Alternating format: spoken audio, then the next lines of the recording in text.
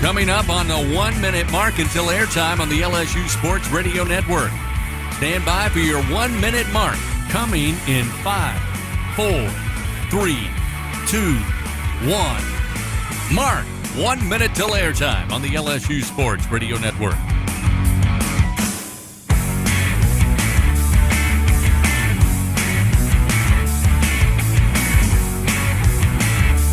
Coming up, stations, your countdown until airtime will be your 30-second mark when the network will go silent.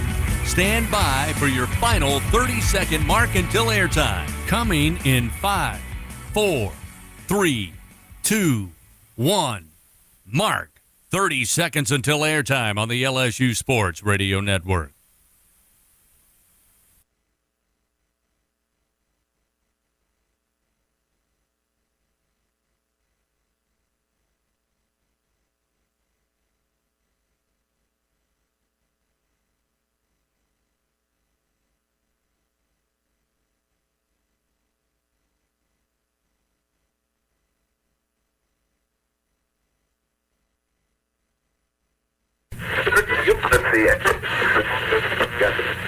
The following is an exclusive presentation of the LSU Sports Radio Network. It's football time in Louisiana. Today, a classic Southeastern Conference rivalry renews. It's the undefeated and 13th ranked Ole Miss Rebels, hosting your 4th ranked and also unbeaten Fighting Tigers of LSU. It's the annual battle for the Magnolia on a Saturday afternoon from Vaught Hemingway. This is LSU Game Day from the LSU Sports Radio Network, powered by People's Health. Caught! Touchdown, Fighting Tigers! LSU Game Day, presented by the original Louisiana hot sauce. That's Louisiana hot. Buy you some. LSU Fighting Tiger football on the LSU Sports Radio Network. Brought to you by Albertsons, Coca-Cola, Cox, Hancock Whitney, Louisiana Blue, McDonald's, and by Our Lady of the Lake Health. Fires it deep down the field looking for Hilton. Diving catch in the end zone. He's got it! Touchdown, Fighting Tigers! Hear the roar of LSU Fighting Tiger football. This is the LSU Sports Radio Network, powered by People's Health.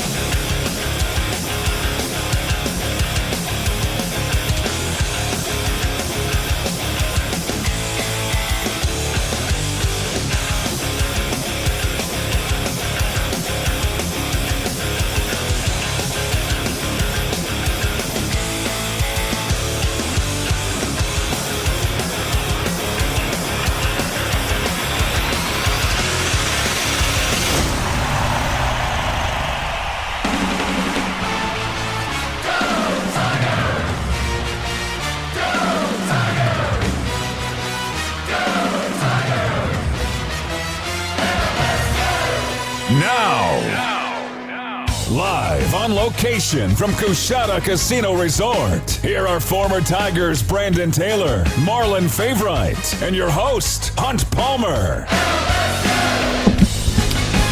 Good afternoon. Happy game day, Tiger fans. This is Fighting Tiger Football. You're listening to the LSU Sports Radio Network. Hey, everybody. I am Hunt Palmer, your host for LSU Game Day, presented by Louisiana Hot Sauce. Today, we are at Coushatta Casino Resort here in Kinder, an SEC rivalry renewed. Number 4, LSU. Number 13, Ole Miss. A battle of unbeatens, and we've got 90 minutes to get you ready for it. We'll preview this game inside and out, get you the keys to LSU's victory up in Oxford. Scores from around the SEC in college football. It is a huge weekend all over the place, especially here in the Southeast. Get you a weather report from Oxford as well. Women's golf coach Garrett Runyon will be by a little bit later to talk about his program. Chase Parham covers Ole Miss for Rebels 24/7. He is in the stadium up at Vaught Hemingway today. He's going to join us from the press box a little bit later on to talk about Lane Kiffin's team. Offensive coordinator Joe Sloan, his group got a challenge on their hands this afternoon to put some points on the board. I had an opportunity to sit down with him on Friday. You'll hear that a little bit later on as well. My partners in crime are going to join me coming up next. That's, of course, Brandon Taylor and Marlon Favorite. We got a lot to talk about. It's LSU and Ole Miss. We're getting you ready for it on LSU Game Day, presented by Louisiana Hot Sauce, right here on the LSU Sports Radio Network. Everything tastes better after an LSU Tiger victory. Similarly, everything also tastes better once you've baptized it with the handcrafted flavor of the original Louisiana hot sauce.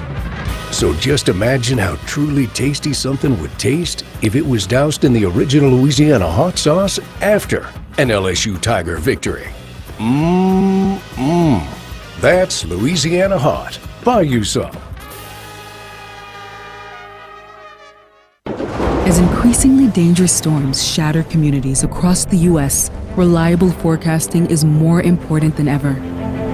At LSU, our researchers created a highly advanced flood and storm surge tool using AI and supercomputers to analyze millions of data points, so emergency managers and responders can predict vulnerable areas faster and more accurately to protect you, your loved ones, and your way of life. I'm a pretty great multitasker. I can wash dishes and do laundry. I can roller skate while walking my dog. I can even order lunch while doing my homework. But I can't use my phone while driving. A distracted driver is one of the leading causes of death in the United States. So when it comes to driving, please, don't be a multitasker.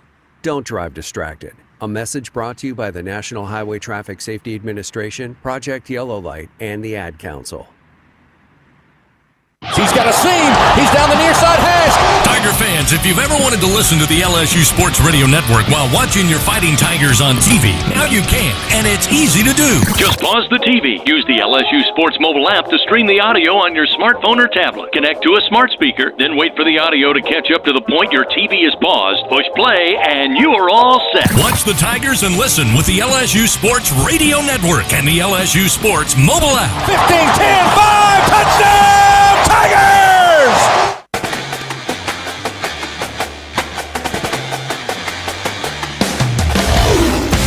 LSU Game Day continues. Presented by the original Louisiana Hot Sauce. Louisiana Hot Sauce. Buy you some. Leading you up to kickoff of LSU Fighting Tiger football. Here again are Brandon, Marlon, and Hunt. Make sure every tasty taste tastes even tastier with the original Louisiana hot sauce. That's Louisiana Hot. Buy you some. Hunt Palmer, Brandon Taylor, Marlon Favorite coming to you from the Rez Sportsbook here at Coshada Casino Resort. Quite a setup we've got here today. Football wall-to-wall on the TVs. They even got Fave some queso, so he's happy. We're happy. We're fired up for a big-time showdown up in Oxford later on this afternoon. This is one of the oldest rivalries in the Southeastern Conference. In fact, let's take a look at the series history brought to you by your local Southern Quality Ford dealers. Let the good times roll. LSU and Ole Miss dates back to 1894 when Ole Miss beat LSU 26-6. All time, though, LSU's got the upper hand on the Rebels, 64 wins to 42 losses. 4 times they have tied. However, this is a big one between these two teams. This is the first time these two teams have met as unbeatens since when? Faye, when do you think the last time LSU and Ole Miss met as unbeatens? Don't tell me 2006. How about 1959 is the last time LSU and Ole Miss met as unbeatens? Billy Cannon ran the punt back on Halloween night. It has been that long since these two played as undefeated, and they'll do that in a top 15 matchup this afternoon. This is a big one. What does the LSU Ole Miss mean to you, Fave? Well, this game I know is going to go down to the trenches because, I mean, there's some big offensive linemen on that side usually. You know, I played against guys like Michael Orr. And you know, there's some big guys on our side as well. So this game, you know, typically goes to the trenches for us. But, I mean, just watching this Ole Miss film and, you know, the way they run the shotgun and do that option with their quarterback, we get to see some speed, the Southern speed out there tonight. So, BT, I mean, we think this LSU defense is really, really good. Mm-hmm. They played Clemson and Florida out of the Power Four. Those two teams are 1-3 as of right now, and their offenses haven't really gotten out of neutral. Lane Kiffin, generally speaking, no matter who his quarterback is, and they'll have a backup out there today, it puts a really good product offensively on the field. What do you think when you think of a Lane Kiffin offense? I just think a lot of misdirection and you got to play a 60-minute game. Like, you can't go out there and just play halves. Lane Kiffin will rock you to sleep, and then it's bombs over Baghdad after that. Like, he is a very strategic, offensive-minded coach, and not much defense on any of his teams that he's ever coached. Last year's was good, but not as much this time around. He's out there to run the score up, and he will embarrass you if you let him. When we talked to the players earlier this week about this Ole Miss offense, we talked to two defensive players. We spoke with Mansour Delane. We talked to Patrick Payton, and both guys mentioned the tempo that Ole Miss plays with immediately when we were talking to them, and something that they've been coached on really hard this week. Fave, I know that the hurry-up offense wasn't quite in vogue when you played, but when you look at what these tempo teams try to do to defenses, what challenges does that prevent for LSU? Well, you want to approach the week in shape, and I do remember Troy State, my last year here at LSU. That was high tempo that first half. The ball's going to come out hot. They're going to have a route combination for everything we're in. So, the guys are going to have to stay sharp, stay on their P's and Q's when things go quick. You won't have time to think. So being able to sustain is going to be important. Brandon, you played against Chip Kelly's Oregon team, who was kind of the first to really do this on the mainstream level. Lane Kiffin likes to do it as well. LSU's real creative. They do a lot of simulated pressures. They've got a lot of depth. They rotate guys in and out. What's the toughest part about playing a team that goes really fast? It's winning on first down. You got to win on first and second down. You got to hold them to a minimum of 5 to 6 yards, because if you let them get, especially run plays, you let them get 3-4 yards a pop, like, that offense is going to run you down, and you got to have your depth right. And everybody that's on too deep, 11 man on the ball, they're going to have to be ready and be ready to get in the game at any given time. It's interesting because you said rock to sleep. That's kind of what they like to do. They like to run the ball, and they also lead the country in explosive plays to this point through 4 games. LSU's been very, very good at limiting explosive plays. That's going to be a huge key, especially on Ole Miss's home field. It gets the crowd going, it gets their tempo going. Everything they feed off of comes from those big plays. LSU's got to be in position, Fave, to stop those and make sure that things move slow, because they're not going to go fast if you stop them for a 1-yard loss. They get a 13-yard gain, they're on the ball going real fast. And it's something that was discussed 72 hours ago, watching this film when these guys first got to practice this week in the film study room. You saw the tempo, so you knew going into your assignments at practice how it needed to be. Practice does make perfect, and in this situation, you can't slip because it's like a shark in the water. If they see a little blood, hey, this is working, we're going to keep doing it. And I think, to your point, you and Brandon's point, it is going to be important that we stay on our assignments. That's going to be key. Stay on your assignments and be ready to roll. LSU Athletics thanks its corporate partners Cox, McDonald's, Our Lady of the Lake Health, Albertsons, Louisiana Blue, Coca-Cola, and Hancock Whitney. And when the Tigers win, you win. Enter promo code LSU50 the Monday after an LSU football win to receive 50% off your online pizza order at papajohns.com. Better ingredients, better pizza. Papa John's, valid at participating locations only. Back with more. It's LSU Game Day presented by Louisiana Hot Sauce, and it's on the LSU Sports Radio Network. Baton Rouge, you rolled the dice and we hit the jackpot. Thank you for voting for LeBear's Casino and helping us win 11 Best of Baton Rouge medals, including Best Slots, Best Table Games, Best Hotel, Best Steak, Best Sports Bar, Best Live Music Venue, and more.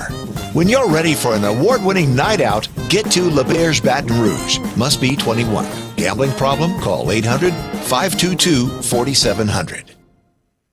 Like to travel? People's Health members enjoy peace of mind knowing their health is covered. If you're away from home and need routine medical care, use the United Health Passport benefit from People's Health. You'll pay your usual copay for in-network care. No referrals necessary. And remember, you're always covered for emergency and urgent care worldwide. To learn more, call 1-855-821-2666. Plans are insured through United Healthcare Insurance Company or one of its affiliated companies, a Medicare Advantage organization with a Medicare contract. Enrollment in the plan depends on the plan's contract renewal with Medicare.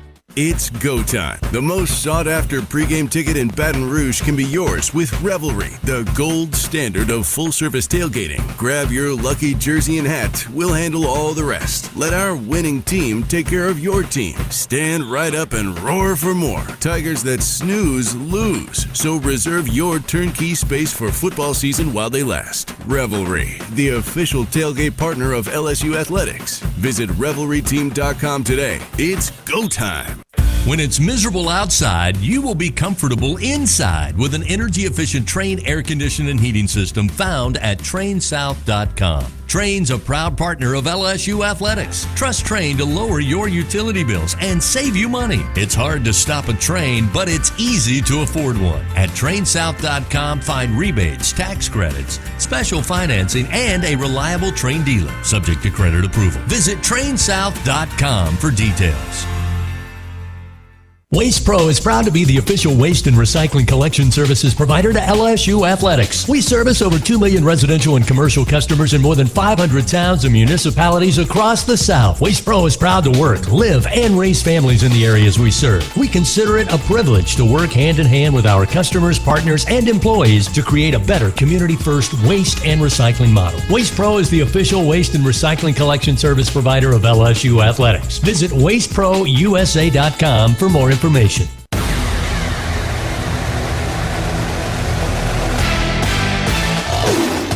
Back to LSU Game Day from the LSU Sports Radio Network, powered by People's Health. Time now for the original Louisiana hot sauce hot take of the game as kickoff nears for LSU Fighting Tiger football.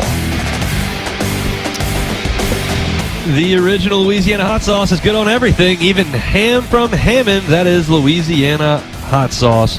Hot take of the game, I'll start it off. Trinidad Chambliss is going to play quarterback for Ole Miss today, by all accounts. We'll see when they take the field. My hot take is that he's never played against a good defense his entire life. You're talking about a guy who spent 4 years at Ferris State and has now played in a couple games against Tulane and Arkansas. I'm watching Arkansas play defense right this second. They have given up 35 points to Notre Dame in the first half. They are atrocious on defense. LSU is not atrocious on defense, so Trinidad Chambliss is going to see something today he has never seen before. Not at Ferris State and not through 2 games as a starter at Ole Miss, and that is a really, really good defense. I am curious to see how he handles it. I believe in Lane Kiffin. I think Lane Kiffin is a very, very good offensive coach, and I think he does a really good job getting his quarterbacks in position to be successful. So I do think that Ole Miss will have its plays, but my opinion is that Trinidad Chambliss is going to make a couple of mistakes because things are going to be moving more quickly today than anything he's seen before. So that's my hot take of the game. BT, you got something for me? My hot take of the game is for the offense, it's their game to lose. Because I think with this defense that we have, we will be put in a position to win any game. And I think that they will get us the ball, and that this quarterback for Ole Miss, he will go out there and make a mistake and think that he can outrun his defense, and he cannot. Big Fave, you got a hot take for me? Make it hot. I do have a hot take for today. My hot take is LSU's offense will be explosive today. Okay. I think this is Florida, we saw some things. It was at home. We had all of that atmosphere behind it. But I think on the road, LSU shows that we have explosive play both in the running game and in the passing game. That'd be good. They haven't really unlocked that to this point. The running game has been kind of clunky, and the passing game has not been able to break explosive plays with Chris Hilton, with Barryon Brown, with even Aaron Anderson, Nick Anderson. Those guys have been explosive in their time as college players.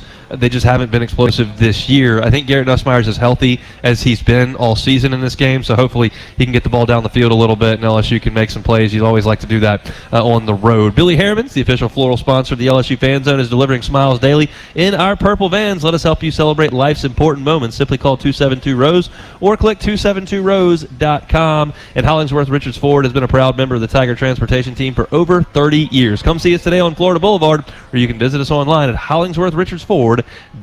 We still got a lot to do here from the Rez Sportsbook at Kashana Casino Resort in Kinder. Right now, let's go back to LSU's big victory over Southeastern in this Fighting Tiger Rewind. This is Fighting Tiger Rewind. Rewind. Auditory highlights from last time out for the Tigers, as heard on the LSU Sports Radio Network.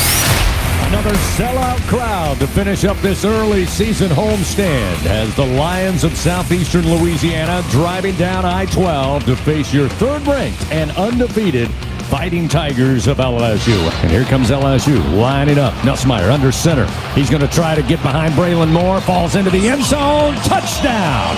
Garrett Nussmeier.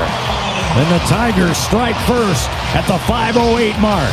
Johnson stays out there as the running back. Nussmeier in the shotgun. Ball middle of the field. Here's the snap. Give to Johnson. Johnson trying to force his way into the end zone, and he finds it. Touchdown, Fighting Tigers. Touchdown, Jawan Johnson. 2-yard touchdown, and the Tigers make it 13-0 with 13:12 to go here in the first half. After the 25-yard gain, they'll hand it off. Johnson breaks away to his left, stays upright at the 5, and finds his way into the end zone. Touchdown, Fighting Tigers. 10-yard score for Johnson, his second rushing touchdown as an LSU Tiger, coming in this game tonight, and just like that, it's 20-0 LSU. Second down, goal to go now, back just inside the Lions 17. Empty backfield, 5 wide. Nussmeier looking to throw towards the end zone, going up, bringing it down, Barry on Brown, touchdown, Fighting Tigers. Zach Johnson on coverage, hanging all over Brown, but a perfect throw by Nussmeier. And Brown brings it in for the 17-yard score. That'll make it 27-0 LSU with 2:06 remaining here in the second quarter. Shotgun formation. Third down, goal to go. Now ball placed at the 9-yard line. Nussmeier drops back. Forced out of the pocket, moving to his left. Looking downfield, eyes downfield, throws back in the end zone. Caught by Xavion Thomas. Touchdown, Fighting Tigers. Now 2nd and 6 at the Lion 23. Nussmeier again looking to throw. He's got Sharp far side at the 14. Sharp goes airborne at the 1 into the end zone. Touchdown, Fighting Tigers. 23-yard strike as Sharp for the second time tonight, showing the hurdle ability. This time goes over the top of Zach Johnson at the 1-yard line into the end zone. And that'll make it 41-0 LSU with 9:28 to go here in the third quarter. They mark it inside the 2, so now looking at third down, goal to go just outside the Lion 1. Again, Van Buren under center, takes the snap, trying to follow behind Augustus, backpedals his way, reaches the football over the goal line. Touchdown, Fighting Tigers. 1-yard score for Michael Van Buren, the junior, who scores his first touchdown in an LSU uniform, and that'll make it 48-7 LSU. First down and 10 at the 27. Van Buren takes the snap. Looks left, now back center of the field. Crossing route caught. It'll be Parker. Parker breaks a tackle inside the 10, the 5. Spins down at the goal line and finds pay dirt. Touchdown, Fighting Tigers. They will let the clock run down after they set the football, and the horn sounds, and this one's in the books. LSU now 3-0 all time against Southeastern Louisiana. They get the 56-10 victory tonight again to move to 4-0 on the season. They remain 1-0 in SEC play. Fighting Tiger Rewind. The guys will be right back with more of LSU Game Day, presented by the original Louisiana Hot Sauce on the LSU Sports Radio Network, powered by People's Health.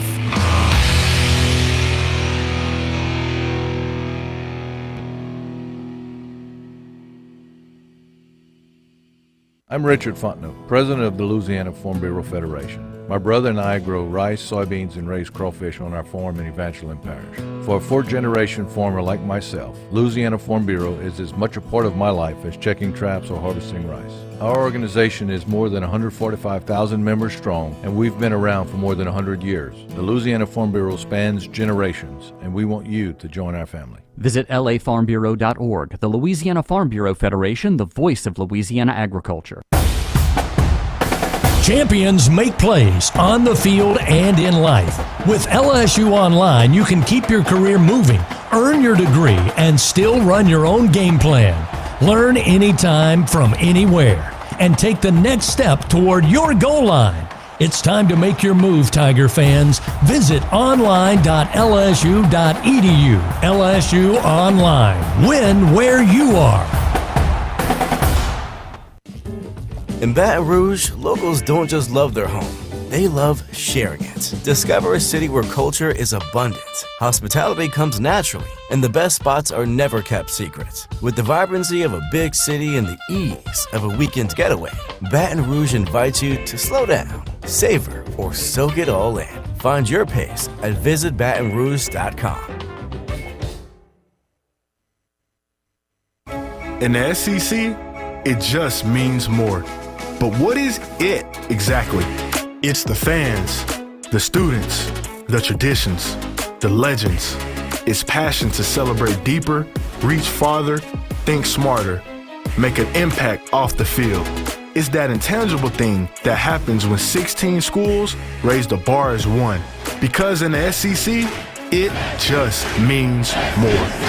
SEC.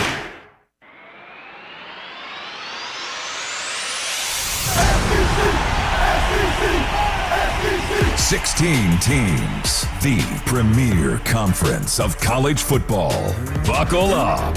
Time now to take a trip around the Southeastern Conference. Proudly presented to you by Explore Louisiana, who asks, what will your Louisiana be? Discover your next adventure at explorelouisiana.com on the LSU Sports Radio Network, powered by People's Health. It is an ugly morning slate for the Southeastern Conference. Arkansas, complete no-show in Fayetteville against Notre Dame. They go into the half down 42-13. C.J. Carr, the Notre Dame quarterback, has thrown for 294 yards and 4 touchdowns in the first half. The Sam Pittman era in Fayetteville will be over by tomorrow evening, is my prediction. Can't lose to Memphis and then have this happen on your home field in back-to-back weeks. I think that thing is up. And then in Nashville, Vanderbilt struggling with Utah State currently. The Doors are 4-0, ranked 18th in the country, but right now it is 14-14. In that game with Utah State with 4 minutes and 43 seconds to go until halftime. Rest of the slate is really, really good in the Southeastern Conference. Starting at 2:30, of course, LSU and Ole Miss, but also Auburn in College Station to face the Texas A&M Aggies. Auburn coming off a tough loss at Oklahoma. Now they make the trip over to Kyle Field. That game will be on ESPN. At 3:15, Tennessee heads to Starkville to play Mississippi State. Mississippi State 4-0 on this young season. Vols coming off a tough loss to Georgia. They are ranked 15th in the country. That's an SEC Network kickoff. Huge one in Athens, Georgia this evening. 6:30 ABC. Number 17 Alabama. Number 5 Georgia. Fave, you think Alabama's got a shot to go to Georgia and win?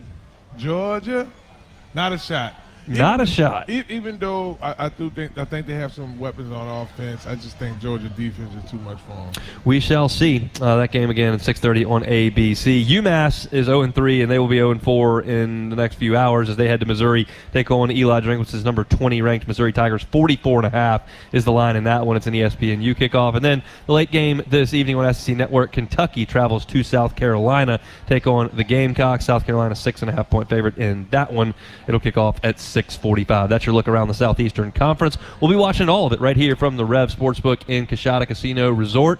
My guy Big Fave probably going to go play some roulette a little bit later. BT going to hit the slots, be a bajillionaire like he was last time we came here.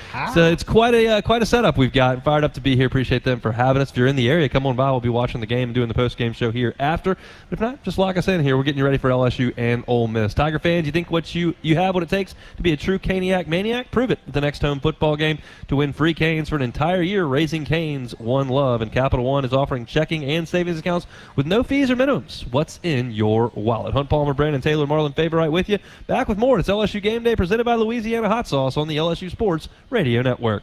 The Toyota Trucks Game Day sales event is on, and there's no one key to victory. You need strength, power, agility, a team that shows up ready to win. And Toyota Trucks, they bring the full roster. Kick off the season with big savings at the Toyota Trucks Game Day sales event. Toyota is a proud sponsor of LSU Athletics. Experience the drive of the Tiger in a Tundra or Tacoma, built to take you wherever the road leads. Find yours today. Toyota, let's go places. See packages and options at toyota.com for feature availability. Trust isn't given. It's earned by showing up, leading the way, and performing at your best when it matters most. Our Lady of the Lake sports medicine experts know what it takes to improve performance and build champions at every level. That's why LSU chose Our Lady of the Lake as its championship health partner, trusting Louisiana's best medical team to care for our state's best athletes. From championship athletes to everyday champions, trusted care starts here. Visit OLOLRMC.com/LSU. Shell is shaping the future of energy in partnership with our communities across the state. From support of local schools to small businesses, our teams are making a difference every day. We're building a cleaner energy future right here at home. Together, we're powering progress for our region and beyond. Louisiana is where we live, and we're proud to call it home. Shell is the rhythm of Louisiana. Everyone has their own favorite way to experience Louisiana. For some, it's the taste of hot beignets with a creamy cafe au lait. For others, it's swaying to the music of brass bands, Zydeco, and all the music in between. It's boating on the bayou, weaving your way through festivals, road tripping in pursuit of the greatest gumbo. Whoever you are, whatever you crave, Louisiana will feed your soul. Go to findyourlouisiana.com to plan your visit today. Game day starts local, just 2 miles from Tiger Stadium. Oxbow Rum Distillery is the official rum of LSU Athletics. Handcrafted from Louisiana sugarcane grown right across the river. From cane to glass, every bottle is pure Louisiana pride. So, whether you're mixing up cocktails at your tailgate or joining us at the tasting room, make it a win for local flavor. Oxbow Rum Distillery, located downtown Baton Rouge. Go Tigers! Leading you up to kickoff of LSU Fighting Tiger football. Coming up, we get an LSU athletics update. But first, here's a quick check of the Republic Finance College football scoreboard. Here now is Brian Haldane.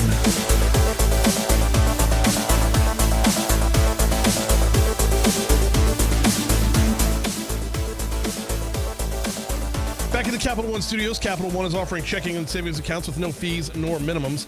What's in your wallet? It is time for that scoreboard update. Of course, presented by Republic Finance. Visit Republic Finance for all your personal loan needs. Get started at republicfinance.com/Tigers. Number 1 in the land, Ohio State. They're going to kick off at the same time we do. They are in Washington. Number 3, Penn State welcomes in number 6, Oregon for the whiteout game. That's at 6:30. Same time that number 5, Georgia has number 17, Alabama. 8th-ranked Florida State already in the books. They lost to Virginia last night, 46-38. 9th-ranked Texas A&M. They've got Auburn coming up at 2:30, which is also when number 11, Indiana, is at Iowa. And number 14, Iowa State has Arizona coming up at 6. 15th-ranked Tennessee is at 4-0 Mississippi State. That's a 3:15 kickoff there. The top 25 games that are going on right now are kind of down the middle of the top 25.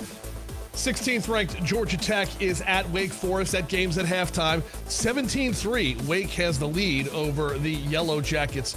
Moving over to the game that Hunt just mentioned. Utah State is at Vanderbilt. The 18th-ranked Commodores have just taken a lead, 21-14, 2:18 to go in the first half of that contest.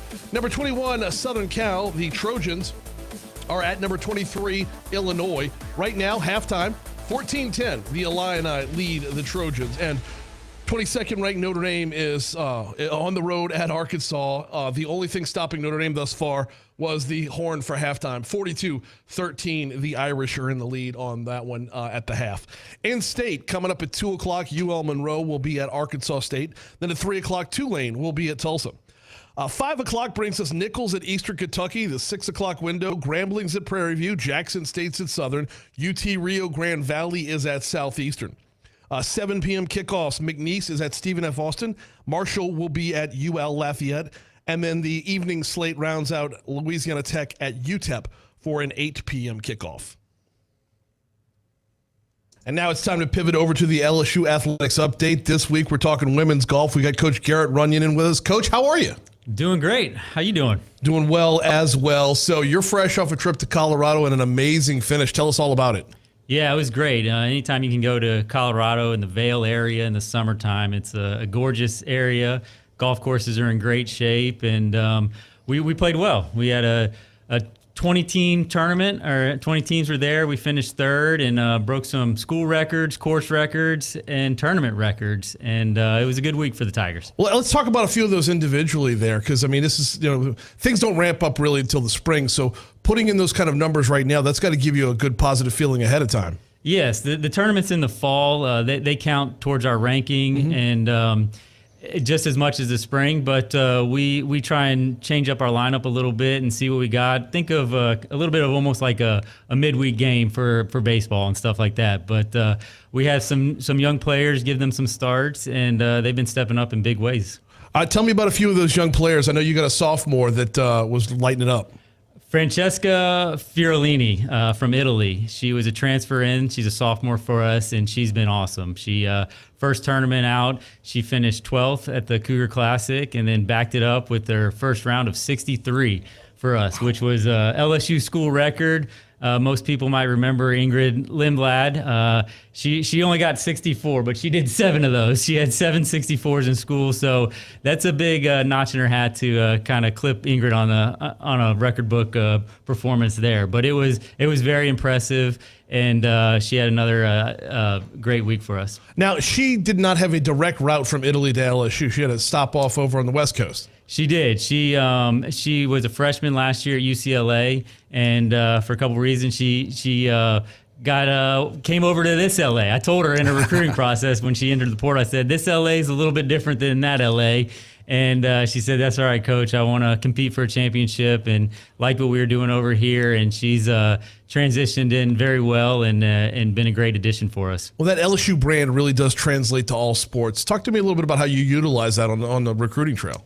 You know, it's been amazing. I remember a couple years ago, we were actually at St. Andrews, and we walk in one of the pro shops right off the 18th green there at St. Andrews, and I see a poster of Sam Burns in a Callaway ad, and then one of the head pros sees our LSU, and he goes, LSU, Bengal Tigers. And we're like, yeah, you know about him? And he goes, Leonard Fournette, Odell Beckham. And he started naming these football players, and we're in the home of golf. Right. And so the brand definitely carries worldwide for sure. So it's always nice when we get Go Tigers wherever we're in an airport around the world or on a golf course. So it's been great. And the amazing part of that is internationally, you just referenced 2 guys from New Orleans. So it's homegrown to the world. And in this case, we're bringing somebody in from Italy who's going back out to the rest of the world, World Amateurs in Singapore. So gets to carry that LSU brand, across the globe. Absolutely. I mean, we follow in our players. It's kind of a worldwide job with time zones and everything. You got Sam Burns playing in the Ryder Cup right now, and Bethpage Black. We've got another player, Francesca, over in Singapore, and then just following recruits. It really is a worldwide sport, and that's what we do. We're trying to recruit the very best players in the world. We'd like to start off in our backyard and work our way out, but there's a lot of talent all around the world, and we want to go find it. What's up next for the team? Next up, we go to Medina, another kind of Ryder Cup, President Cup venue. Okay. We go up there. We didn't go last year, but we went the year before, and we actually won that tournament. So it's another strong field with a couple SEC teams and some deep other teams up there that are used to playing in the North. But we'll go up there and see if we can't bring home another title. Now, SEC play doesn't really ramp up until the spring, but that being said, what's the level of as far as, I know in like football, it's like, oh, we got so many SEC teams that are riddling the top 25. In women's golf, is it the same? Absolutely. The official rankings haven't come out yet, but the preseason polls and the coaches polls, I think it's, 12 of the top 30 teams in the country. It's always one of the strongest conferences by far. Mm-hmm. And so, I mean, the old joke when I was with the men's team and the women's team was almost it was harder to win the SEC championship than the national championship. And so if you're able to win the conference championship, that was certainly something special. We were fortunate enough to do that a couple years ago. And I think we've got a team deep enough to give us a shot this year to hopefully bring home another SEC championship and then focus on the national championship. We're talking with LSU women's golf coach Garrett Runyon. You're actually segueing me right into where I want to go. Coming off of 5 straight appearances in the NCAA championships, I mean, is that ramping up pressure for you, or is it just getting more comfortable? A little bit of both. Okay. I think it sets the standard right. I mean, that is the standard. We expect to play in the national championship. There is more pressure as that streak, if you will, continues to go, but the pressure is a privilege, and that's what you want. And I think, that's a attribution to Alexis and myself with the recruiting and the development, and then our other players that want to come here and they see their game develop and compete at the highest level. And it's a streak we're going to look to keep going and see how long we can extend it. I know a lot of sports complain that there is no off season. With y'all, there legit is no off season. How do you manage that with like class load, workload, everything that the players are carrying with them? It is tricky. They go from the spring golf with our championship season straight into summer golf with their federations and their national teams and other amateur tournaments, and then we go right into fall golf. And so our only downtime really is kind of that November, December, January. and it's a good time for them to heal their body, work out a little bit stronger maybe, and get ready to come back in the spring. But there is no off season, as every sport kind of says, and you just got to manage it as best you can. Third place finish in Colorado, due up to head up to Illinois. I appreciate you carving out a couple minutes, Coach Renan. Thanks for having me. Go Tigers. We are due up for a station identification, so we're going to pause real quick on LSU Game Day, presented by the original Louisiana brand hot sauce, so stations can identify them on the LSU Sports Radio Network. Hear the Tigers roar worldwide. The LSU Sports Radio Network and the LSU Sports mobile app. Due up for a quick break. When we come back, we will check weather, then toss it back to Coshada Casino for Marlon, Brandon, and Hunt right after this on the LSU Sports Radio Network. Hear that? That's the sound of your life. Perfectly imperfect. Beating in rhythm to the world you've created. But every time you drive after drinking, the music gets drowned out. Your life sounds pretty great. Don't let a buzz ruin it. Buzz driving is drunk driving. Don't drive buzzed. A message from NHTSA and the Ad Council. He's got a seam. He's down the near side hash. Tiger fans, if you've ever wanted to listen to the LSU Sports Radio Network while watching your Fighting Tigers on TV, now you can, and it's easy to do. Just pause the TV. Use the LSU Sports mobile app to stream the audio on your smartphone or tablet. Connect to a smart speaker, then wait for the audio to catch up to the point your TV is paused. Push play, and you are all set. Watch the Tigers and listen with the LSU Sports Radio Network and the LSU Sports mobile app. 15-10-5. Touchdown, Tigers! Squeeze every ounce of life out of every day. Memorize every sunset, every face you love, and climb every obstacle until you can't go higher. With Louisiana Blue, you're free to soar because you've got the compassion of the cross, the security of the shield, and the comfort of blue behind you. Live Louisiana. We've got you. Louisiana Blue. Louisiana True. Get ready, Tiger fans! Venture Global is proud to partner with LSU Athletics, powering Louisiana and the world with clean, low-cost, reliable energy and fueling the future of our great state. As we cheer on the Tigers this season, we're also driving innovation, creating jobs, and supporting our local communities. Together, we're building a brighter, more sustainable tomorrow. Venture Global, proud partner of LSU Athletics, powering champions on and off the field. Go Tigers! LSU Game Day continues. Presented by the original Louisiana hot sauce. Louisiana hot sauce. Buy you some. Let's check that game day forecast. Now here's the weather.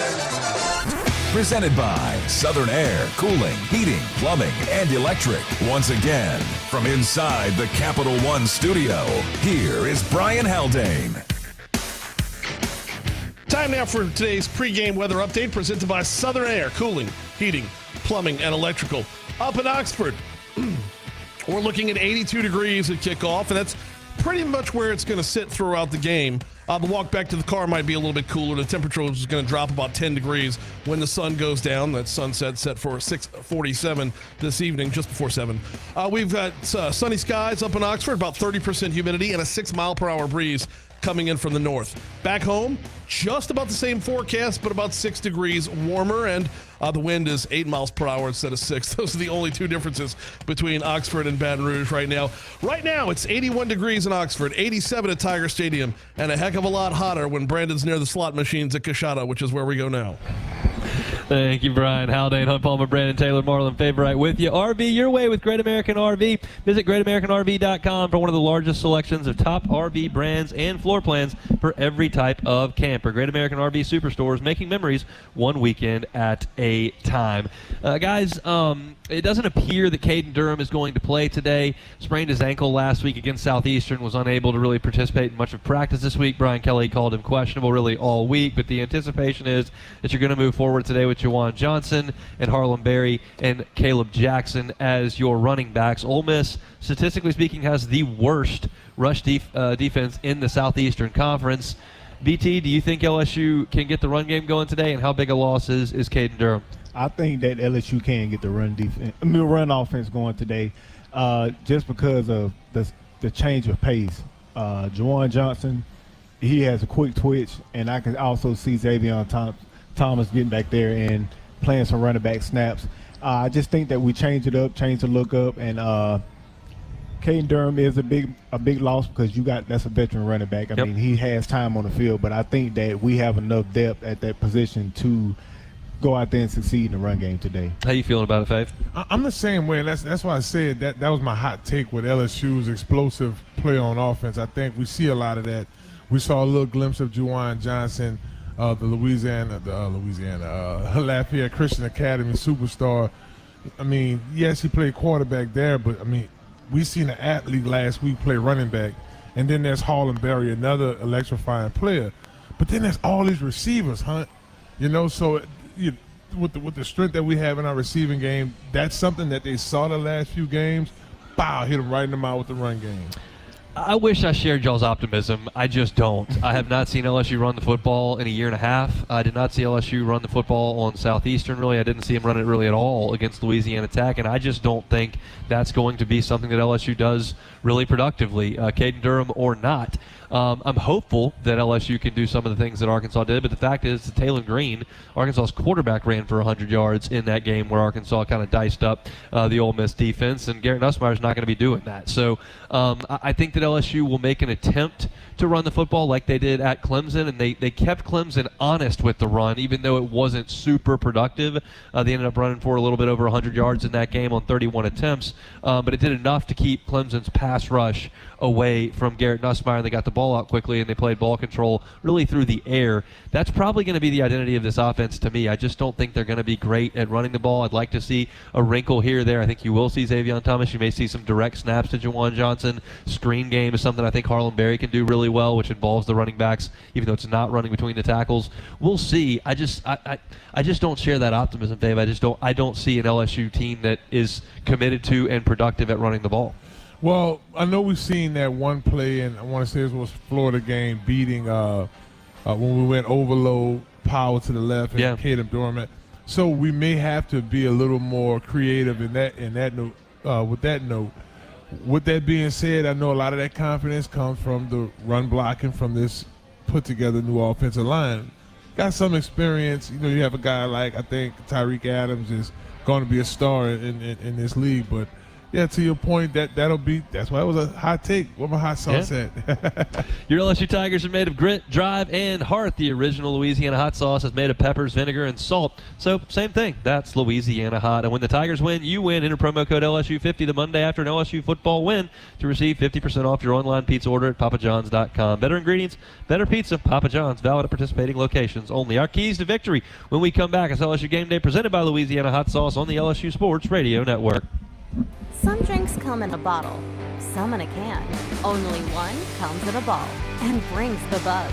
We're Buzz Balls, the ready-to-go cocktail that's shaped like a ball. Coincidence? We think not. Big flavor, big buzz, ready to go. Buzz Balls. It's a ball. It's a drink. It's a whole vibe. Please drink responsibly. Buzz Balls. Available in spirit, wine, and malt. 50% alcohol per volume. Buzz Balls, LLC, Carrollton, Texas. Louisiana pests can be a formidable opponent, but J&J Exterminating is ready to tackle them on their own turf. J&J Exterminating is Louisiana's largest independently owned pest control company, and we know what works in Louisiana's climate, from ants to termites and everything in between. J&J Exterminating will protect your home or business with 100% satisfaction guaranteed. Get the shield. J&J Exterminating. Yeah.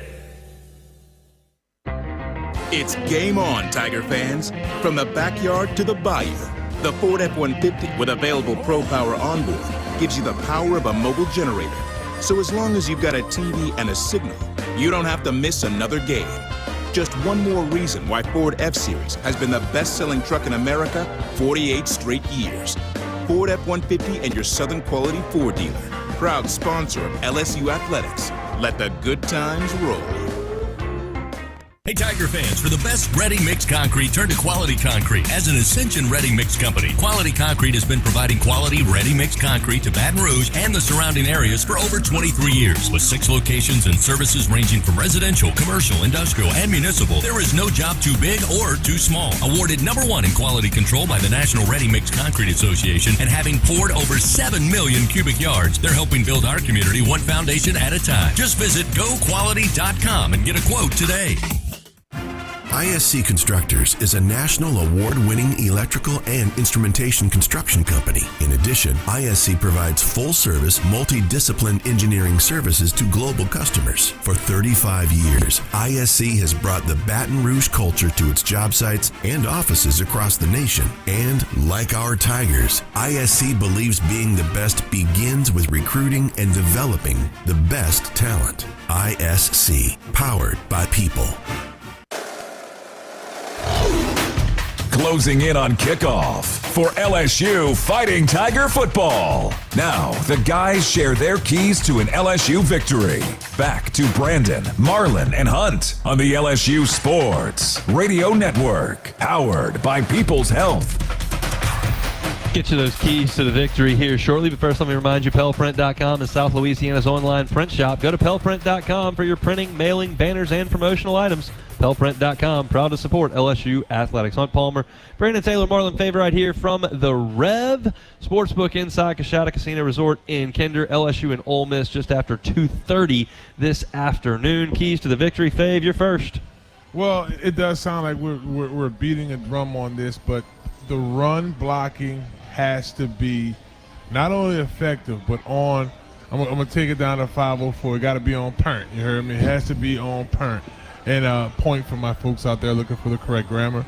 But yeah, and that's where the challenge should be on this offense. Because listen, we get into a 2nd and 4, a 3rd and short. You know, we're in a good place. So the run blocking has to be superb today. PT, you got a key to the game? My key to the game is for the defense. You have to slow down this fast-paced offense that Lane Kiffin possesses and keep them on 3rd and long, and you have to win the turnover battle. Get your hands on the ball. We've been doing a great job of that thus far in the season, but we got to continue to get a big win tonight. Yeah, tempo is something that Lane Kiffin wants to get to early and often. They do not care at all about time of possession. They are 111th in the country in time of possession. They possess it only 27.5 minutes per game. They're scoring a bunch of points. So they're trying to score as quickly as possible. They don't care about grinding the clock. They don't care about wearing the defense down in terms of time of possession. They want to wear them down with the quickness with which they snap the ball. So to your point, BT, got to make sure you're on point defensively with that tempo. My key to the game is going to be LSU's offensive line, actually in pass protection. Fave, this is an Ole Miss defense last year under the same coordinator that was just hellacious from a pass rush perspective. They were tops in the SEC, top 5 nationally with over 50 sacks. And this year, you lose Walter Nolan, you lose Princely Monmielen, you lose a lot of your dudes on the edge, and they just have not been able to create sacks. You look at them defensively, they've got 4 on the season. That's 115th in the country. Now, they've got some guys who are talented. Sontarian Perkins was a 5-star recruit. He had over 10 sacks last year. He's an edge player that they just haven't gotten going from a sacks perspective. They've gotten some pressures with those guys, but they haven't gotten home. If they don't get home to Garrett Nussmeier, I think LSU's wide receivers can feast on on Ole Miss's defensive backs who aren't very good and haven't seen anything like what LSU's going to pose athletically on the perimeter. But if you are able to get Perkins and that crew of Ole Miss D linemen into the backfield, getting into Garrett Nussmeier's face, creating him to make fast decisions, kind of like we saw at Texas A&M last year, that's where LSU's offense, I think, can get sidetracked. So to me, it's about Weston Davis at right tackle, it's about Tyree Adams at left tackle, and then, of course, the interior, which has played pretty well. But the tackles have got to do a really good job in pass protection. If Garrett Nussmeier's given some time, I think he'll go to work on this Ole Miss secondary. If he's not, I think it could be tough sledding for the offense. How are you feeling about it, Fabe? Yeah, it is. I think once he get in that rhythm and he feels confident, especially when he rolls out, that's when I think he's at his best in terms of his accuracy and being able to get the completions. But yes, if that offensive line could just throughout the course of the game hold their point, and that's playing, like, not to get super technical, well, let's go for it. Playing with excellent feet. making sure you're being disciplined with your hands. Like you said, this is an area where we could take advantage. You do lose a Walton Nolan, Arizona, I think it's drafted to the Cardinals. And now, that's a team that they don't look as good as they look offensively, high potency offensively, defensively. How do you feel about the way that the offensive line is pass protected, BT? I think that they've done a pretty good job for what we've had and kept Nussmeier off the ground for the most part. But I think at right tackle, we need to figure that out. Everything else on the offensive line is good, but that right tackle position, I think we need to figure it out, because at this point in the season, it's going to get a lot harder for this offensive line.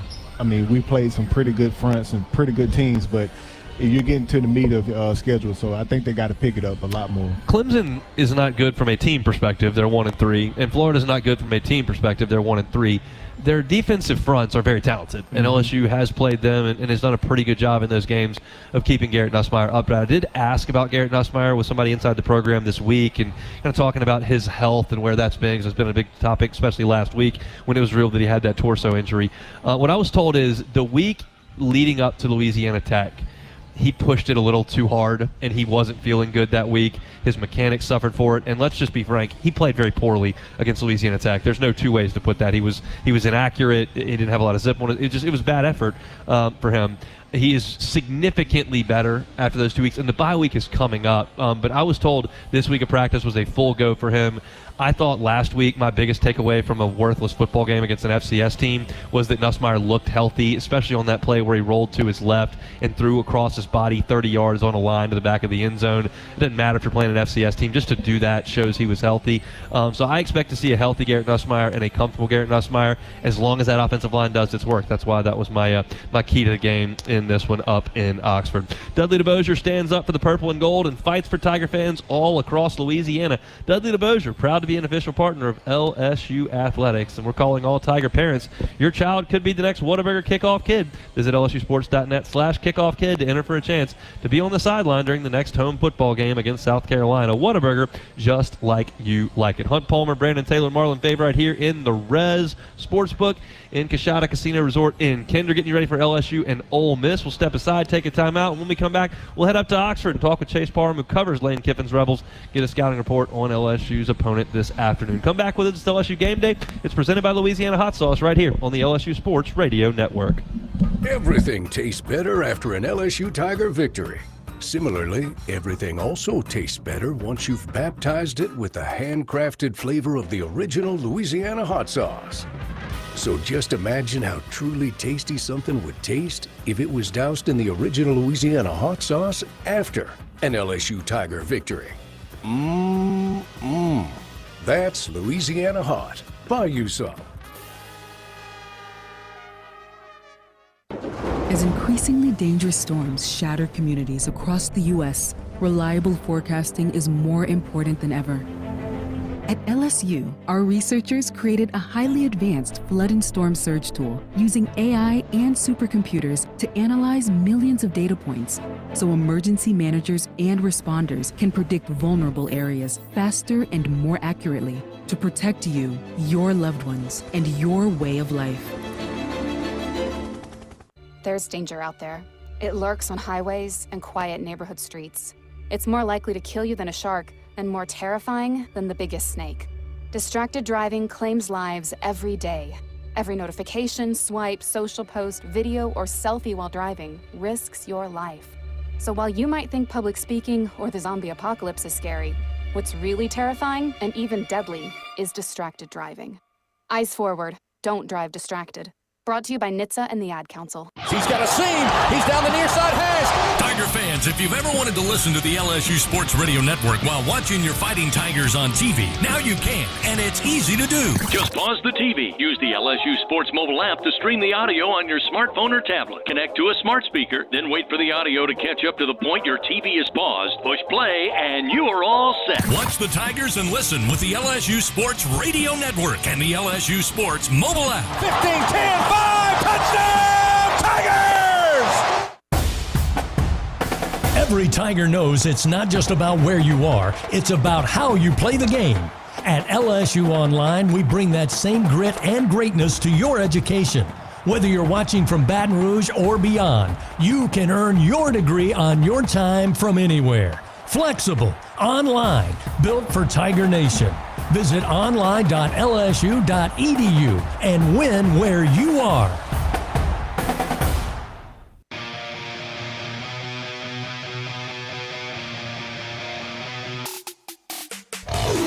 LSU Game Day continues. Presented by the original Louisiana Hot Sauce. Louisiana Hot Sauce. Buy you some. For a scouting report on the Tigers' opponent, time now for Tiger Recon on the LSU Sports Radio Network. Powered by People's Health. It's a top 15 showdown in Oxford, Mississippi, Vaught-Hemingway Stadium, LSU and Ole Miss. Let's go up to Oxford, Mississippi. Chase Parham covers the Rebels for Rebels 24/7. Chase, appreciate the time. How are you today? I'm great. How are you? We're doing quite well. Let's talk about this one. It's a big one. First time these two have met is unbeaten since 1959. Does this season feel different than last season in terms of expectation level in Oxford? And what's the vibe like? Oh, 100% in almost every way. Last year, probably similar to the LSU team right now. You went out in the portal and you bought all the a lot of top players. You reset expectations to really a national championship level, and Ole Miss did not execute on that last year. They lose a couple games that they absolutely shouldn't. Maybe shouldn't have lost the LSU one, and I think that in a lot of ways they were sort of seeing a rebuild year. And you've got a first-year starting quarterback with what we thought was Austin Simmons, now Trinidad Chambliss for the third week in a row. But I tell you what's happening is those expectations are starting to change, maybe pending today's game, because if Ole Miss finds a way to win, suddenly that schedule really opens up if you think 10-2 is what it takes to make the college football playoff. Florida, South Carolina doesn't look as difficult as maybe it did in the preseason. Those games are at home.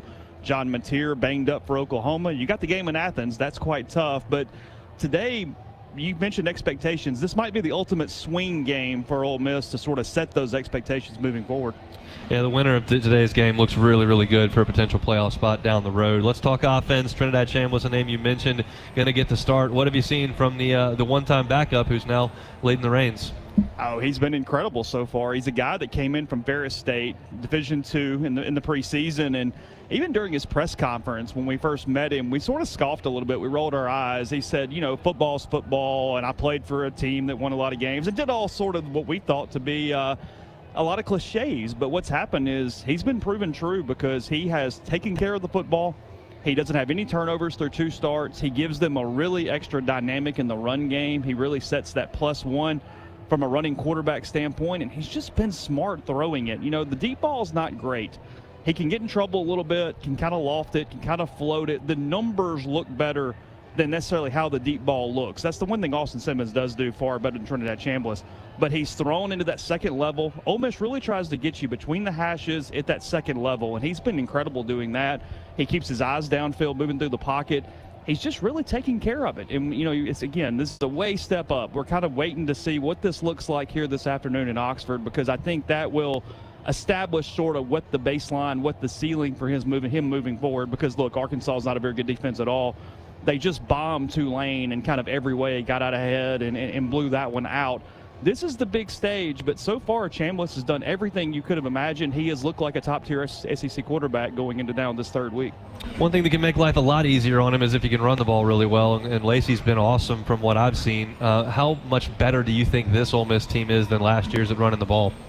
They're better in general, and they're especially better once Henry Parrish after Henry Parrish got hurt last year. He got hurt against Arkansas.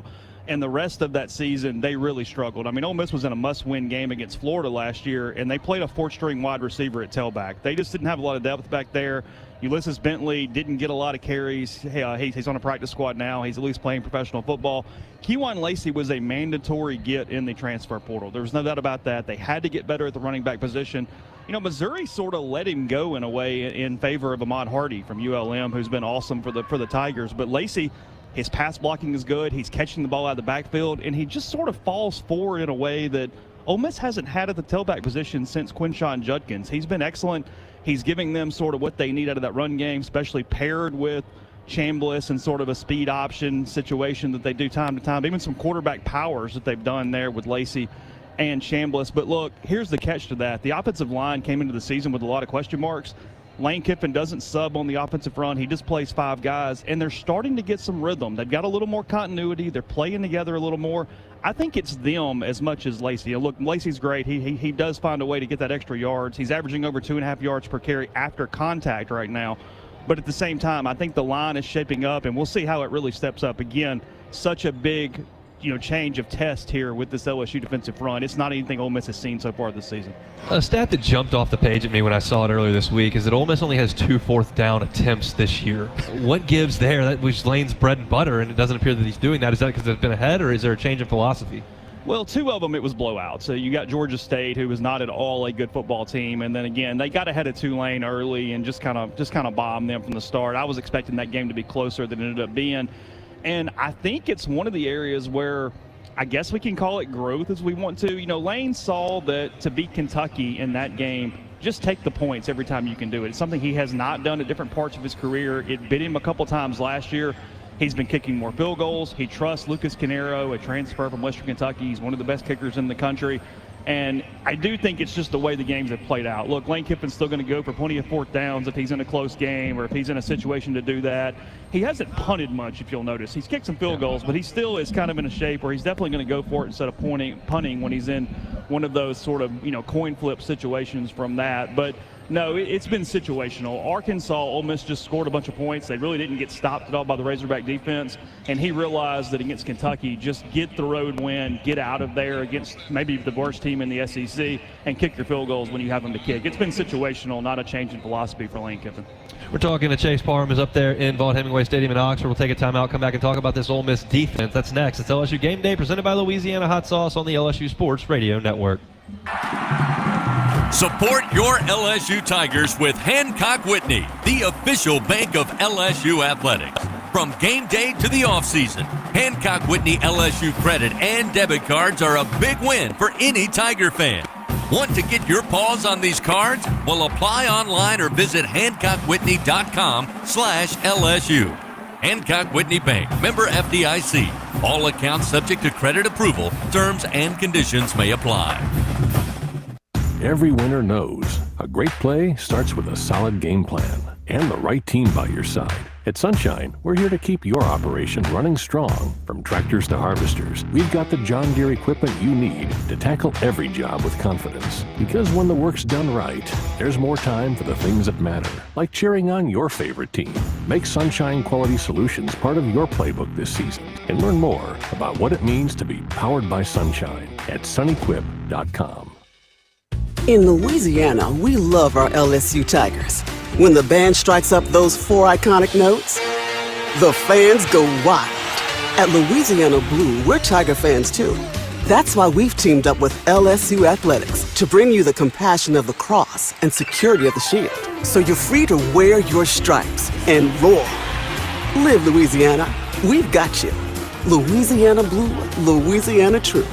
Proud partner of LSU Athletics. The Toyota Trucks Game Day sales event is on, and there's no one key to victory. You need strength, power, agility, a team that shows up ready to win. At Toyota Trucks, they bring the full roster. Kick off the season with big savings at the Toyota Trucks Game Day sales event. Toyota is a proud sponsor of LSU Athletics. Experience the drive of the Tiger in a Tundra or Tacoma, built to take you wherever the road leads. Find yours today. Toyota, let's go places. See packages and options at toyota.com for feature availability. Elevate your game day spirit with Sugarfield Spirits, the official vodka of LSU Athletics. When crafting the perfect mixed drink, our vodka's the winning choice that'll have your taste buds cheering for more.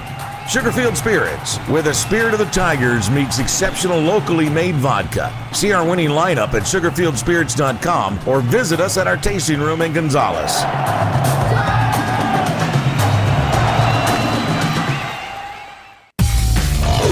LSU Game Day continues to lead you up to kickoff. Presented by the original Louisiana Hot Sauce. With more Tiger Recon on LSU's opponent, here is Hunt Palmer.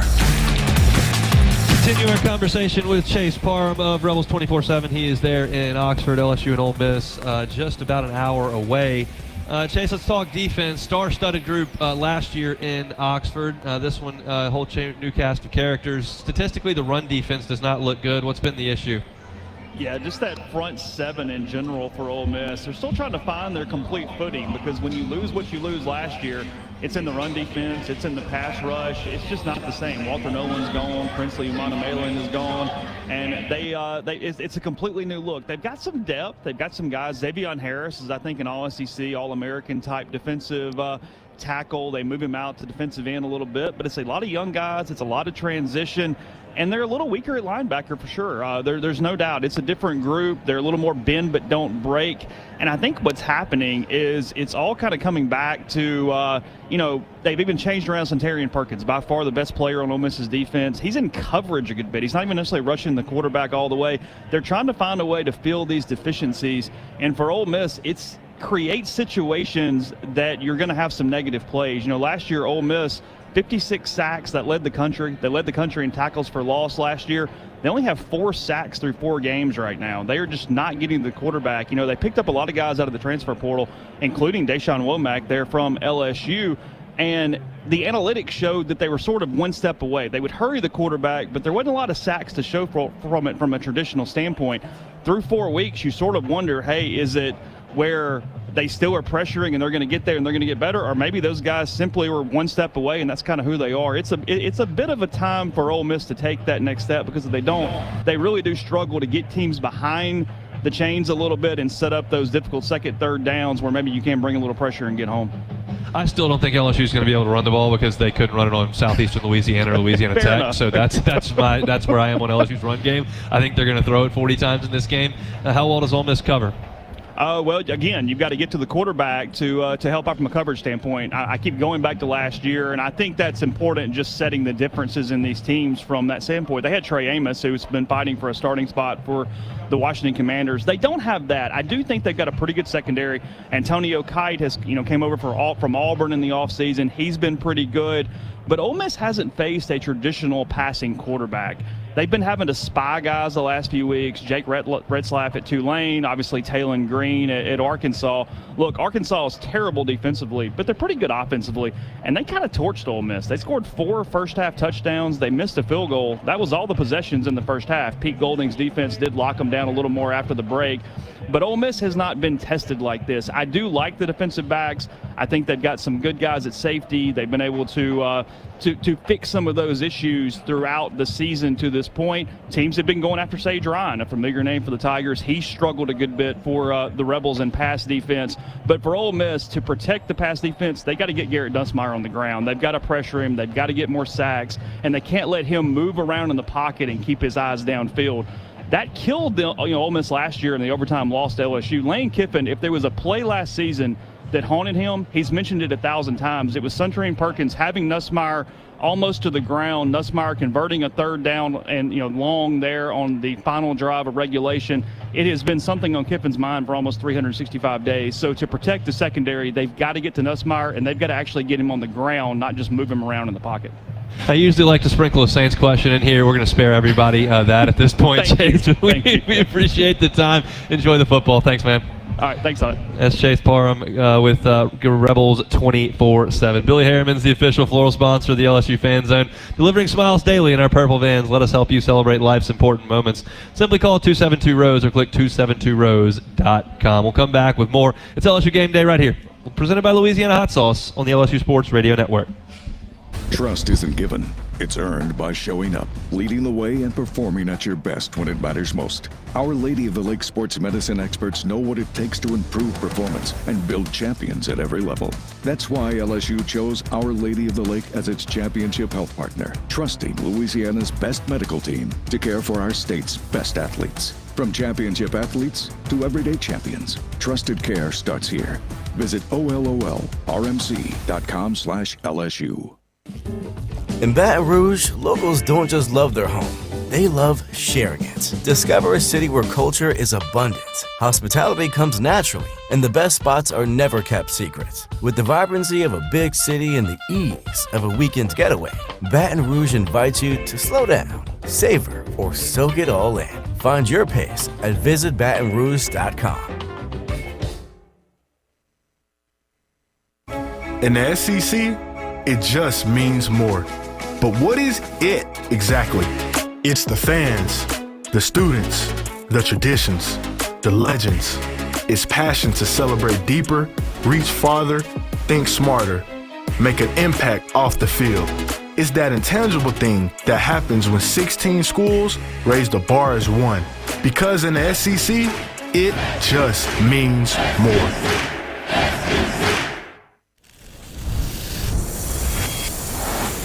Half of the world's population depends on rice for 80% of their daily food needs. By 2050, population growth could increase rice demand by 30%. But as climate changes, rice output is decreasing. At LSU, we're using genetics, genomics, and AI to create new rice that yields more with less resources. We're not just feeding the hungry, we're growing a better future. He's got a seam. He's down the near side hash. Tiger fans, if you've ever wanted to listen to the LSU Sports Radio Network while watching your Fighting Tigers on TV, now you can, and it's easy to do. Just pause the TV. Use the LSU Sports mobile app to stream the audio on your smartphone or tablet. Connect to a smart speaker, then wait for the audio to catch up to the point your TV is paused. Push play, and you are all set. Watch the Tigers and listen with the LSU Sports Radio Network and the LSU Sports mobile app. 15-10-5, touchdown! Tigers! Back with more on LSU Game Day. Presented by the original Louisiana Hot Sauce. From the LSU Sports Radio Network. Powered by People's Health. LSU Athletics thanks its corporate partners Cox, McDonald's, Our Lady of the Lake Health, Albertsons, Louisiana Blue, Coca-Cola, and Hancock Whitney. Hunt Palmer, Brandon Taylor, Marlon Favor right here at the Rev Sportsbook inside Coshada Casino Resort. Tigers and Rebels coming up a little bit after 2:30 on this Saturday afternoon. Guys, we just got word that Caden Durham is out. We talked about that a little bit earlier, and that was the anticipation. Trades Green, as we have talked about this week, is good to go. BT, you've covered a lot of tight ends in your day. What does Trades Green bring to this team?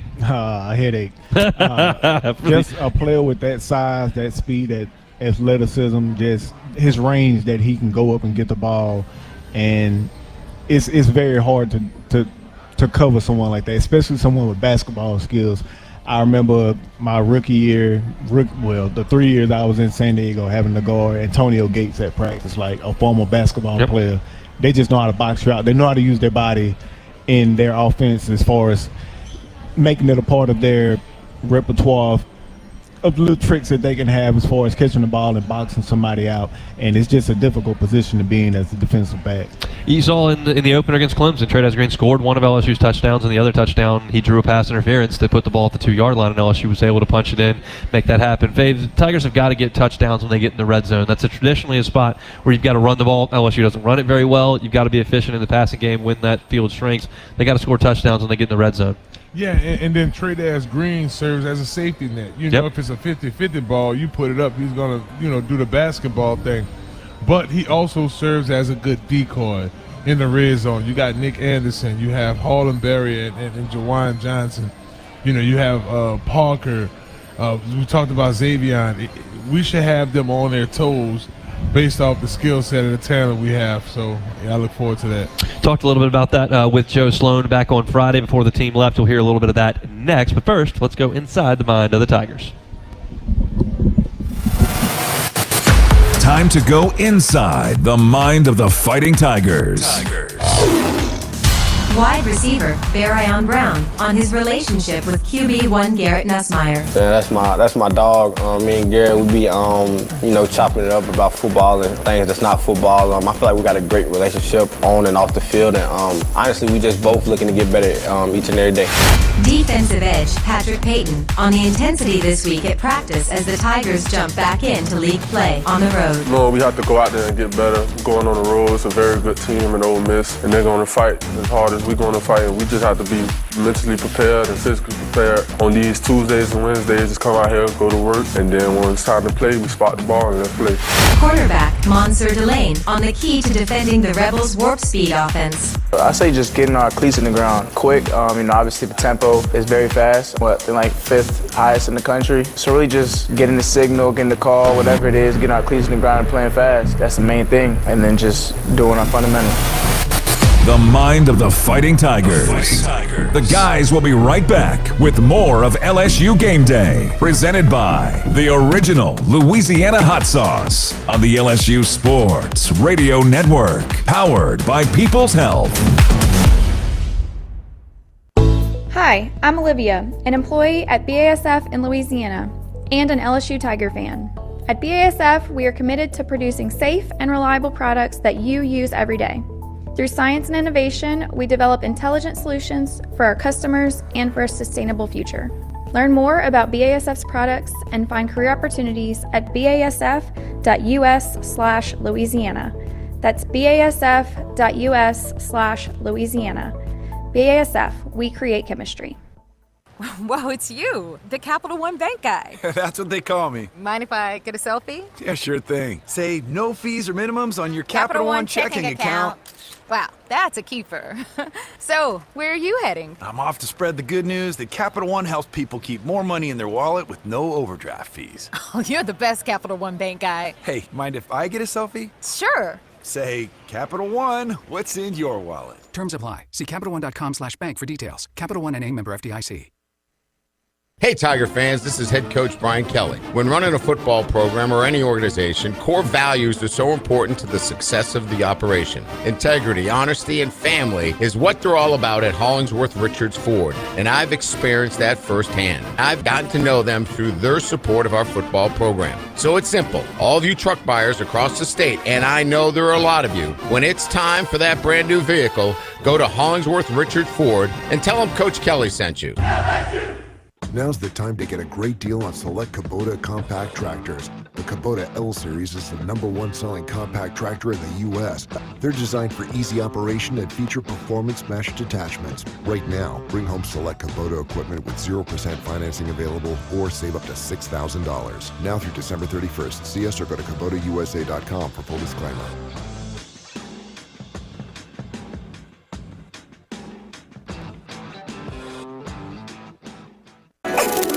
Ew, it's a roach! Fear not. Champ is here. Your weapon is Bengal Roach Spray. Bengal Spray technology is designed to flush out the entire colony, targeting the source of the problem, making sure these pests don't die unseen in your walls, ensuring far-reaching results that prevent infestations from returning. Now that you're all protected, my job here is done. Bengal, the official pest control of LSU Athletics. Getting closer to kickoff of LSU Fighting Tiger football. This is LSU Game Day, presented by the original Louisiana Hot Sauce. Here again is Hunt Palmer on the LSU Sports Radio Network, powered by People's Health.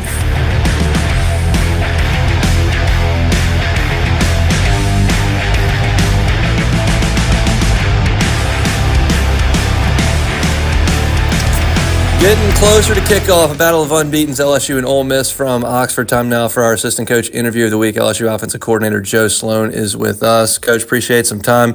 What did you learn about your team week one in a hostile road environment, and maybe you can bring into this one against Ole Miss? Yeah, I think it starts one. I thought they handled the crowd and the environment really well, especially with some young guys up front. I thought they did an excellent job. And then I thought Garrett did a really good job of controlling the football game.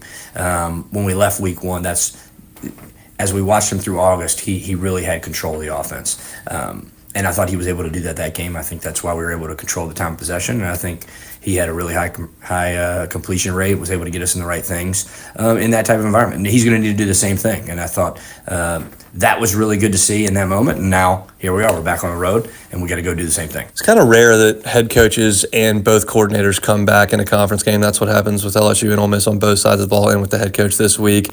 Players change, but is there some kind of familiarity as you get into the conference grind where you kind of know what you're looking at on the other side?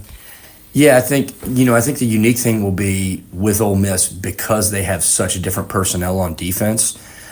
They played a certain way last year, so there'll be some adjustments. But obviously Pete Golding, we've had the opportunity to play against him multiple times, whether at Alabama or at Ole Miss. There's a lot of different things that he likes to do. I think he's definitely being more multiple this year, so we'll have to do a really nice job of that. Garrett will have to do a great job of that, but I think it gives us some different opportunities. So we're excited about it, but no, I definitely think there's a lot of familiarity. And then now it's about what kind of different things that both sides are going to do and what kind of adjustments we're going to make. Scoreboard got lopsided last week, but the rhythm your offense got into, scoring 8 touchdowns in a row. What'd you think of that? Yeah, I thought it was really good. I mean, I think the biggest thing in the first half, I didn't feel like we stayed ahead of the chains. We were really good on third down, but we got to stay ahead of the chains a little bit better. But I loved what we did in terms of just playing with some tempo, executing. I thought we executed at a high level. And we're able to just consistently move the ball. And then we got in the red zone 6 times, scored 6 touchdowns. That's massive, and that's what we got to do. We got to continue to do that, because that's where points come from. You can't kick field goals. You got to score touchdowns, and those were the biggest takeaways from the game. But I thought it allowed us to to get back rolling, especially Garrett. I thought he threw the ball extremely accurately, and he's got to carry that over. This kind of leads into my next question, which is Trey'Dez Green, who you hadn't had for a couple of weeks. He should come back in the red zone. That's probably a help. But what does Trey'Dez give you with his skill set now that he comes back from that knee injury? I think he's just such a matchup nightmare, and he gives us the ability to be in 12 personnel and have a little bit more variety of sets, while also having a huge threat on the perimeter. Bauer's obviously a really well-rounded player, which I think helps a ton. But when you add Trey'Dez to that, that's 2 extremely well-rounded players, and then Trey'Dez in terms of just a matchup nightmare when we can get him on some different people. So it allows us to be a lot more multiple attack defenses in a lot of different ways while being in the same personnel grouping. And I think that carries over in the red zone, especially as the field shrinks, right? Speed doesn't matter as much now. It's more about size, length, and the ability to make those plays. And I think he's shown that he can do that, and we'll continue to feature him in those areas. Coach, we appreciate some time. Best of luck in the ballgame. Absolutely. Thanks, Hunt. Appreciate you. That is Joe Sloan, LSU offensive coordinator. Getting closer and closer to kickoff. LSU and Ole Miss. Come back with us. It's LSU Game Day, presented by Louisiana Hot Sauce, right here on the LSU Sports Radio Network. I'm Richard Fontenot, president of the Louisiana Farm Bureau Federation. My brother and I grow rice, soybeans, and raise crawfish on our farm in Evangeline Parish. For a 4th-generation farmer like myself, Louisiana Farm Bureau is as much a part of my life as checking traps or harvesting rice. Our organization is more than 145,000 members strong, and we've been around for more than 100 years. The Louisiana Farm Bureau spans generations, and we want you to join our family. Visit lafarmbureau.org, the Louisiana Farm Bureau Federation, the voice of Louisiana agriculture. Champions make plays on the field and in life. With LSU Online, you can keep your career moving, earn your degree, and still run your own game plan. Learn anytime from anywhere and take the next step toward your goal line. It's time to make your move, Tiger fans. Visit online.lsu.edu. LSU Online. Win where you are. Everything tastes better after an LSU Tiger victory. Similarly, everything also tastes better once you've baptized it with the handcrafted flavor of the original Louisiana hot sauce. So just imagine how truly tasty something would taste if it was doused in the original Louisiana hot sauce after an LSU Tiger victory. That's Louisiana Hot. Buy you some. As increasingly dangerous storms shatter communities across the U.S., reliable forecasting is more important than ever. At LSU, our researchers created a highly advanced flood and storm surge tool using AI and supercomputers to analyze millions of data points so emergency managers and responders can predict vulnerable areas faster and more accurately to protect you, your loved ones, and your way of life.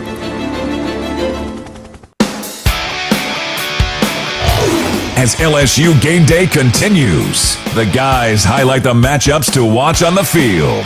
LSU Game Day, presented by the original Louisiana hot sauce on the LSU Sports Radio Network, powered by People's Health.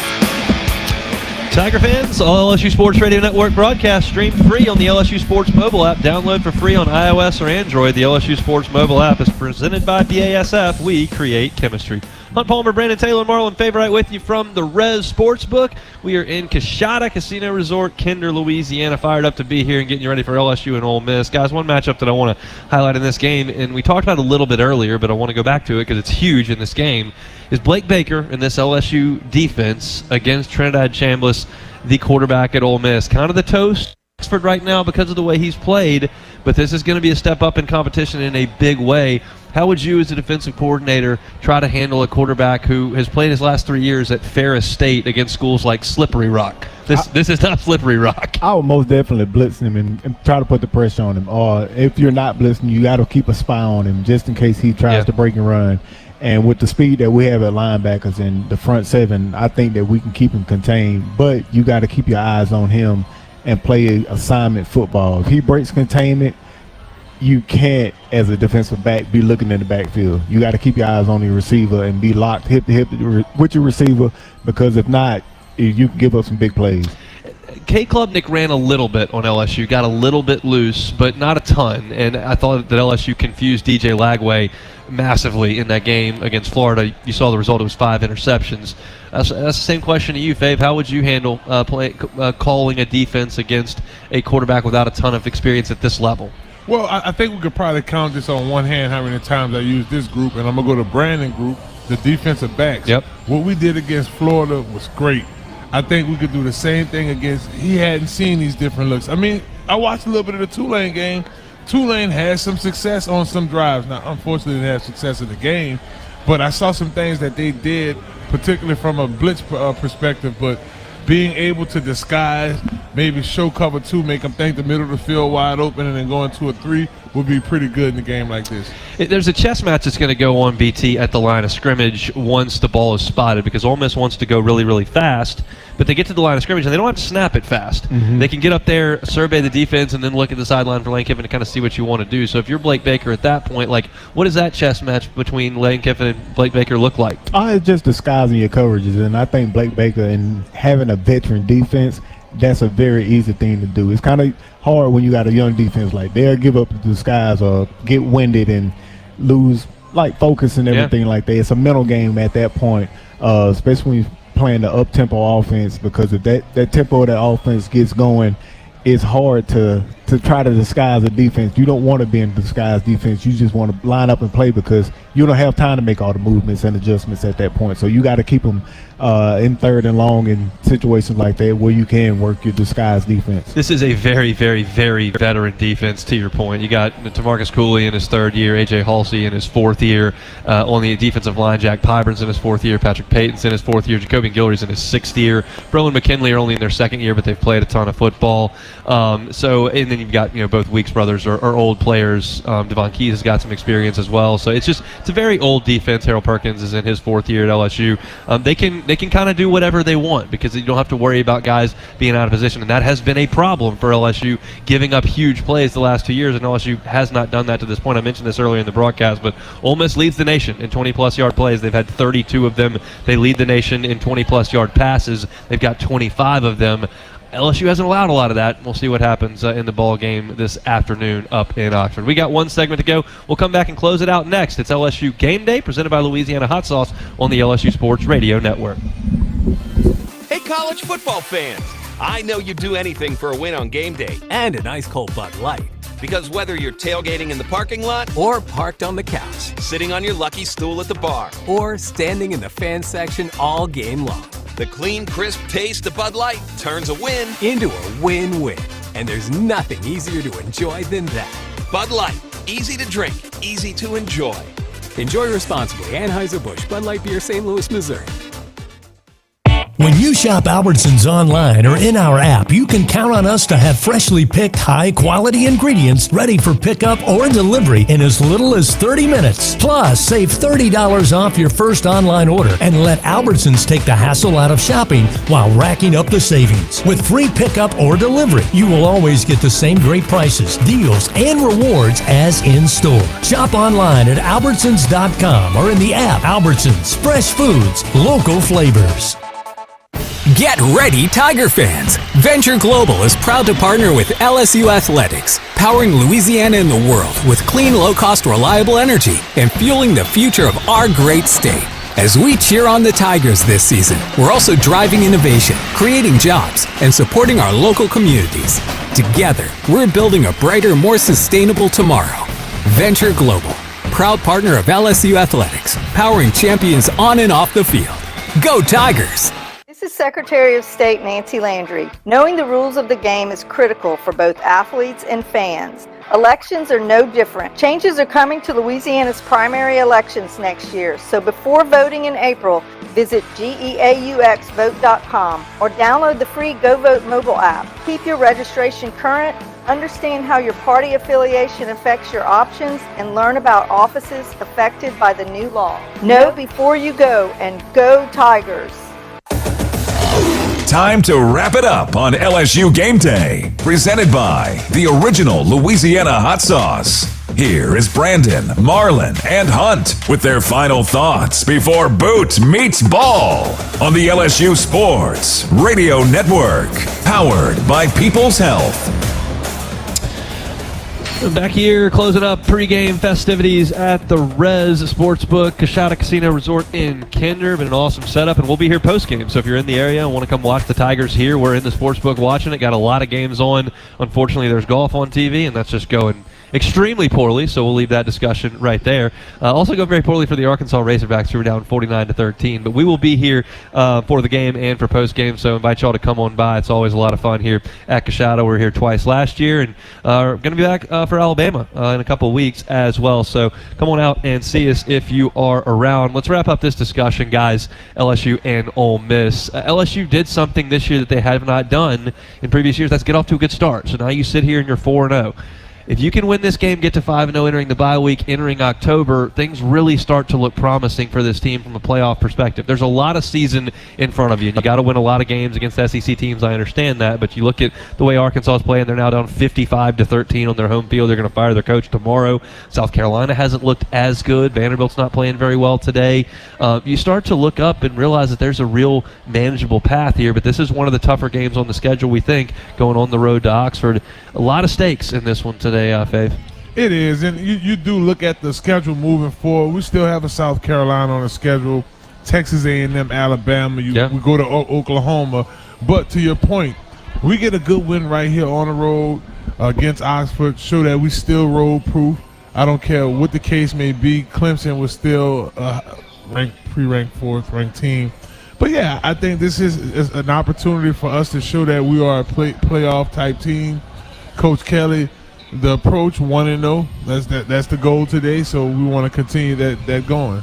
And look, you can look at this defense, and I can poke holes. I wouldn't believe it, but I could poke holes in their resume right now. Statistically, they're phenomenal, but I can go, look, Clemson can't score on anybody. Florida can't score on anybody. Florida didn't score on South Florida. Florida didn't score on Miami. Of course they didn't come to Tiger Stadium and score. Like, you haven't played one of the good offenses. Well, Ole Miss has been explosive on offense, and Lane Kiffin's always explosive on offense. Give him Blake Sims, Jake Coker, Matt Corral, Jackson Dart, Trinidad Chambliss, like whoever. He always puts a competent offense out there. I mean, if you show up and play well today, it's another feather in your cap as a defense, and it becomes tougher to poke holes in that defense's resume. Oh, most definitely. And I think these guys have the body of work to go out there and put together a good game plan to kind of contain this offense that Lane Kiffin has had.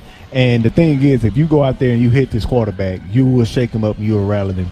The thing about it is Lane Kiffin, he does not like playing from behind. If you let him jump out on you, he will front run. That's when his offense opens up.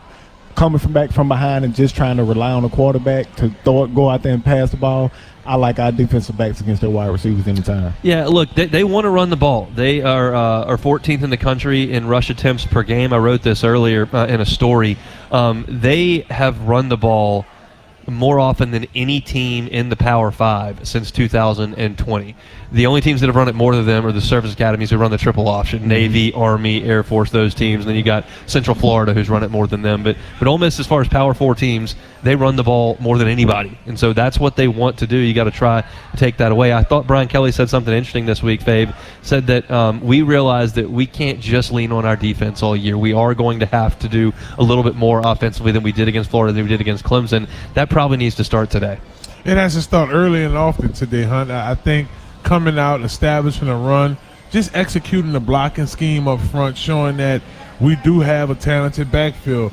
I mean, these are based off of what we are used to, let's say, just the last 10 years around here with the Leonard Fournettes and Darius Geis and even Clyde Edwards-Helaire on his national championship run.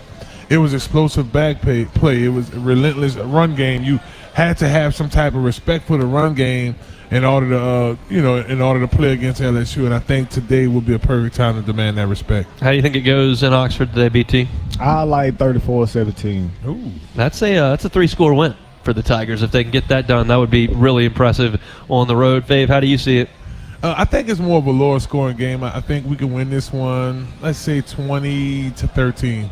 20-13 would be an impressive effort by the defense as well. We know the Tigers have played great thus far. They got to do it again here in Oxford to come out with a victory. As we mentioned at the top of the show, first time since 1959 that these two teams have met unbeaten. Now, that game was played on Halloween weekend for decades.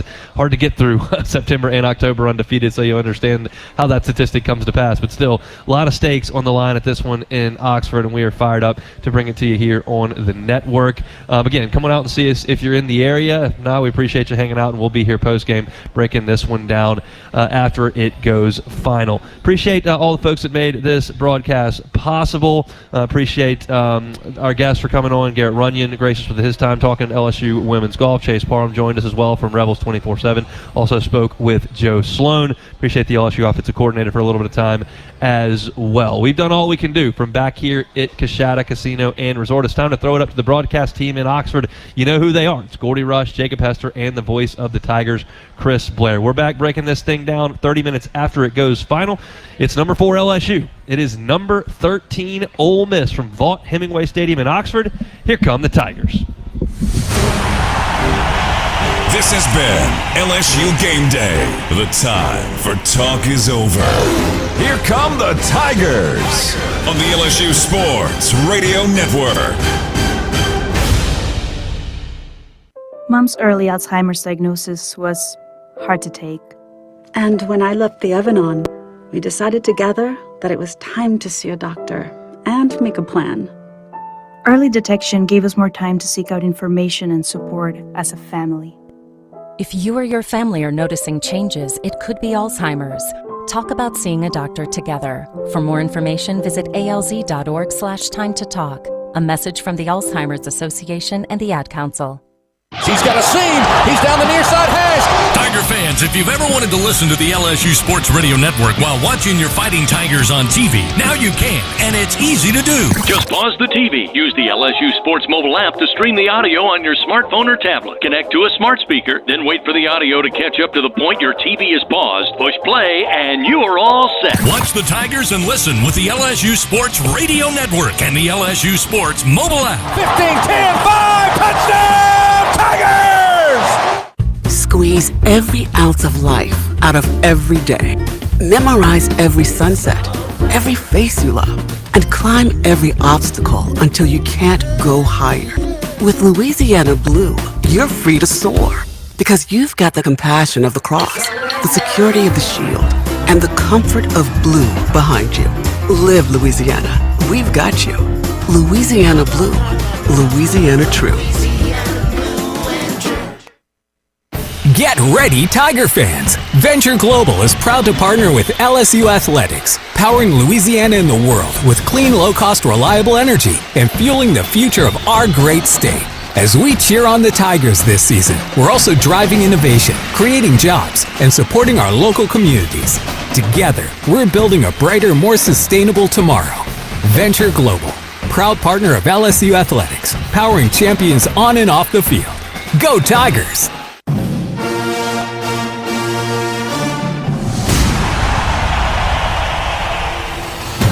Tiger fans, from border to border, coast to coast, and all the ships at sea, LSU Fighting Tiger football is on the air. A series that dates back to 1894. Both teams come into the matchup unbeaten for the first time since 1962. Ole Miss is certainly a rivalry game, playing for the Magnolia Trophy, a game that goes way back. Certainly the last couple of years, it was decided on the last plays. Pump fake by Nussmeier. He's going to throw towards the end zone. Caught! Touchdown! Fighting Tigers! Tigers win! Tigers win! It's the 13th ranked Ole Miss Rebels. Your 4th ranked Fighting Tigers of LSU. And the countdown to kickoff starts now.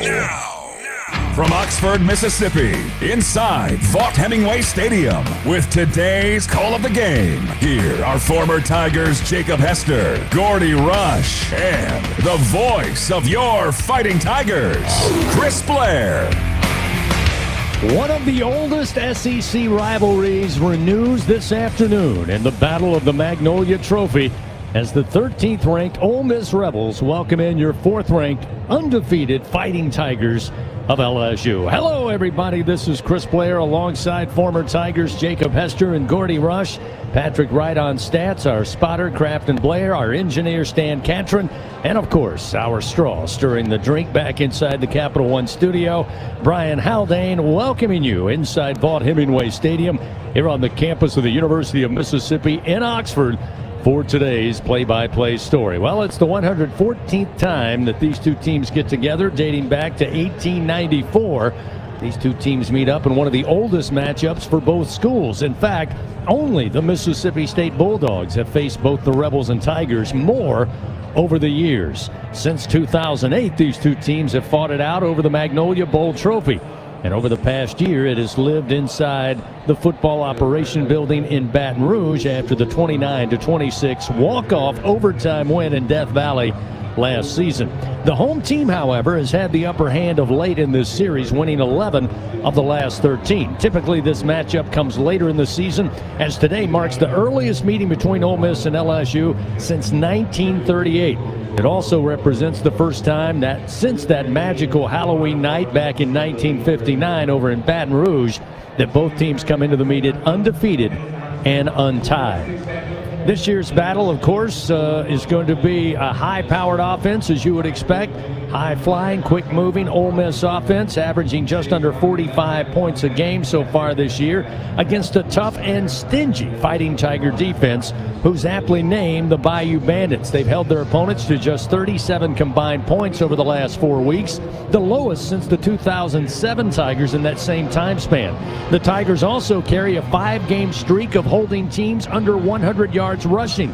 That's the longest streak since the 2011 LSU defensive squad. The question today may be, did the Ole Miss defense and the LSU offense get right last week in both teams dominating wins over Tulane and Southeastern Louisiana, respectively? We'll soon find out. So find your favorite chair, grab your favorite beverage on a gorgeous day here in Oxford. Join us for a classic Southeastern Conference football matchup. It's Ole Miss, it's LSU, and it's coming up next on the LSU Sports Radio Network. Hey Tiger fans, we're Dudley DeBosier. And we're proud to be an official partner of LSU Athletics. Cheering on the Tigers is a Louisiana tradition. There's nothing better than a good tailgate with great friends, followed by a huge LSU victory. Whether you're from Shreveport or Houma, New Orleans or Baton Rouge, come game day, we're all pulling for the purple and gold. Demand different. Demand Dudley DeBosier, official partner of LSU Athletics. 444-4444. Chad Dudley, Baton Rouge, LA 2112228. Baton Rouge isn't just the capital of Louisiana, it's the capital of college football, the fans, the players, and of course, the food. When it comes to Saturdays in the fall, there's no place quite like Baton Rouge. And the fun extends beyond the tailgate, with plenty to do off campus. Explore some of Baton Rouge's best sights, visit our incredible museums, and enjoy the sweet sounds of swamp blues. Born right here in Louisiana's capital city. Check out visitbatonrouge.com for more things to do on your next trip. In Louisiana, we love our LSU Tigers. When the band strikes up those 4 iconic notes, the fans go wild. At Louisiana Blue, we're Tiger fans too. That's why we've teamed up with LSU Athletics to bring you the compassion of the cross and security of the shield, so you're free to wear your stripes and roar. Live Louisiana. We've got you. Louisiana Blue, Louisiana True. Proud partner of LSU Athletics. Something new is happening at Cox. Now the price of your Cox internet and mobile plan won't go up for 3 years, and Wi-Fi equipment is included. So no frustrating price changes, just a lot more of what you want, like a pizza with extra pineapple. Yikes. Okay, let's stick with something everyone wants. No price changes on your plan, guaranteed. Learn more at cox.com/value. Must have at least 500 megabits per second speeds and Cox Unlimited mobile. Taxes and fees excluded from price guarantee. Mobile data speeds reduced after 20 gigs usage per month.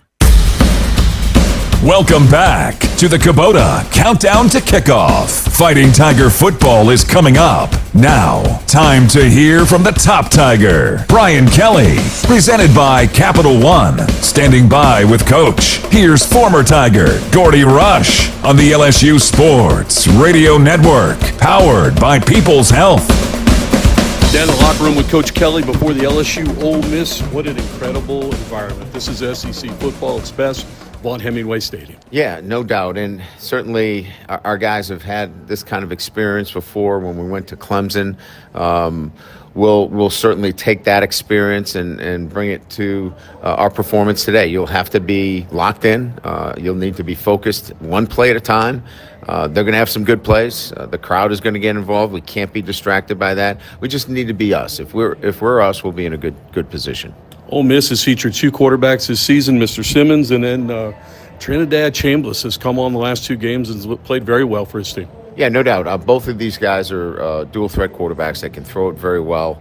Each one has a little bit of a different skill set, but they're both dual threats. They both fit the offense well, and what I think for them is more important is that they don't have to change the offense. You know, they can run all the same plays. So during the week, you can split the reps a lot better than if you have to change plays for one quarterback over the other. So it'll be seamless for them. They'll be able to play both of them, and we're prepared for both.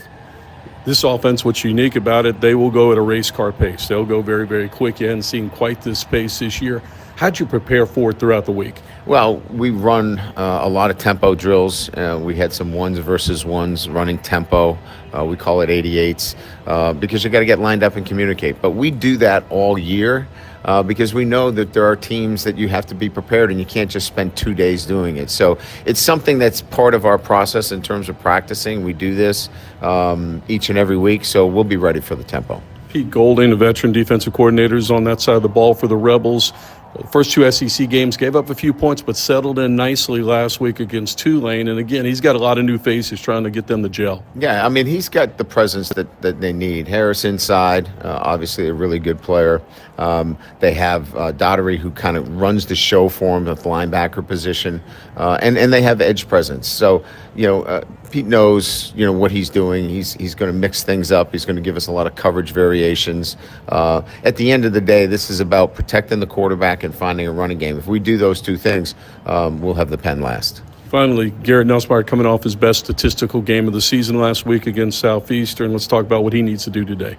Beat Garrett Nussmeier, continue to build off of last week's performance. Now that he's healthy, I think he feels really good about what he can do and contribute to this football team. He doesn't have to, dial it back. He can go be aggressive. And that's Garrett Nussmeier at his best. He's going to have some aggressive. Just take care of the football when those times occur. And if he does that, we'll be in good shape. All right, Coach, best of luck this afternoon against Ole Miss. Thanks, Gordy. Appreciate it. All right, we'll take a timeout. Jacob Hester has the starting lineups. That's next on the LSU Sports Radio Network. There was a time when a person's word was enough, a time when a handshake meant something, and integrity really mattered. For over 70 years, the values of Farm Bureau Insurance have been rooted in hard work, faith, and family. In that time, we've seen the world change in many ways. What hasn't wavered is Farm Bureau Insurance's commitment to protect our customers' way of life and serve the communities in which they live when they need us most. You deserve more. You deserve a promise. Learn more at lafarmbureau.com. The original Louisiana hot sauce is proud to be the official hot sauce of your LSU Tigers. And our peppery peppers add so much flavor to your food, it'll taste good on anything, even SEC rivals. Gator? Chomp chomp. Beef? Hook 'em. Pork? Woo, pig suey. So next time you're enjoying an LSU game, grab the original Louisiana hot sauce. Handcrafted so you can enjoy our rivals too. That's Louisiana Hot. Buy you some. Score big with MMR. Join the team at the largest privately owned open shop electrical and instrumentation contractor in the nation, headquartered right here in Baton Rouge. MMR is committed to positioning each team member for success. Whether you're a student seeking an internship, just starting your career, or already a seasoned professional, MMR offers a variety of positions just for you. Get in the game at MMR, where your future is bright. Kick off your career at mmrgrp.com/careers. MMR, a proud partner of LSU Athletics. The games are on, the food's delicious, and here you are always part of the team. Welcome to Walk-On Sports Bistro, where every day is game day. Whether it's a post-win celebration, drinks after work, or taking the fam for some made-from-scratch favorites, Walk-On's is your go-to for good times. Craft beer and cocktails, and bold flavors for fans of all ages. From melty mozzarella logs to Hall of Fame-level burgers. Stop by today or order online or in the app. Walk-On Sports Bistro. Game on. Here come the Tigers. Moments away from LSU Fighting Tiger football as the Kubota countdown to kickoff continues. Time now for a look at the starting lineups. Here's Jacob Hester on the LSU Sports Radio Network, powered by People's Health. And welcome back into Vaught Hemingway Stadium here in Oxford, Mississippi, as we get you ready for an undefeated matchup between Ole Miss and LSU. The first time these teams are meeting as undefeated in over 65 years. And here's how it's going to look when both teams are on the field, and we'll start with the Ole Miss defense. At defensive end, it is number 5, Cam Franklin. In the interior for Ole Miss, you heard Coach Kelly talk about this player, Xavier Harris, wearing number 51. Number 52, Will Eccles, is the other defensive tackle. Suntarian Perkins wearing number 4, certainly a name to look out for the Ole Miss defense. At the linebacker position, number 30, Jaden Yates, another player that Coach Kelly talked about there in the pregame. Number 6, TJ Daughtery lining up next to him, certainly right there in the middle of the defense, a key factor for Ole Miss's defense. In the defensive backfield, at corner, number 8, Antonio Kite. At the safety position, a player that LSU fans you certainly are familiar with, number 3, Sage Ryan. At the nickel position, wearing number 14, Kapena Gashaikin. At the other safety position, number 29, Nick Cole. At the other corner, opposite of Kite, it is number 32, Chris Graves Jr. For LSU's offense lining up against that Rebel defense, it is going to be from left to right on the offensive line, number 71, Tyree Adams. At left guard, number 65, Paul Mubinga. At the center position, number 61, Braylon Moore. At right guard, it's number 56, Josh Thompson. At right tackle, number 75, Weston Davis. At the tight end position, number 10, Bauer Sharp. And also going to be available for this game, number 14, Trey'Dez Green. Big news for the LSU Tiger offense. At the receiver position, as you've learned this year, you'll see a host of Tigers. Number 0, Xavion Thomas. Number 1, Aaron Anderson. Number 4, Nick Anderson. Number 3, Chris Hilton Jr. Number 6, Barryon Brown. And also number 12, Kyle Parker, a deep LSU receiver core. At running back, you are going to be without number 29, Caden Durham. He is out for this contest. So it is going to be number 8, Jawan Johnson. Number 22, Harlan Berry. And number 28, Caleb Jackson, with Jawan Johnson getting the start. And, of course, at quarterback, wearing number 18, Garrett Nussmeier. All right, let's go to this Ole Miss offense. We'll start from left to right on the offensive line. At left tackle, number 61, Diego Pounds.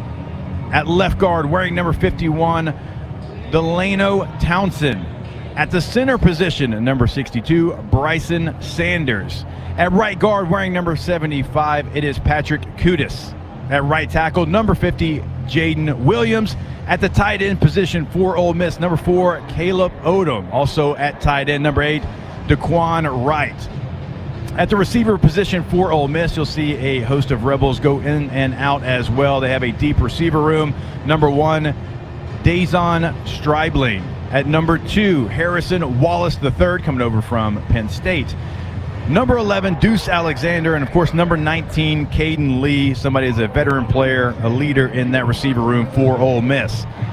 At running back, number 5, Kewan Lacey, one of the better players in the conference. Certainly somebody LSU's defense will have to hone in on today here in Oxford. Also, another familiar name for LSU fans, number 22, Logan Diggs. And at quarterback, it is Trinidad Chambliss wearing number 6 that gets to start for Ole Miss over the injured Austin Simmons. On the LSU defense, let's start on the edge position on the left side. It is number 6, Patrick Payton. At defensive tackle, number 88, Bernard Gooden. Opposite of Gooden is going to be number 90, Jacobian Guillory. Also expect to see Dom McKinley there wearing number 96. Opposite of Payton on the edge, number 44, Jack Pyburn. Let's go to the defensive backfield for your LSU Tigers. At corner, number 11, P.J. Woodland. At free safety, number 0, Tamarcus Cooley. At the rover position, number 13, A.J. Hawsey. At the other corner, opposite of P.J. Woodland, you're going to have number 4, Mansour Delane, playing like one of the best corners in the country. You're going to have some big tests today, but it's been a lot of fun watching Mansour Delane integrate himself into this LSU defense. Of course, at the star position, number 7, Harold Perkins Jr. And at linebacker, it is number 33, Wes Weeks, opposite his brother, number 40, Whit Weeks, right there in the middle of that LSU defense. That's how it looks when these two teams line up, expecting a good one here in Oxford. And when we come back, Gordy and I will give you the recipes for success for your LSU Tigers right here on the LSU Sports Radio Network. Hey Tiger fans, looking for the perfect place to stay on game day? Make it the Marriott Baton Rouge. Just minutes from campus, you'll love their stunning outdoor pool space and the convenience of on-site dining. Pre-game at River Rouge, the hotel's own restaurant and bar, where the good times start before kickoff. Then relax in style after the win with everything you need right at your fingertips. Visit Marriott.com/BTRMC or call today. Rooms are filling fast. Go Tigers! It's game on, Tiger fans. From the backyard to the bayou, the Ford F-150 with available Pro Power onboard gives you the power of a mobile generator. So as long as you've got a TV and a signal, you don't have to miss another game. Just one more reason why Ford F-Series has been the best-selling truck in America 48 straight years. Ford F-150 and your Southern Quality Ford dealer. Proud sponsor of LSU Athletics. Let the good times roll. Every Tiger knows it's not just about where you are, it's about how you play the game. At LSU Online, we bring that same grit and greatness to your education. Whether you're watching from Baton Rouge or beyond, you can earn your degree on your time from anywhere. Flexible, online, built for Tiger Nation. Visit online.lsu.edu and win where you are. In Louisiana, we love our LSU Tigers. When the band strikes up those 4 iconic notes, the fans go wild. At Louisiana Blue, we're Tiger fans too. That's why we've teamed up with LSU Athletics to bring you the compassion of the cross and security of the shield, so you're free to wear your stripes and roar. Live Louisiana. We've got you. Louisiana Blue, Louisiana True. Proud partner of LSU Athletics.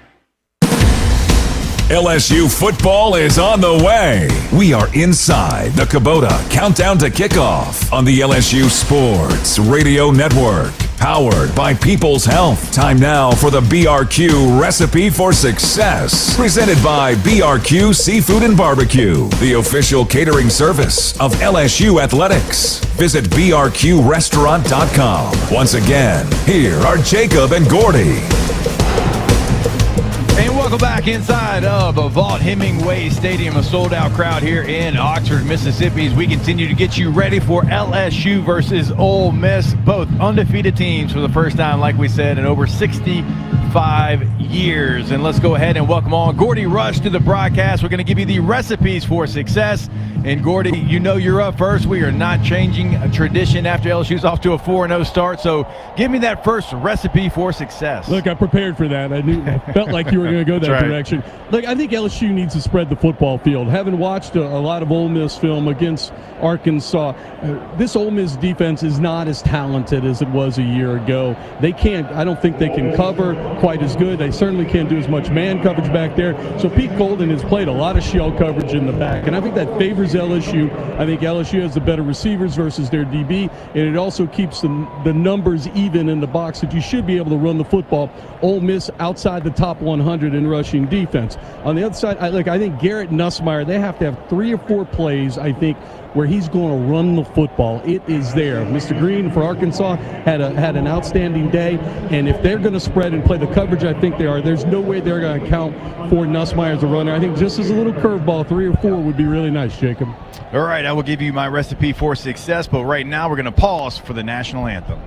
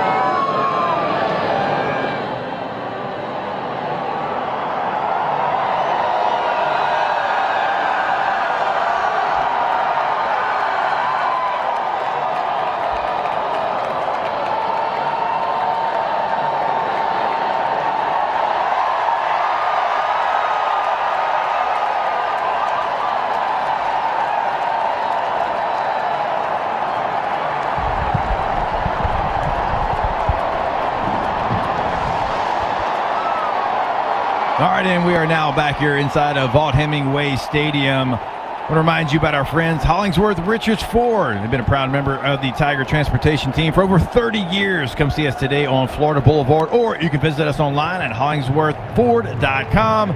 Gordy, I'm going to start with my key and my recipe for success on the offensive side of the football. LSU, I know you're down Caden Durham.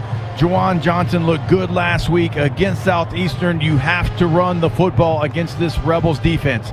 They are dead last in the SEC, and they're dead last by 30 yards. Team number 15 and team number 16 are separated by 30 yards, and that is dead last Ole Miss. You have to be able to run the football. I'm not saying you go out there and run for 200 yards today, but you've got to run for 140, 150. Keep that Ole Miss defense honest, because Gordy, I agree with you. They are losing a lot of players from last year's defense. They had Sunday players all on that front seven. This group, a good group, but certainly not that group. And then for the LSU defense, right? You got to get cleats on the ground. You got to be ready to go. They want to go fast. They're going to go fast. Speaking of Ole Miss's offense, right? We know that Lane Kiffin is going to try to get on the ball as quick as he can. And we also know he wants to run the football. That is the identity of this Ole Miss offense. Every run's going to be up. It's not just going to be zone runs. It's going to be inside, outside zone. It's going to be power. It's going to be counter with the quarterback. It's going to be pull lead. It's going to be duo. A very diverse run game for Ole Miss. Trinidad Chambliss gets the start there. He's looked good. But he's looked good against Arkansas. He's looked good against Tulane. Those defenses rank 83rd and 112th. This is a top 20 LSU defense, so it's going to be his toughest test as well.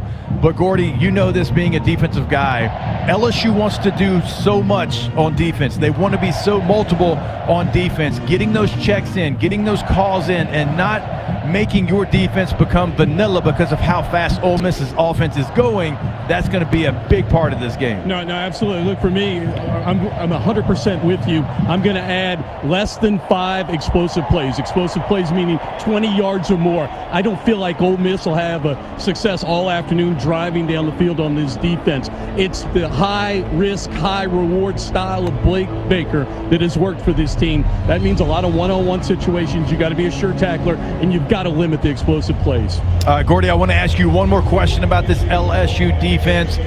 Do you fully expect it to be Harold Perkins being the spy on Chambliss? Now, Harold Perkins has been really good in coverage this year, but when you go back and you watch the tape against the Clemson Tigers, Kay Klubnik could not get out of the pocket without having number 7 in front of him coming from every different direction. Do you fully expect it to be Harold Perkins that kind of is tasked with stopping the run game of Trinidad Chambliss? I think you can't do 100% of it because it is Lane Kiffin, but the majority of the time, absolutely. I think Harold Perkins is the guy that you want to be as a spy. Hey, late-breaking story here from the field. Weston Davis, number 75, will not start. It'll be Carius Kern. Apparently he was dinged up during pregame warm-up, so Kern, the true freshman, is going to start for LSU. That is certainly big news, Gordy, and we appreciate that report. You're talking about somebody that is a young player. You're talking about a true freshman. Now, Weston Davis himself was only a redshirt freshman, but Gordy, you know this, playing in atmospheres like this is a sold-out crowd. The thing LSU has to make sure they do is get him comfortable with the snap count and not too jittery there at the line of scrimmage when you start a true freshman in the SEC. No, absolutely. I mean, I'm sure they've been practicing out there at the Ponderosa with all the sound machines. One thing about the stadium, it's not huge, but it's right. The fans are right on top of you, and it has probably one of the best audio systems in the SEC. It's a glorified nightclub is what it is. So they've practiced this week. No question about it. That is a couple of keys. The recipe for success for your LSU Tigers, again, as they get ready to take on the Ole Miss Rebels here in Oxford, Mississippi. So we will step away. We'll give you the coin toss, the captains, when we come back here live from Oxford on the LSU Sports Radio Network. Everything tastes better after an LSU Tiger victory. Similarly, everything also tastes better once you've baptized it with the handcrafted flavor of the original Louisiana hot sauce. So just imagine how truly tasty something would taste if it was doused in the original Louisiana hot sauce after an LSU Tiger victory. That's Louisiana hot. Buy you some.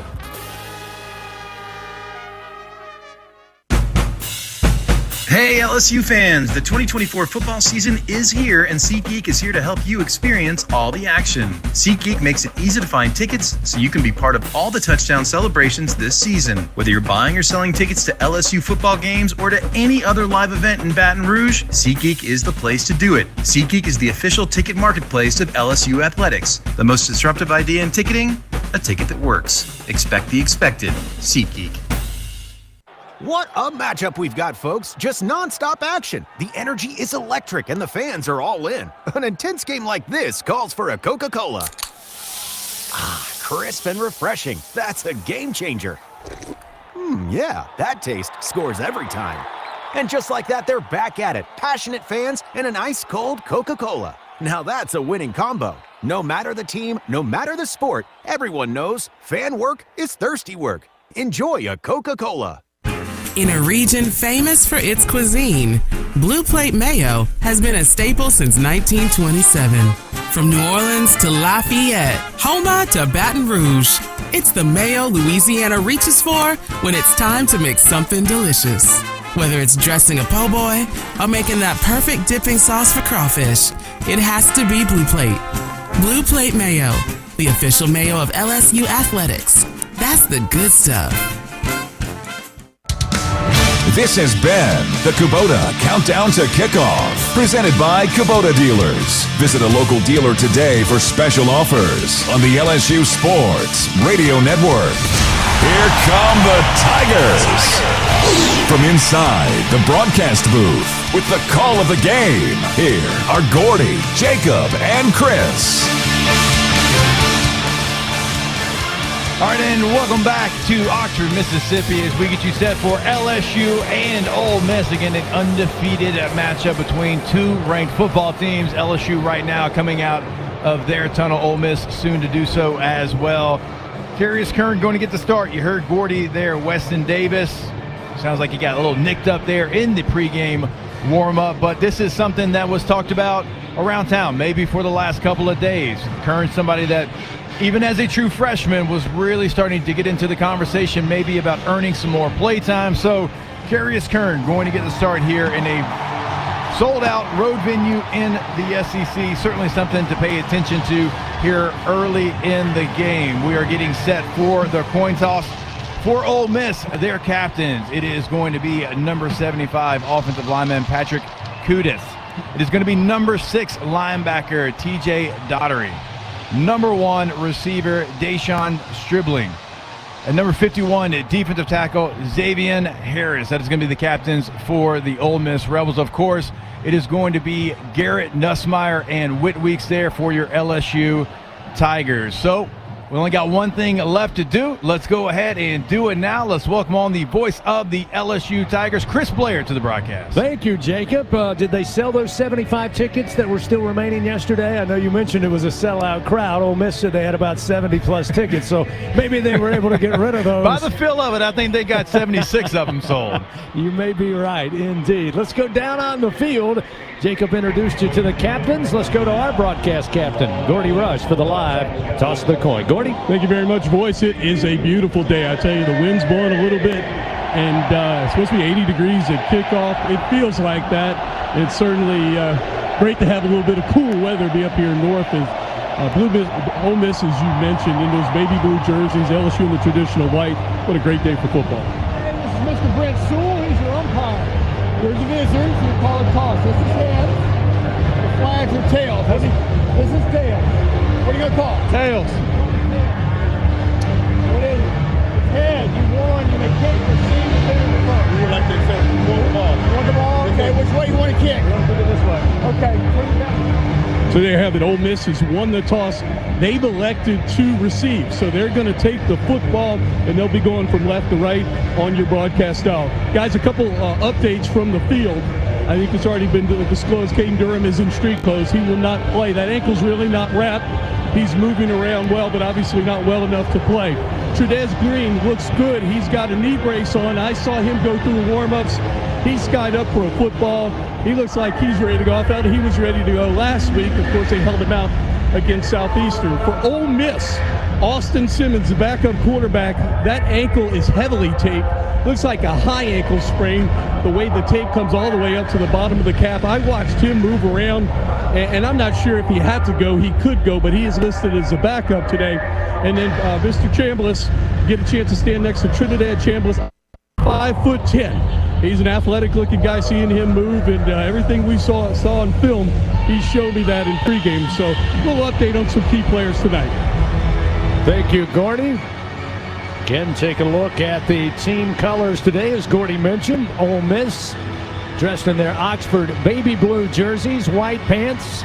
They have the dark blue helmets with the Ole Miss script on the side. Rather, I have the baby blues, a little darker shade than the jerseys, but they have Ole Miss on both sides of the helmet. LSU in their traditional uniforms, white jerseys, gold pants, purple and gold and purple and white stripes, and of course the traditional LSU gold lid. Again, the Tigers will be kicking off to the Rebels. The opening kickoff, as always, brought to you by Cintas, proudly helping local Louisiana businesses stay clean, safe, and ready for the workday for over 35 years. Aaron Burrell tees it up at the 35. Boot meets ball, and we've got football on this Saturday afternoon. Isaiah Hartrup was back deep for the Rebels, but Aaron Burrell puts that foot into it, takes a bounce out of the back of the end zone, and it will be a touchback. First down and 10 at the 25 for Trinidad Chambliss and this Ole Miss offense. LSU coming into this game week 5 of the season.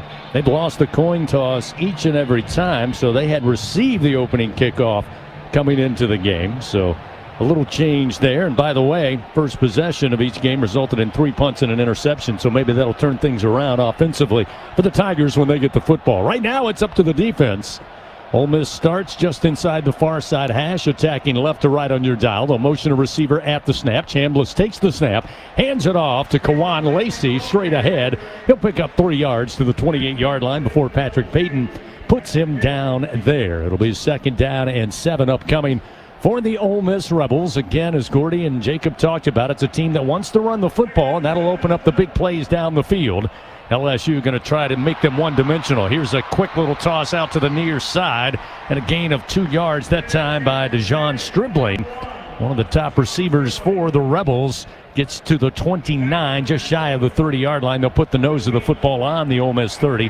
Whit Weeks and A.J. Halsey were there to make the stop defensively. So looking here, third down, about 5. Lacey the single back. 3 wide receivers to the left, 1 to the short side, and the formation. And at the snap, we have a flag, and it looks like movement up front. LSU celebrating, pointing to the Rebels. Number 75. And it will go against Patrick Kudus, 6'4", 350-pound junior out of nearby Memphis, Tennessee. Got a little jumpy, and that will make third down a little more difficult here for the Rebels. Yeah, a lot of times when you're that team that wants to go fast, anytime you have a delay like they had there, those offensive linemen aren't used to holding those stances quite as long as they had to. So it backs them up. Third down and 10 now. Ball placed just inside their own 25-yard line. Just underway here in the first quarter. Opening possession of the game. Big bingo pest product third down early on for this Tiger defense. They'll rush 4. Chambliss looks to throw, and the pass broken up at the 30-yard line on the far side hash. Looking for the tight end, Daquan Wright. But P.J. Woodland times it out perfectly. Swats the football away, and that sets up fourth down and 10 on a punting situation here for the Ole Miss Rebels to start this first quarter. I tell you, the thing that we've noticed all year long, Chris, is the speed of this LSU defense flying around the football. Even that second down play, Ole Miss has had so much success with that little flat play right there, but LSU able to stop everything so far with their team speed. Savion Thomas back deep for the Tigers. Oscar Bird, the punter, will angle this one. Spiraling punt, angling out of bounds near side. Inside the LSU 30, we'll see where they mark it off as they make their way up the near sideline. Looked like it kind of aired out around the 25. And that appears to be where they will get started. And that is the LSU Tigers. So a 50-yard punt, and LSU will have their first possession of the game. And Jacob, as I mentioned, they got their first time not receiving the opening kickoff, getting a chance to kick it to Ole Miss. They get the stop they wanted. And as you and Gordy talked about, looking for opportunities offensively, hoping to build on the momentum from a 56-point performance last week. Yeah, last week looked different than it has so far this year. Cannot wait to see how this offense attacks. This Ole Miss defense has given up yards, certainly on the ground this year. First down and 10 at the 25-yard line for Garrett Nussmeier and the Tigers. 2 receivers right. Savion Thomas, lone receiver to the left side. Juwan Johnson getting the start at running back. Nuss looks to throw a little low, but Bauer Sharp goes down to a knee, brings it in at the 32-yard line, a pickup of 7. So a nice little pitch and catch to get it started. Set up second down and 3 for this LSU offense as they now move to the far side hash. Yeah, that's where you want to live if you're LSU's offense. You want to live right there in that space. Looks like Guess we got a review on the first play. Yeah, it looks like we're going to get a review here as to whether or not possibly Sharp made a clean catch as he was going down to the ground. So we'll see what it's all about. An official review brought to you by Acme Oyster House. So after the first play of scrimmage, after the LSU defense got the stop they were looking for, forced the punt, looked to be a completion. The ruling on the field was a catch by Bauer Sharp to the far side, as we said, at the 32-yard line. What do you see, Jacob? It looked like a pretty clean catch. Again, it was low to the ground, but I thought Bauer did a good job of getting his hands under it and bringing it in. Yeah, the ball certainly moves around a little bit there, but I never quite saw it hit the ground on the replay that we've gotten so far. Now, oftentimes, if the stadium is not showing the replay over and over again, and this is actually the first look that we get inside the stadium, it looks like it stays on his knee a little bit there. The nose might. After further review, the ball hit the ground, therefore the pass is incomplete. Right as he was coming down, the nose of the ball just out of his grasp. So tough break for the Tigers, but unfortunately, Jacob, we may have to agree. Yeah, I think the nose certainly did as he was trying to bring it from his knee back into his stomach there. Look, I mean, it's a big difference between 2nd and 10 and 2nd and 3. Now they got to try to get back on schedule here and make it a manageable third down situation. Play call completely changes now from the play it was before. Bring it back to the near side hash at the 25-yard line. Second down and 10 as Nussmeier stands in the shotgun. Johnson on a wing to his left. They'll send trip receivers to the wide side of the field, right of the formation. Now they'll motion Thomas back behind Nussmeier in a pistol formation. Juwan Johnson will be the lead blocker. And Thomas trying to make his way to the 30. Going to be stopped short at about the 29 on a gain of 4 yards. Cam Franklin came in, got his arms around Thomas and brings him down. So this will set up third down at about 6 upcoming for the LSU offense. Just underway here in the first quarter. 12:53 clock moving. Nussmeier will empty the backfield, go 5 wide, 3 to the right, 2 stacked to the left side. That's Johnson and Thomas. Now Johnson will motion back to the left hip of Nussmeier. Garrett steps up to the offensive line.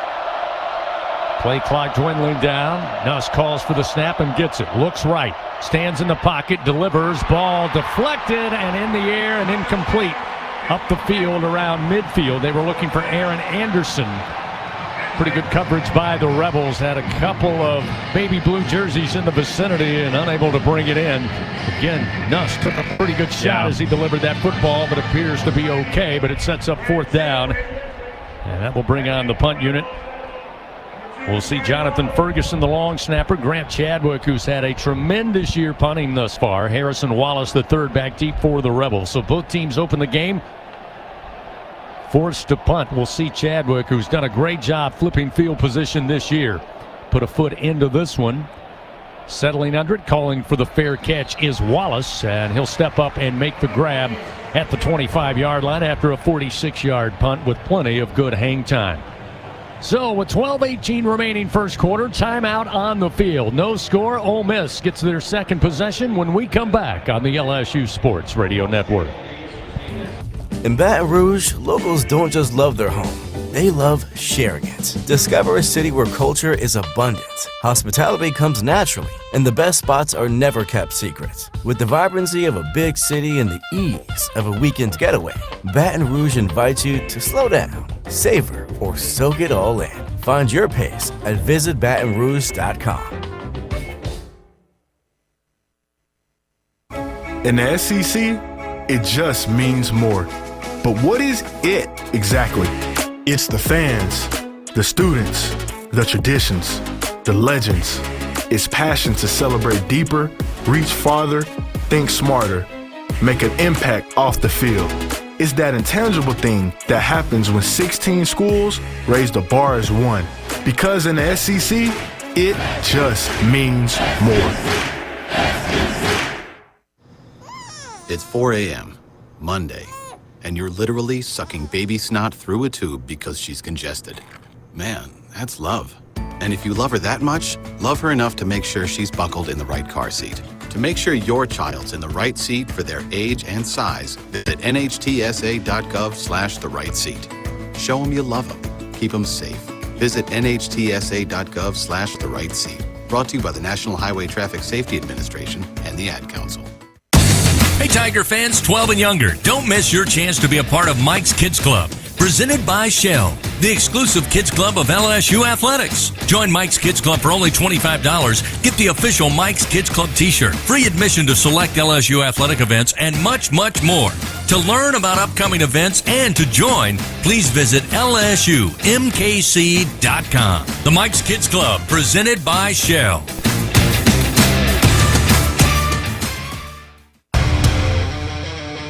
Live coverage of LSU Fighting Tiger football on the LSU Sports Radio Network, powered by People's Health.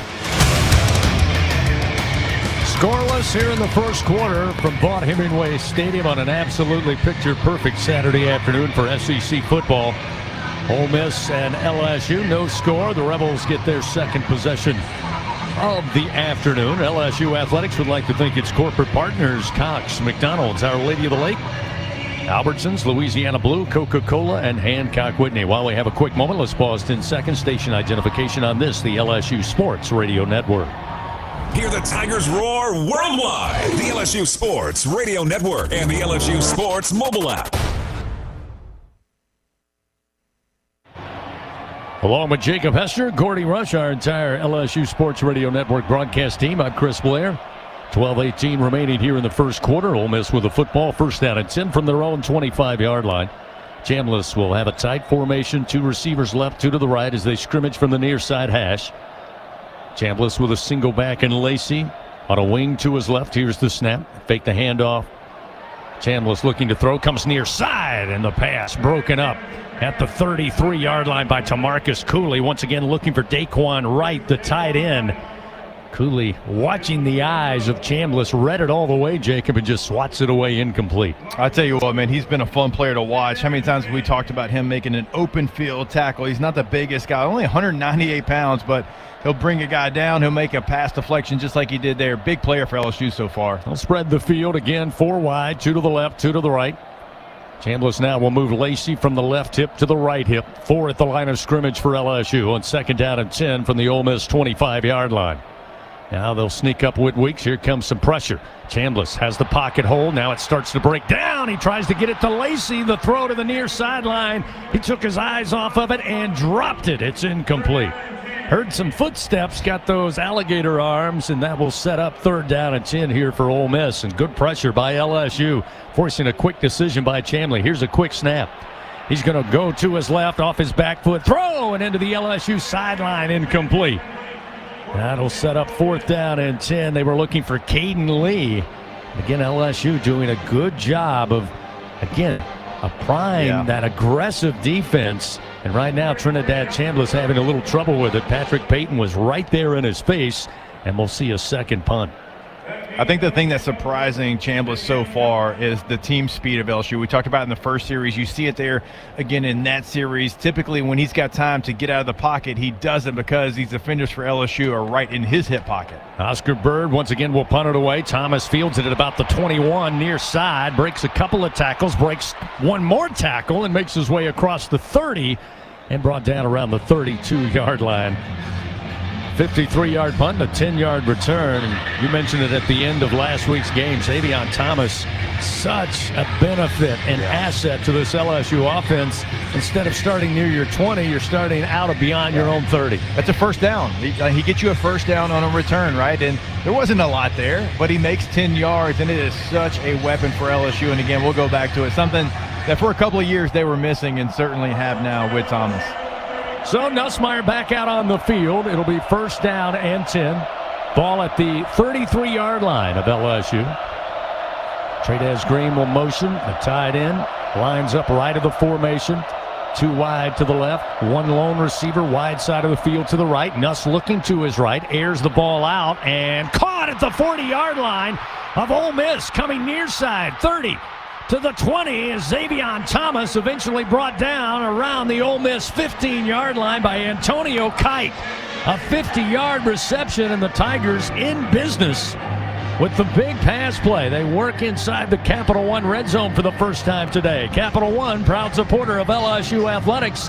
What's in your wallet? I tell you what, man, that guy is just a ball player. He finds a way to make a play. Great run after the catch as well. He goes up, he gets the football. It floated in the air a little bit there, but it's him and him only, and what a play. What a job for LSU now set up in the red zone. Great balance on the catch and then getting to full speed very quickly. Nuss on 1st down. Tosses out to Aaron Anderson, and Anderson gets down near the 10-yard line.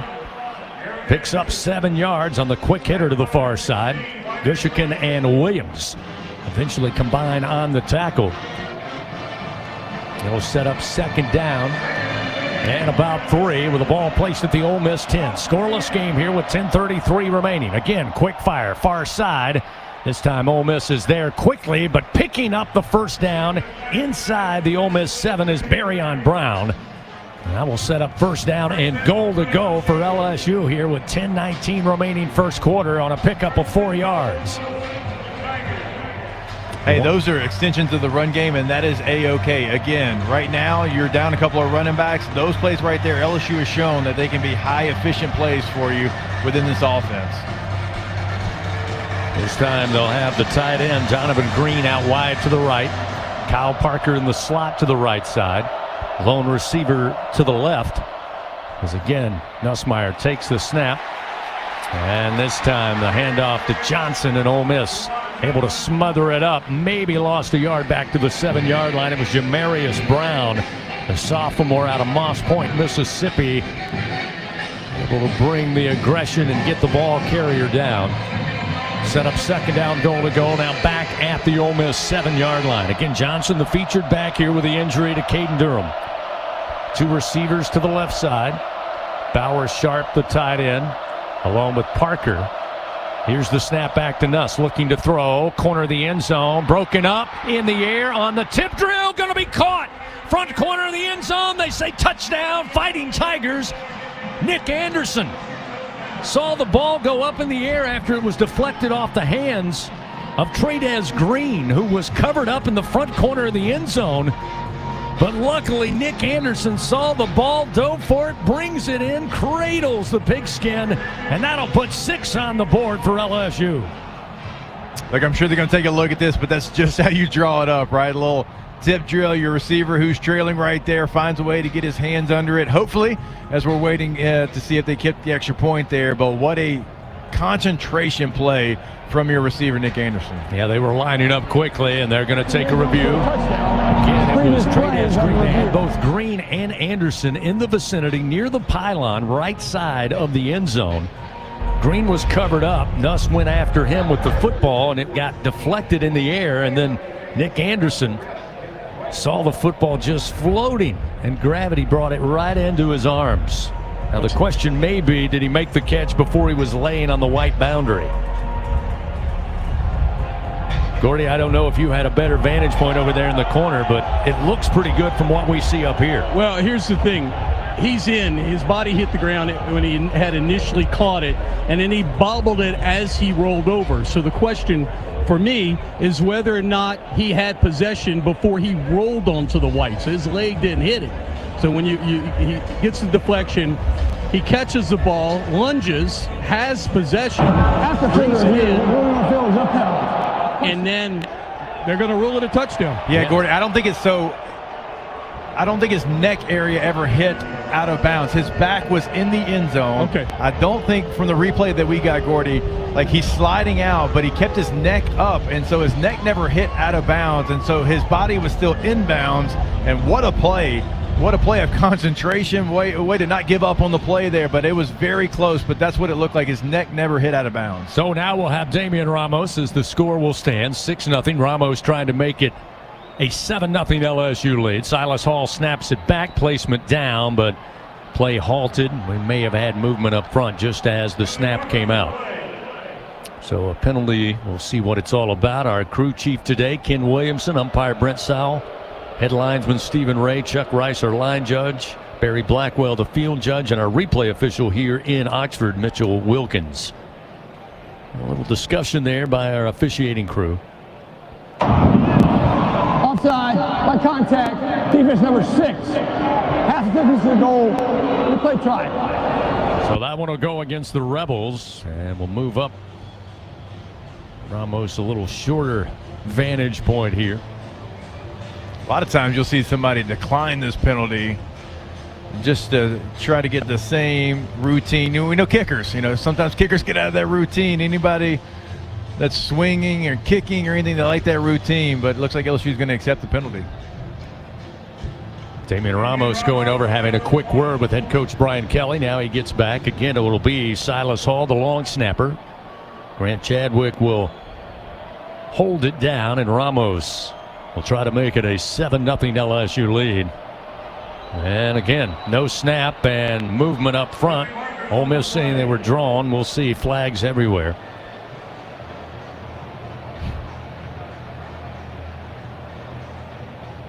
LSU lobbying their case there at the line of scrimmage. But we'll get the call. Offside, defense, number 51, half distance to goal, replay try. Well, what do you know, Jacob? Ole Miss desperately trying to keep it a 6-0 ball game. They are really coming after this. Yeah, BK declined this one. Like I said, you keep moving it up and up and up. It does change the angle for your kicker there, so no surprise that they decline it. But yeah, Ole Miss really wants to keep this a 6-point game. Yeah, they're forcing Damian to put the 7-iron away and go with a lob wedge here. Well, they declined this one, so Brian Kelly finally declined that, and he's keep the 7-iron. Don't need the wedge. Kick that 7-iron. That's what you're used to. So with 9:10 remaining, Ramos again will line up. Silas Hall, the freshman. Episcopal High product to snap it back. Here it comes. Chadwick places it down. Ramos swings the foot, and the kick is good. So it took a while, but Ramos with the point after makes it a 7-0 LSU lead. getting that touchdown. Nick Anderson on the tip drill, brought to you by Louisiana Blue, his second touchdown of the season, the official health insurance of LSU Athletics. And again, Ramos with a good kick. The good hands at Allstate will contribute to the Tigers' General Scholarship Fund for student athletes across all sports. Thank you, Allstate. Tigers take the lead early, 7-0, highlighted by the 50-yard pass play to Xavier Thomas, and eventually Nick Anderson gets the score. Timeout on the field, 7-0. LSU leads. Back after this on the LSU Sports Radio Network. Tiger fans, this is Bob McLaren with 44 Farms.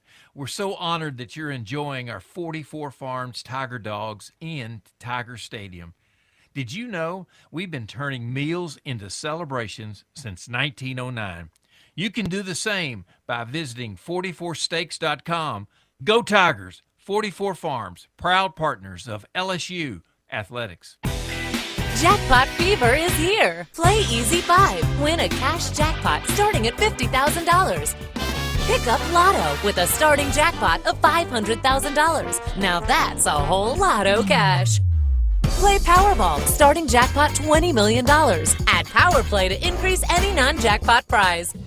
Play Mega Millions, starting jackpot $50 million. Multiply any non-jackpot prize up to 10 times. Must be at least 21 to purchase. It's game on, Tiger fans. From the backyard to the bayou, the Ford F-150 with available Pro Power onboard gives you the power of a mobile generator. So as long as you've got a TV and a signal, you don't have to miss another game. Just one more reason why Ford F-Series has been the best-selling truck in America 48 straight years.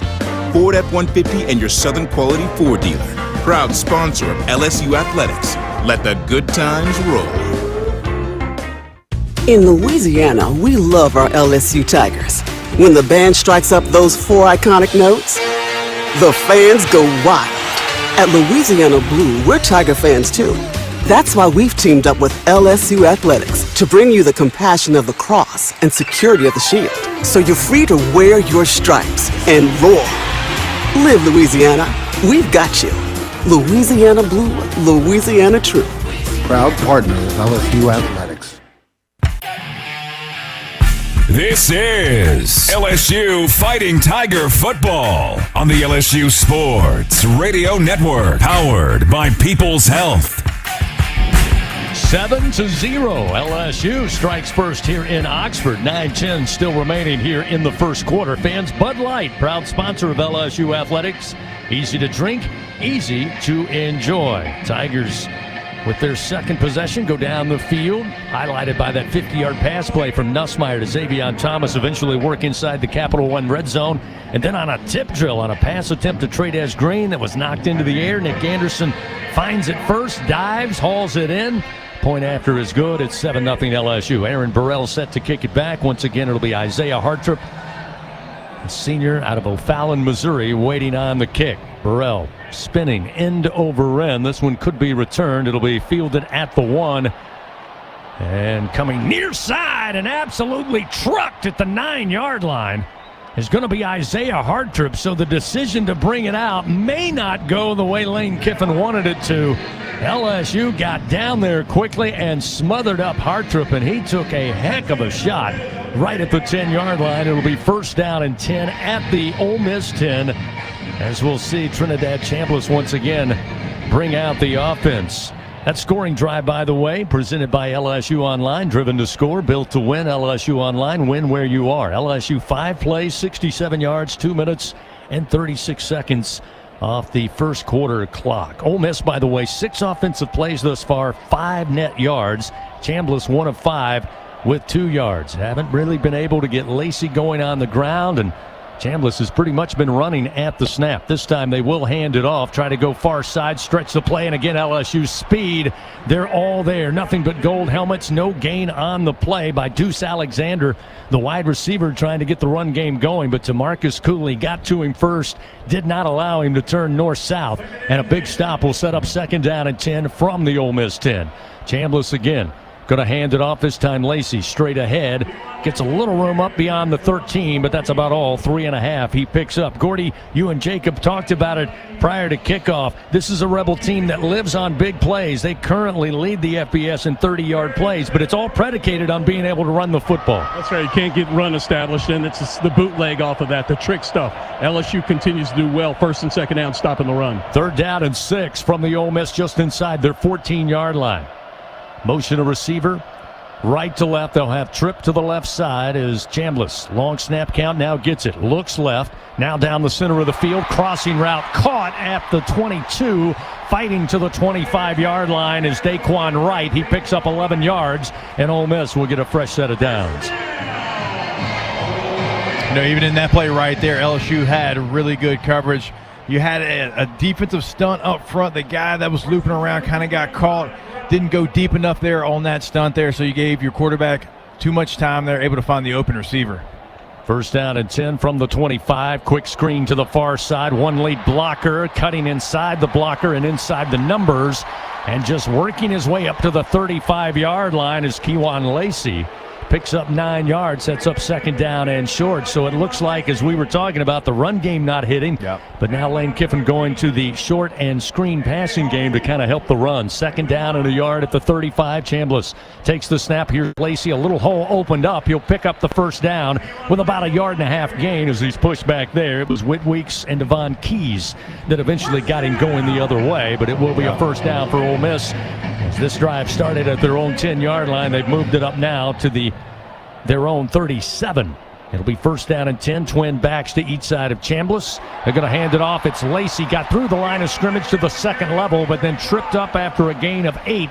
Just shy of the 45-yard line. A great play, Jacob, by A.J. Halsey, the safety, having to come up, made a great tackle on a very good running back. We'll see a little warp speed now. Tempo for Ole Miss. They line up quickly. Chambliss on 2nd down. Again, the give to Lacey. He picks up, I don't know if he got back to the line of scrimmage or not. We'll see. It looks like maybe a yard with forward progress. So it'll be 3rd down and 1 yard here for Ole Miss. Big bingo pest product 3rd down for this LSU defense. Tigers leading 7-0. First quarter clock now down to 6 minutes, 10 seconds. 2 receivers. Check that. 3 receivers to the right. And again, this time, just keeping the football is Chambliss to pick up the 1st down. He needed a little more than 2, and he falls forward. Patrick Payton eventually tripped him up. But it will be 1st down and 10 now for the Rebels approaching midfield. Ball at their own 48-yard line. Yeah, they're going to try to go as fast as they can, see if they can wear out this team speed of LSU here on this drive, not wasting any time getting on the ball. 1st down and 10 from the 48 of their own. 2 receivers left, 1 to the right side. Chambliss with a single back to his left. Long snap count. Now Chambliss looks to the near side, and here comes the quick snap. Stands in the pocket, fires across the middle. Catch made at the LSU 41, and down to the 40-yard line is Winston Watkins, the true freshman out of Fort Myers. A.J. Halsey was there. Brought him down quickly, but they pick up another 1st down, and now this Ole Miss offense starting to cook. 12-yard pickup. They'll go back to warp speed. 2 receivers right. They motion a receiver. The give to the receiver far side, and a great tackle by Harold Perkins Jr. to bring down Deuce Alexander. Got him around the leg, the knee, and then just wrapped him up. A gain of 1 yard on Alexander's run. Yeah, that's one of the most difficult places to try to attack this LSU defense is on the edges. Again, we'll continue to go back to it with the team speed. Ole Miss is going to try to have success in the middle because you're not going to get to the edges. 2nd down and 9 from the LSU 39. Chambliss now escapes the pocket, runs down the far side hash and slides at about the 27-yard line of the Tigers. Picks up 11 yards. It's another 1st down for the Ole Miss Rebels. Yeah, and that's where he's at his best. He's at his best whenever you give him the opportunity to have any kind of quarterback run there in the middle if you don't have that quarterback spy on him. 3 receivers split to the left. Here's the handoff, and just going forward down to the 25-yard line is Logan Diggs, the former Tiger running back. Started his career for Coach Kelly at Notre Dame. He's a senior at Butte, Louisiana. Kewan Lacey now will check back in. Couple of former Tigers on this Ole Miss team. Obviously Logan Diggs. Sage Ryan also on the defensive side for the Rebs. It'll be 2nd down and 8 at the LSU 25-yard line. 7-0 LSU leads early here in the 1st quarter. Again, they'll try to stretch the play to the near side, and LSU with great pursuit Not much doing for Lacey as Delane and Weeks. That's West Weeks. Clean him up. Pickup of 2 yards. It'll set up 2nd down and 8. Or rather 3rd down and 8.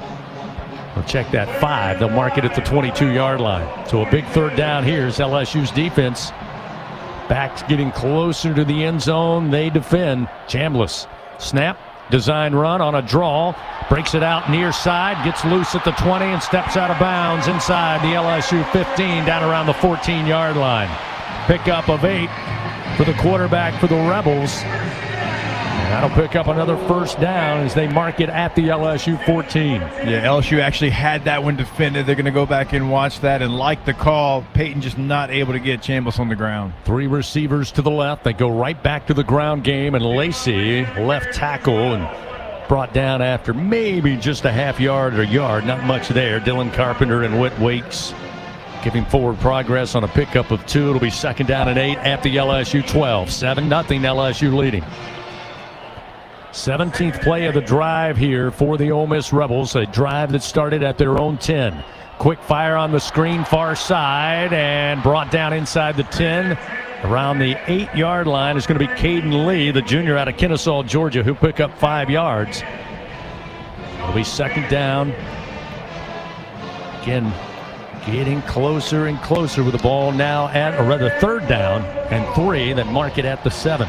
I would assume that this is a 2-down situation for Ole Miss, just knowing Lane Kiffin. I think you're probably right. This time they're going to huddle up a little bit. Now they break from the huddle on 3rd down and 3 from the LSU 7-yard line as they attack left to right. Pistol formation.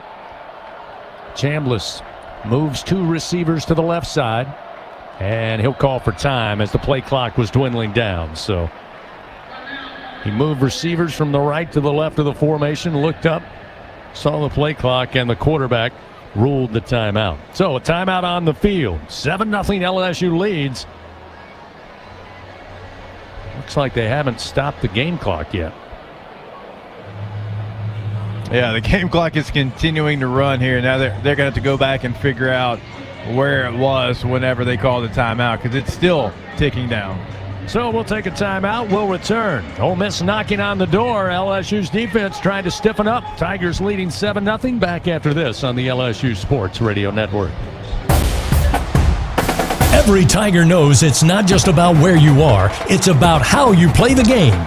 At LSU Online, we bring that same grit and greatness to your education. Whether you're watching from Baton Rouge or beyond, you can earn your degree on your time from anywhere. Flexible, online, built for Tiger Nation. Visit online.lsu.edu and win where you are. Trust isn't given.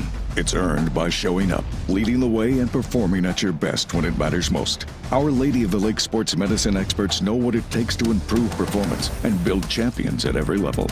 That's why LSU chose Our Lady of the Lake as its championship health partner, trusting Louisiana's best medical team to care for our state's best athletes. From championship athletes to everyday champions, trusted care starts here. Visit OLOLRMC.com/LSU. Everything tastes better after an LSU Tiger victory. Similarly, everything also tastes better once you've baptized it with the handcrafted flavor of the original Louisiana hot sauce. So just imagine how truly tasty something would taste if it was doused in the original Louisiana hot sauce after an LSU Tiger victory. That's Louisiana hot. Buy you some. As increasingly dangerous storms shatter communities across the U.S., reliable forecasting is more important than ever. At LSU, our researchers created a highly advanced flood and storm surge tool using AI and supercomputers to analyze millions of data points so emergency managers and responders can predict vulnerable areas faster and more accurately to protect you, your loved ones, and your way of life.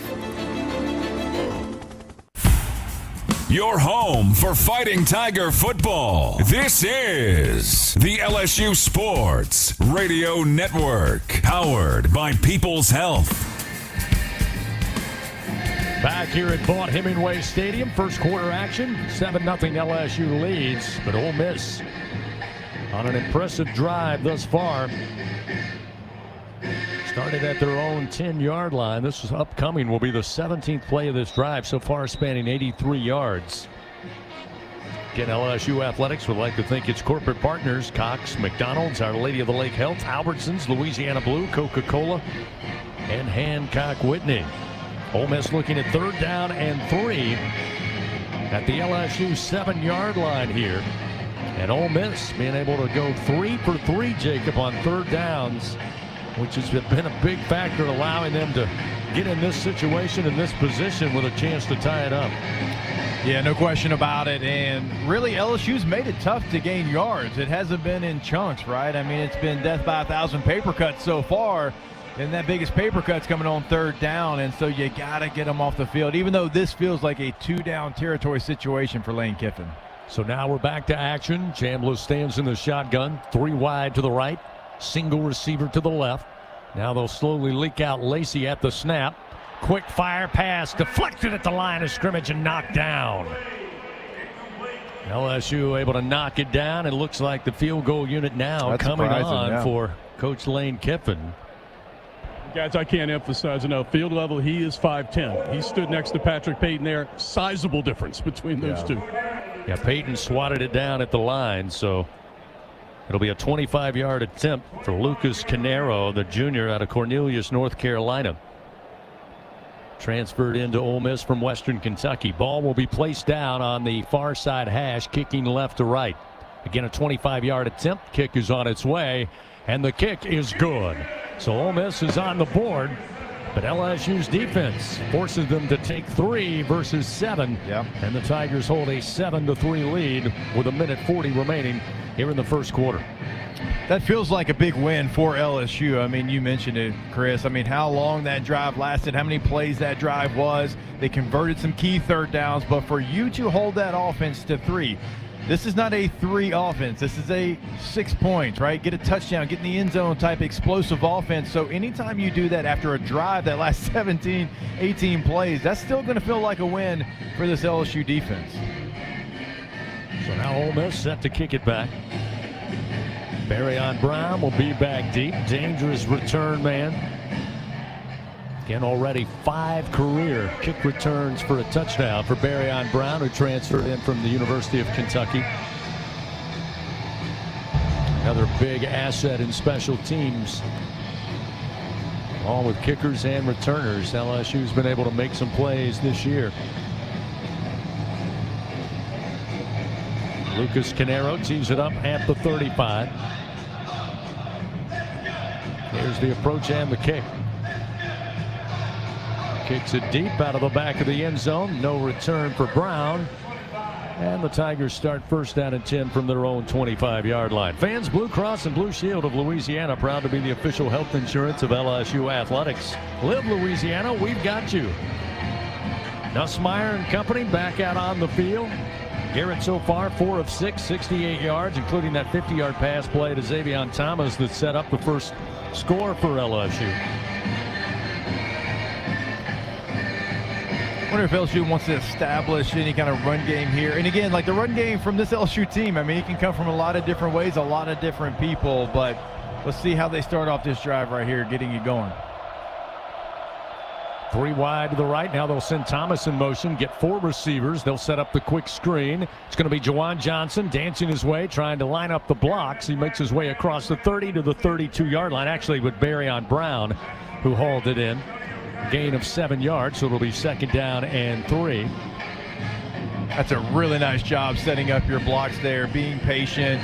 Big 1st down play makes 2nd down very manageable. And again, that's kind of an extension of the run game LSU's used to success so far here in this game. 2nd down and 3. Now the give to Xavier Thomas, who was lined up with twin backs, and he will slip. Tried to stop at about the 30 and just slip down and loses a yard, so that will back the Tigers up. Set up 3rd down and a little less than 5 here with under a minute to go in the first quarter. 7-3, LSU leading Ole Miss. That's a tough one there. You had the cutback lane. He saw it. He got excited. He tried to stop on a dime and get to that cutback. Just didn't have his feet underneath him. Cut off his inside foot and hit the turf. Johnson the single back. Nussmeier in the shotgun. Now they'll motion Aaron Anderson. He'll stay in the slot to the left side. Looking left, and the throw off the mark. Looking for Aaron Anderson, but a flag comes out. He threw it into the near side flat. And it looks like Jalen Braxton, the sophomore out of Frisco, Texas.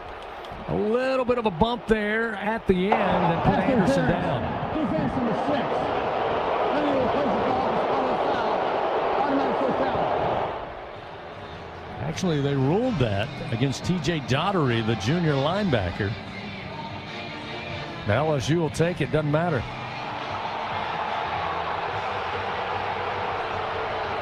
Crowd obviously not liking it after seeing the replay. But it will be. He did call number 6, so I wonder if it was the crosser going over the middle, if it's maybe something he didn't see. I had a chance to see that on the replay. That's exactly what it was. He grabbed the crosser. He got beat. Yeah. Crosser got behind him, and he got a little bit of jersey. So now it'll be first down and 10. They move the ball up to the 32-yard line. Garrett Nussmeier now going and talking to our crew chief, Ken Williamson, wanting a timeout. So LSU going to call for time here. Timeout presented by Coshada. Escape to the largest casino resort in Louisiana. Coshada Casino Resort, Louisiana's best bet. So with 27 seconds remaining, it was clear Garrett Nussmeier, after getting the fresh set of downs, I should say, after the penalty, walked over and said, we want to talk about it. So they will huddle up on that far sideline. Gives us a chance to remind you that 44 Farms honored to serve 44 Tiger Dogs in Tiger Stadium. You can enjoy premium Angus beef at home games, and you can use them at home. Just visit 44steaks.com. Go Tigers. 44 Farms, proud partner of LSU Athletics. 27 seconds remain first quarter. 7-3 LSU leading. Tigers with their third possession of the game. We'll see Caleb Jackson step onto the field, the junior running back out of Baton Rouge, his first action today. He'll line up to the left side of Garrett Nussmeier. Ball on the near side hash, 2 wide to the right. One lone receiver and Nick Anderson to the left side. Now they'll motion Trey'Dez Green. Nussmeier looking to his right, puts the ball up in the air. Catch made up around the 43 by Chris Hilton Jr. Great grab. And he's right at the first down sticks. Yeah, I really like that play design from Joe Sloan. Now we have a discussion here. Looks like another penalty. Defense number 96. 15-yard penalty, first down. So that will add insult to injury here. Jamarius Brown with the face mask call, the defensive tackle. So after the catch, that'll move LSU closer to midfield here. May even get them, it does, into Ole Miss territory. So a costly couple of penalties here by the Ole Miss defense and put the Tigers in big-time business now. Pretty clear on the replay there. I mean, hands to the face. Had the center's helmet almost all the way off there. Big penalty for Ole Miss. And a great play design again to pick up the first down initially. First down and 10 now at the Ole Miss 43-yard line. That was a 10-yard catch and a 15-yard penalty. Nussmeier in the shotgun. Ole Miss looking to come after him. Flag comes out. Maybe a free play. He'll air it out near sideline. Hilton in one-on-one coverage can't come up with it. Smothered up nicely by Antonio Kite down the near sideline. No, right now it's a free play there. Garrett Nussmeier throws it up to Chris Hill. Offside. Defense number 52. A 5-yard penalty will be enforced to begin the second period. So indeed, the first quarter will come to an end. Offsides against defensive tackle Will Eccles. And that'll be assessed as we start the opening play of the second quarter. So after one here from Oxford, Mississippi, LSU leading Ole Miss 7-3. A fresh 15 minutes put up, and we'll return to Vaught-Hemingway Stadium after this on the LSU Sports Radio Network. Hey, college football fans. I know you'd do anything for a win on game day and an ice cold Bud Light. Because whether you're tailgating in the parking lot or parked on the couch, sitting on your lucky stool at the bar, or standing in the fan section all game long, the clean, crisp taste of Bud Light turns a win into a win-win. And there's nothing easier to enjoy than that. Bud Light. Easy to drink, easy to enjoy. Enjoy responsibly. Anheuser-Busch Bud Light Beer, St. Louis, Missouri.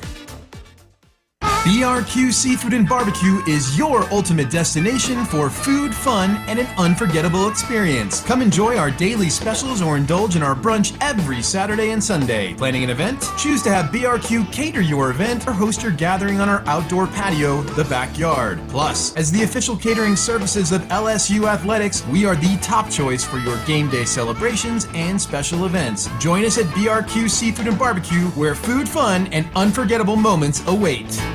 Something new is happening at Cox. Now the price of your Cox internet and mobile plan won't go up for 3 years, and Wi-Fi equipment is included. So no frustrating price changes, just a lot more of what you want, like a pizza with extra pineapple. Yikes. Okay, let's stick with something everyone wants. No price changes on your plan, guaranteed.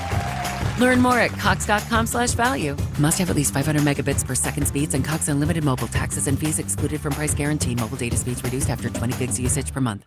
Trust isn't given. It's earned by showing up, leading the way, and performing at your best when it matters most. Our Lady of the Lake sports medicine experts know what it takes to improve performance and build champions at every level. That's why LSU chose Our Lady of the Lake as its championship health partner, trusting Louisiana's best medical team to care for our state's best athletes. From championship athletes to everyday champions, trusted care starts here. Visit OLOLRMC.com/LSU. We return to second quarter action of LSU Fighting Tiger football, presented by Dudley DeBosier on the LSU Sports Radio Network, powered by People's Health. We get set for the start of the second quarter. Dudley DeBosier stands up for the purple and gold. They fight for Tiger fans all across Louisiana. Dudley DeBosier, proud to be an official partner of LSU Athletics. 7-3 our score. LSU leading Ole Miss. Taking a look at the first quarter stats after 15 minutes of play. Brought to you as always by Hancock Whitney. The Tigers with 5 first downs. Ole Miss on that long drive that resulted in a field goal. 18 plays, 83 yards. They were able to pick up 6 first downs so far today. LSU just 1 yard rushing thus far. They do have 85 through the air, including a 50-yard connection on Garrett Nussmeier to Xavier Thomas. A total of 86 yards for the Tigers. Ole Miss with 46 yards on the ground. So far 42 yards through the air for 88 yards. But here's the big difference, guys. So far, Ole Miss 5 penalties, 29 yards. LSU clean thus far in the penalty department.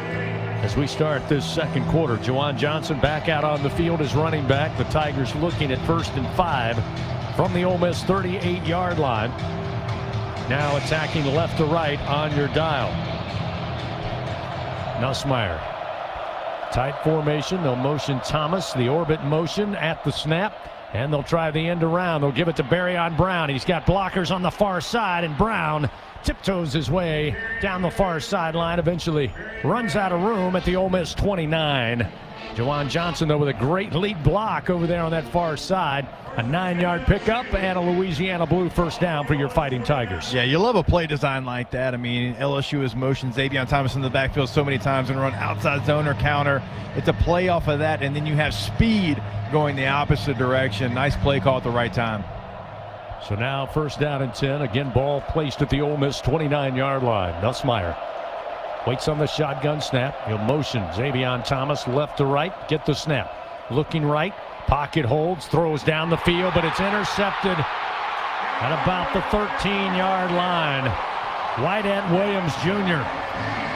sees the pass, goes up, brings it down. His first interception of the year, the senior out of Lake Providence, Louisiana. And the first blink comes from LSU. The opening moments of the second quarter as Garrett Nussmeier unfortunately offers up his 3rd pick of the year. There's a couple of things that are going to make that hurt even worse. You had a clean pocket. There was no pressure.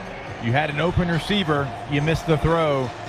And also it was 1st down, right? It's 1st down. You just had a good play. You had a nice little reverse to pick up the 1st down. You're in their territory, and that's one of those ones. It's the worst timing situation. And all things were pointing to that play should have been successful.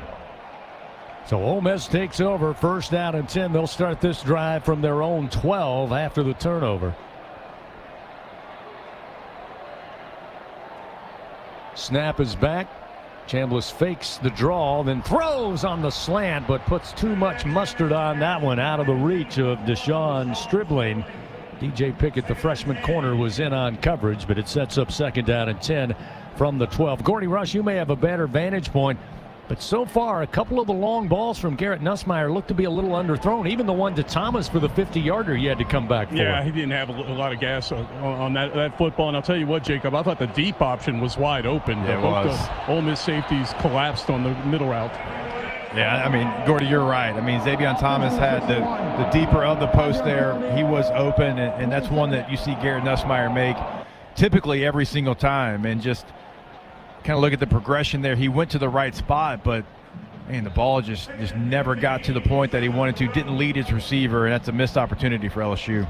Ole Miss again trying to line up quickly, but not necessarily moving fast, and it cost them 5 yards. Diego Pounds, the left tackle, move, so it backs them up 2nd and 15. Move it back to the Ole Miss 7-yard line.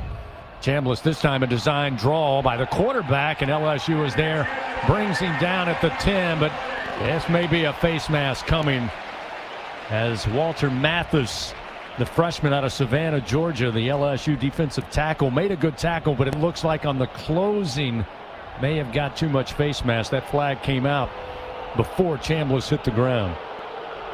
But they're talking it over. We'll see what it's all about. If it is, it will be the first penalty against the Tigers this afternoon. In a tough spot being 2nd and 15. Watching the replay here.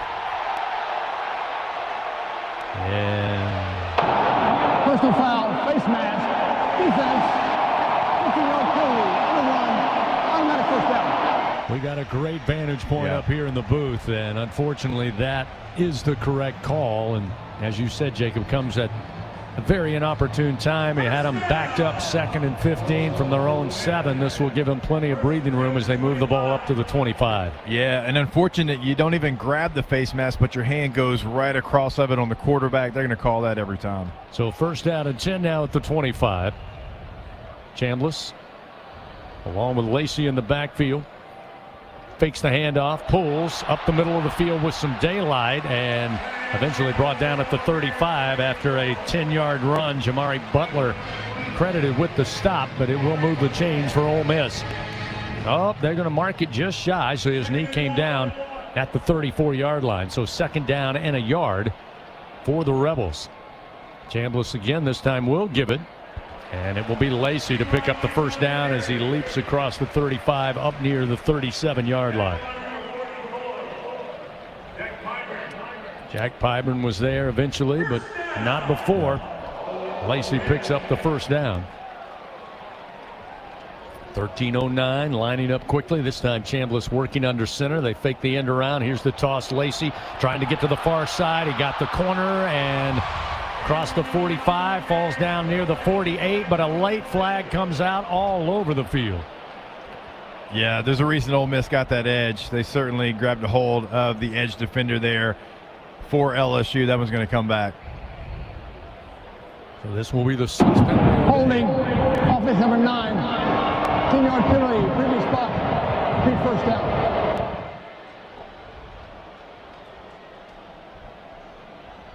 So Ole Miss, 6th penalty now on the day. Back them up. Yeah, Tamarcus Cooley was coming inside out there, had a really good angle. You saw one of the tight ends there for Ole Miss grab a hold of his jersey there. That's why that corner was a little bit softer, because LSU so far in this game has been really good on the edges against this Ole Miss offense. Looked like that went against the backup tight end, Luke Haas, the guilty party. So now it will be 1st down and 20 back at the Ole Miss 27-yard line. 7-3 our score. LSU with the 4-point lead over the home-standing Rebels. Chambliss back into the shotgun. Single back, Logan Diggs looking to throw. Chambliss now will escape the pocket, swing the pass over to Diggs, and LSU's there to bring him out of bounds quickly into the Tigers sideline. Whit Weeks led the charge, and just a yard pickup by the Rebs. That was a nice job by some of the interior defensive line there by LSU, because I think Chambliss at one point he wanted to see if he could take off. LSU's defense really did a nice job of two gap in the A and the B gap there by both defensive tackles. Ball placed at the 26-yard line. Chambliss waits on the shotgun snap, and here it comes. Play action. Now backpedaling. Chambliss down to his 10-yard line. We'll just heave this one into the Tigers sideline again. Great coverage downfield. No options as Jack Pyburn was breathing down his neck, forced him deep, way deep in the pocket. That's going to set up 3rd and 16 now. 3rd and 21, rather, at the 26-yard line. Yeah, would be surprised if LSU maybe added some numbers here to this rush there. Not getting home with 4 just yet in this game. See if they add a 5th or a 6th defender. Chambliss again calls for the snap. Chambliss going to try to run, and again LSU's there to bring him down. Jack Pyburn forced him into some teammates, and the Tigers clean him up rather quickly. And what was 3rd and long will now be 4th and long at 4th and 18, and this will be the 3rd punt of the day for the Rebels. Oscar Bird, the freshman out of Sydney, Australia, is averaging 52 yards per punt. Xavion Thomas set back at the LSU 25-yard line. 7-3 LSU leads, 11:31 to go here in the second quarter. Punt on its way. High spiraling punt near the far sideline. And going over to field it was Thomas, but got through his arms and bounced on the white boundary, a 44-yard punt. And LSU will take over possession here. Looks like there's another flag down as well at the line of scrimmage where Ole Miss snapped the football back. Illegal formation, offense, more than 4 players lined in the backfield. 5-yard penalty, repeat 4th down. It has certainly not been a clean game so far for Ole Miss, but let's go back to that LSU defensive series there. Sudden change. How do you handle it? Because you got momentum, Chris. You're driving down the field. You got a first down opportunity, and your quarterback throws an interception. You're right back onto the field. That's a really nice job by the defense, getting a really good offense off the field. They don't really give them any hope, and they put them in a 3rd and forever situation. They got to punch you the football there. So that's a really nice job by the LSU defense. And look, Brian Kelly wants to take this penalty. He's like, hey, we got a really good returner back here. We'll back you up and we'll let you punt it again. Quickly, 8 penalties, 49 yards for Ole Miss, and they'll have to punt it again. So Thomas for the Tigers will stand at the 29. And Oscar Bird will be backed up. He'll take the snap inside his own 10 with 11:22 to go here in the second quarter. Carter Short will snap it back for the Rebels. Bird takes the snap, lets it fly from the 13 of his own. Again, angling far sideline. Thomas again couldn't hold on to it. Hits his hands and out of bounds it goes as it bounces right on the white boundary. And LSU will start from their own 25-yard line after a 50-yard punt. Fans, Our Lady of the Lake Health, proud to be LSU's championship health partner. Together, LSU and Our Lady of the Lake Health, champions for Louisiana. Together, we roar. You can learn more at olrmc.com/LSU. LSU with the lead, 7-3. Timeout on the field. Tigers have the football when we come back on the LSU Sports Radio Network. Hey, wouldn't it be great if life came with a remote control? You know, you could hit pause when you needed to, or hit rewind, like that time you knocked down that wasp's nest. Uh-oh.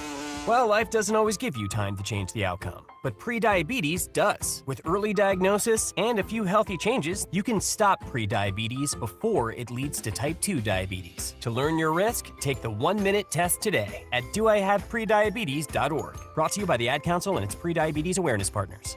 He's got a seam. He's down the near side hash. Tiger fans, if you've ever wanted to listen to the LSU Sports Radio Network while watching your Fighting Tigers on TV, now you can, and it's easy to do. Just pause the TV. Use the LSU Sports mobile app to stream the audio on your smartphone or tablet. Connect to a smart speaker, then wait for the audio to catch up to the point your TV is paused. Push play, and you are all set. Watch the Tigers and listen with the LSU Sports Radio Network and the LSU Sports mobile app. 15-5, touchdown, Tigers! I'm Richard Fontenot, president of the Louisiana Farm Bureau Federation. My brother and I grow rice, soybeans, and raise crawfish on our farm in Evangeline Parish. For a fourth-generation farmer like myself, Louisiana Farm Bureau is as much a part of my life as checking traps or harvesting rice. Our organization is more than 145,000 members strong, and we've been around for more than 100 years. The Louisiana Farm Bureau spans generations, and we want you to join our family. Visit lafarmbureau.org. The Louisiana Farm Bureau Federation, the voice of Louisiana agriculture. Second quarter action continues. Presented by Dudley DeBosier. This is LSU Fighting Tiger Football on the LSU Sports Radio Network. Powered by People's Health. Welcome back to Oxford, Mississippi, where LSU leads Ole Miss 7-3 with 11:14 remaining in the second quarter. The Tigers have it 1st and 10 from their own 27-yard line. Chris, just an update for you injury-wise. Number 75, Weston Davis, the starting right tackle, was injured in some group drills during pregame warm-up. They said it was a head injury. I went back to go check on it. From what I understand, he will not return. When I went to check on that, I also forgot all about number 79, DJ Chester, who's fully dressed and had to sit out the first half. If you remember, he had the targeting call against Southeastern, so he may be in play, although Carius Kern's done a really nice job at right tackle, subbing for Weston Davis. No doubt about it. Thank you, Gordy. Another Sunshine Sideline Report brought to you by Sunshine, your John Deere dealer in the great state of Louisiana. DJ Chester having to sit out the first half. He is the swing man for this offensive line, so again, will be good to get him back, but Kern doing an excellent job thrown into action in his freshman campaign. Yeah. Looking at 1st down and 10 at the 27-yard line. That's where LSU starts this drive. Nussmeier takes the snap, steps back, launches down the field, and underthrown. It's incomplete at the Ole Miss 41-yard line. Pretty good coverage. They were looking for Barryon Brown, but he was smothered up. So it sets up 2nd down and 10 at the 27. Fans, it's a game everyone loves to play. Play Scrabble Scratch Off from the lottery. You could win up to $50,000. Pick up Scrabble Scratch Off today. Must be at least 21 to purchase. Again, Nussmeier on the day, 6 of 10 for 85 yards. Did have the passing touchdown on the tip drill from Tradez Green to Nick Anderson. A lone touchdown so far between these two teams. 11:08, clock stopped after the incompletion. Again, the orbit motion brings Xavion Thomas in the backfield behind Nussmeier. He'll get the carry, go left side, and cross the 30 up near the 31-yard line. Pick up of 4 yards. Yeah, that's a really good run. And obviously you take a shot on 1st down, so now you set up a 3rd down. I understand that, but now it's 3rd and manageable. And again, we talked about it all broadcast. You're down some running backs. You're going to have to find ways to get yards on the ground there. So that's a nice, tough 4 or 5 yard carry to set up a 3rd and manageable. LSU on the year, 47% on 3rd down conversions. They're 0 for 1 today. This will be 3rd down and 6 from their own 31-yard line. Stack 2 receivers right, 2 wide to the left. Tight pocket. Nussmeier grabbed by the back of the jersey, trying to bail, but he'll be brought down at the 32-yard line after a gain of 1. And it is Suntarian Perkins. He is the edge weapon for Ole Miss on this defense, the junior out of Raleigh, Mississippi.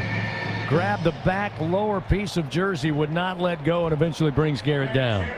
Yeah, that's the right idea by Nussmeier. He saw the hole in the pocket there. He tried to take advantage of it, not able to get out of that tackle there. That's a tough series for LSU's offense, right? You take a shot on 1st down. You don't connect on a play there. You get a good 2nd down run, and then 3rd down. This time the punt by Chadwick, a little off the side of the foot. Takes a good LSU bounce. Going to be picked up by Harrison Wallace at the 20. He'll come near side and run out of room up across the 30, just shy of the 35-yard line. And again, not probably the best punt from Chadwick, but it still went 48 yards. And a 15-yard return. And Ole Miss will take possession here with 9:43 remaining second quarter, trailing LSU 7-3 in this battle of unbeatens. We mentioned Ole Miss certainly. And Kiffin this week talking about not happy maybe, Jacob, with the 2:30 start time. He wanted to have LSU here under the lights at night at Vaught Hemingway. But since Lane Kiffin has arrived, they played very well on their home field. In fact, during his tenure since the beginning of 2020, they're 30-6 here at Vaught Hemingway. And in their last 33 home games, Ole Miss 30-3. 7-3, they trail LSU as Again, Trinidad Chambliss, the transfer from Ferris State, led the Bulldogs to a Division II national championship a year ago. He'll stand in the shotgun, single back. Looking to throw, airs it out far side, and catch is made into LSU territory at the 47. It's going to be Deuce Alexander. DJ Pickett was on him, but the throw was inward, Jacob, and it allowed Alexander to turn, find it first, and haul it in. Yeah, it's good coverage. It's just a better throw by the quarterback there. By far his best throw of the day there. 22-yard gain. It'll be first down and 10 now at the LSU 47-yard line. Out of the pistol formation, they'll hand it off to Lacey, and he'll go nowhere. May have lost half a yard. LSU again coming into the game, trying to shut down the run attack for the Rebels. It was Cooley along with Wes Weeks able to get to Gawan Lacey quickly. Yeah, it's been a really nice job by LSU. Again, we'll keep harping on it because it's true. They want to run the football. LSU's making it incredibly difficult for the Rebels to get going on the grounds. Right now, averaging 3.5 yards per carry are the Rebels. Chambliss on second down, airs this one down the near sideline, but nobody at home. There's a flag on the other side of the field, way back at the 42-yard line. I don't see how that's not intentional grounding. I mean, there was not a receiver within 30 yards of that pass, and it doesn't matter pressure-wise or not. Nails receiver downfield, offense number 62. Penalty is declined. Next down.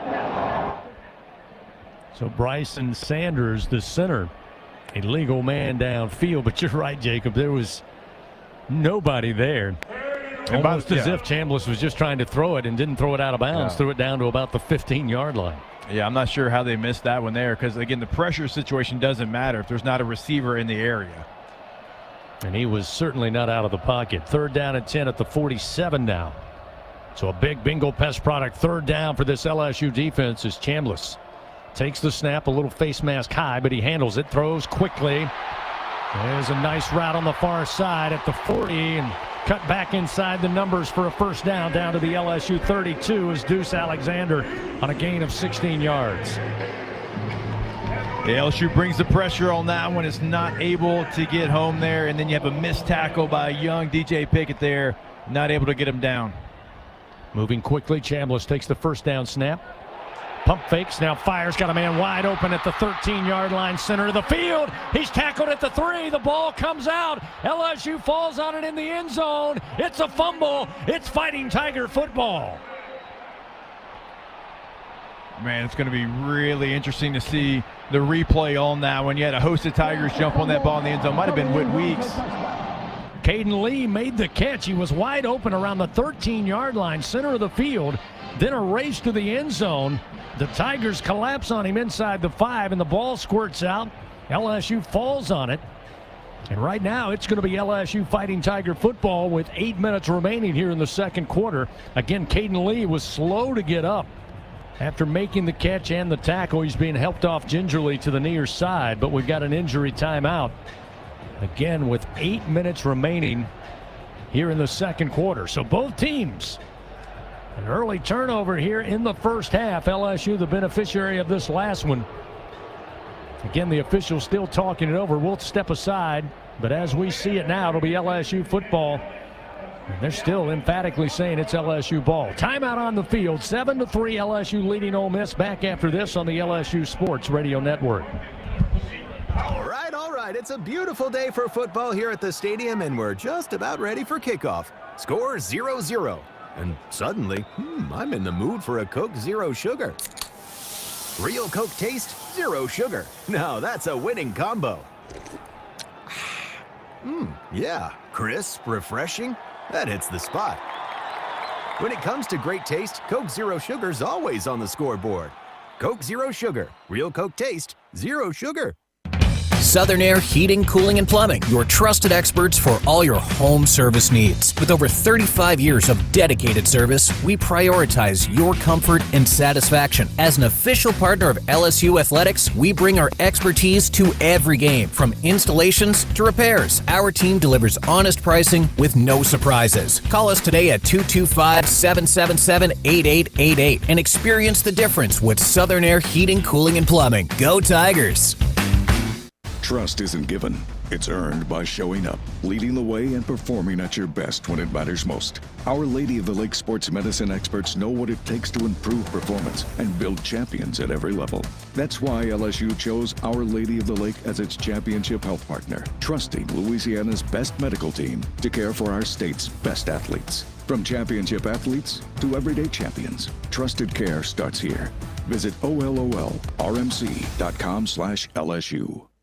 We return to second quarter action of LSU Fighting Tiger football, presented by Dudley DeBosier on the LSU Sports Radio Network, powered by People's Health. Couple of turnovers in the game, one by LSU on an interception. And just moments ago, Ole Miss with a big play in the passing game. They fumbled the football inside the 5. Hit made by Halsey to jostle the ball loose, and then he and Whit Weeks combined to fall on it in the end zone. So LSU take away, and it'll be 1st and 10 for your Tigers at their own 20-yard line. And Jacob, you made a great observation during the timeout. You said, hey, LSU bit on the double move, which is exactly what Lane Kiffin wanted. But again, the defense able to recover and force the turnover.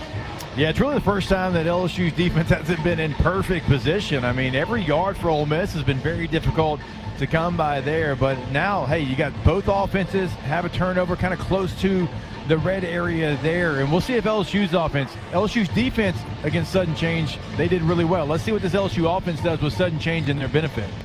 Again, Ole Miss right now 175 yards total offense. LSU with an even 100, but the Tigers leading 7-3 with 8 minutes to go here in the second quarter. Pistol formation as Nussmeier now will move up. Harlem Berry, the freshman running back, they'll drop it off in the flat. It's Aaron Anderson near side across the 25, across the 30, brought down at the 31, but there's a flag down near side at the 23. Jaden Yates, the SEC Defensive Player of the Week, along with Kapina Gushkin, made the tackle for Ole Miss, but LSU coming back. Offense number 14. 10-yard penalty from a foul. First down. So what was a nice little pickup, it's going to be negated by the penalty. Trey'Dez Green, the guilty party for the Tigers. Yeah, that came from the back, Judge, way back in the backfield there. It typically doesn't come from that position of the field. So it might have been one of those situations too, CB, where you didn't even have to do it. Maybe if you let him go, the runner's already by you before you put him into the ground. So again, expected to see Johnson, Jackson, and as we mentioned, the freshman Harlem Berry, who will stay out there. First down and 20 now. Ball placed back at the LSU 10. Nussmeier, low snap but handle. Steps up, fires over the top of Anderson, who went high in the air, got tattooed up around the 26-yard line. He couldn't bring it in, but Wydett Williams, licking his chops, able to put a pretty clean hit on Anderson. The good news is Aaron pops up, heads back to the LSU sideline. Yeah, it's good to see, because not only did he take a shot, but I mean, he fell on the ground incredibly hard there. And you know, the ball right now is floating on Nussmeier just a little bit there. All these throws have kind of been high throws. Even the interception, kind of the same situation, floating out of his hand, coming out high a little bit right now. Twin back formation. Now they'll send Thomas wide to the left, single back. There to pass block. Nussmeier, 1 foot in the end zone. Now a little slow sprint. Throws down the field, pass broken up and incomplete at the 32-yard line. He was looking for Trey'Dez Green, but Ole Miss bracket double coverage, able to knock it free. It's incomplete. Going to set up 3rd down and 20, but there's a Rebel slow to get up far side at the 6-yard line. We got a flag over here, Chris. LSU's got an ineligible lineman downfield, so that is going to come back. That's number 1. Any eligible receiver downfield. Offense number 71. Penalty is declined. 3rd down. Tyree Adams flagged for the downfield infraction. There's a timeout on the field with an injured Rebel down. That's their defensive edge. Junior out of Austin, Texas, Prince Will Umanmielen. And he's being checked out by the training crew, now being helped up to his feet. But a timeout on the field. 7-3 LSU leads here in the second quarter. Staring down a 3rd and 20 from their own 10 when we return on the LSU Sports Radio Network. Champions make plays on the field and in life. With LSU Online, you can keep your career moving, earn your degree, and still run your own game plan. Learn anytime from anywhere and take the next step toward your goal line. It's time to make your move, Tiger fans. Visit online.lsu.edu. LSU Online. Win where you are. In Baton Rouge, locals don't just love their home, they love sharing it. Discover a city where culture is abundant, hospitality comes naturally, and the best spots are never kept secret. With the vibrancy of a big city and the ease of a weekend getaway, Baton Rouge invites you to slow down, savor, or soak it all in. Find your pace at visitbatonrouge.com.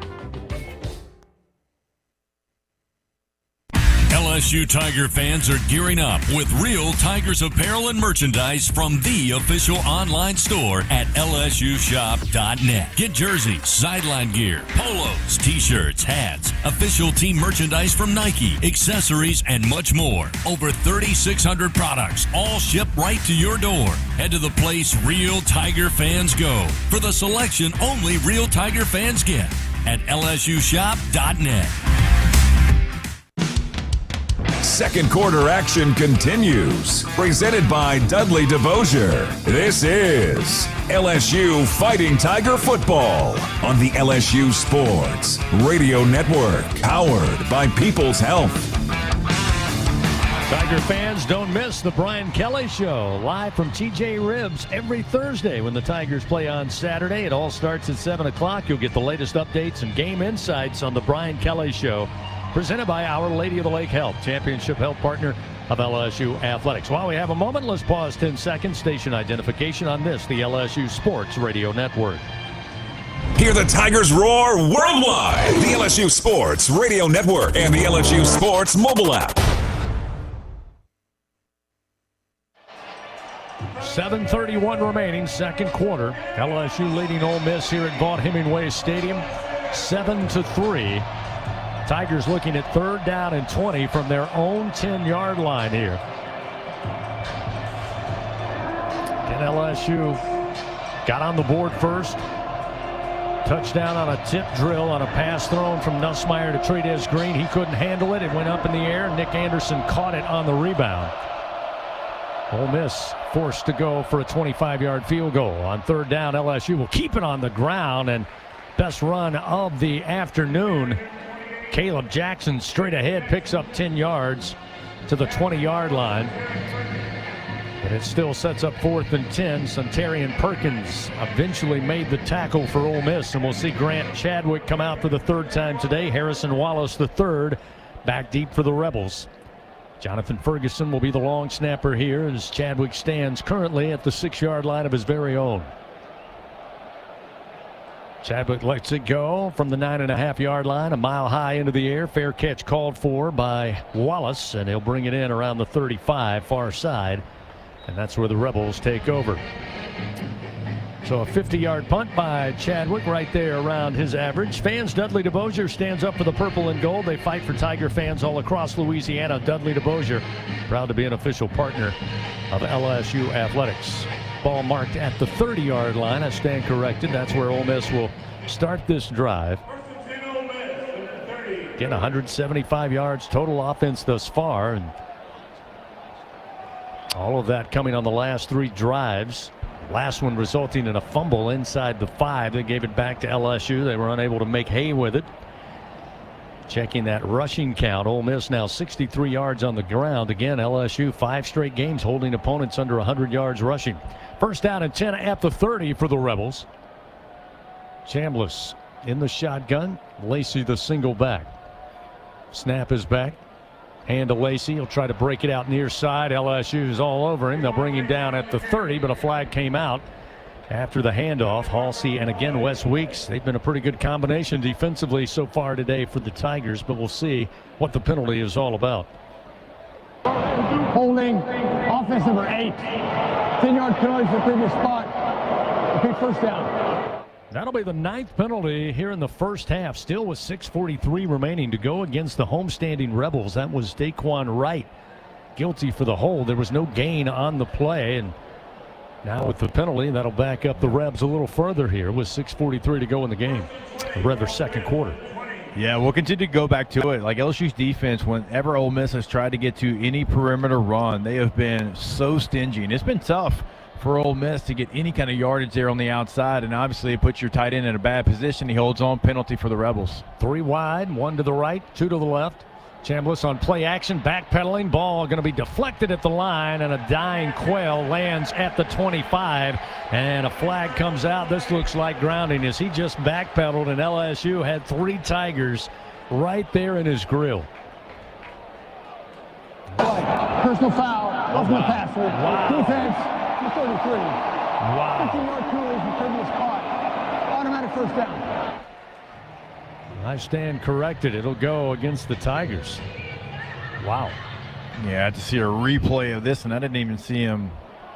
A little shove at the end by Wes Weeks, and the officials. Again, West had his hands up trying to deflect the pass, and again, Chambliss off his back foot. But then after the throw was made, West kind of gave him a little 2 forearm shiver, and that was too much for the officials. So that'll move the ball up. That's a killer. That's a crushing penalty. I mean, you start them behind the chains with their penalty. You get a nice incompleted pass there, and now first down back on the 35. 1st and 10 from the 35. Chambliss again in the shotgun. Lacey back out there as the running back. Chambliss looking to throw, and again it's going to be batted down at the line. Looked like Patrick Payton for a second time today. Just standing in there like a center in basketball, just slapping it straight down. Another block shot, let's say, for Patrick Payton, and that'll set up 2nd down and 10 at the 35. Yeah, it's a good call there, Voice. I mean, it was Patrick Payton right there in the middle, and Gordy talked about it. I mean, you got a quarterback that's obviously 5'10". Patrick Payton certainly has a size advantage there. A couple of nice plays so far. 2nd down and 10. Chambliss again. This time releases quickly and throws it nowhere. Closest man in the vicinity was Alexander. DJ Pickett probably had the best chance to make a play, but it was out of his reach. And just like that, it's quickly 3rd down and 10 at the 35 with 6:07 remaining second quarter. Ole Miss 4 for 8 on 3rd downs today, and the Tigers again trying to find a Bingle Pest product 3rd down defense, but play going to be halted. Thought it would be a free play, but contact was made with a jump early by LSU. And the fans not happy. They thought they got a free play, but I believe contact was made. Contact, defense number 88. So certainly has not been a clean game by either team. Just the 4th penalty by LSU, but as you've said, Jacob, they've come at very inopportune times. Another 3rd and 10 where they make it a little more manageable here. Yeah, like you might only have 4 to their 9, but still, like you got to get off the field. You can't give an Ole Miss offense extra downs, extra opportunity, extra momentum like they have so far. What was 3rd and 10 is now 3rd and 5 with the ball at the Ole Miss 40-yard line. Chambliss calls for the snap. Again, looking to throw. Deep drop on the crosser. Catch made at about the 44, and then across midfield to the Tiger 48. Is Winston Watkins, the freshman receiver. 12 yards and a first down for Ole Miss. Yeah, LSU never really got lined up like they wanted to. They almost wish they used a timeout. Here goes the warp speed. They swing the pass near side to Lacey, and he'll pick up 2 yards before stepping out of bounds at the 44 of the Tigers. Mansour Delane forced him wide. 2nd down and 8 upcoming here with 5:42. The clock stopped as he got out of bounds. It'll start again as they line it up. 6th tackle of the game for Delane. Chambliss looking to throw. Throws far side. Going to be intercepted at the 28-yard line. There's a flag down, but running down the field, LSU's DJ Pickett all the way to the house. And if it stands, it's 73 yards with a pick 6, but there are 2 flags where the pass was thrown. One lays at the 31, the other lies at the LSU 27. I mean, there's a lot of hand fighting by both guys there. I'm not sure which way this is going to go. Well, they point to LSU there. That's a lot of hand fighting by both the receiver and the DB there. LSU making their way back. The celebration has been tempered. Defense number 3. 15-yard penalty from the spot. Automatic first down. So again, it goes from a big defensive play, but they rule the penalty on the hand fighting. They assess it to DJ Pickett.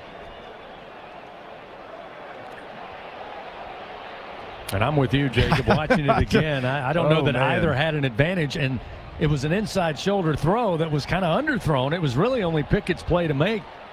He threw it to Pickett's outside shoulder. Yeah, that's a tough call against a young player. I think he played that exactly how you need to play that.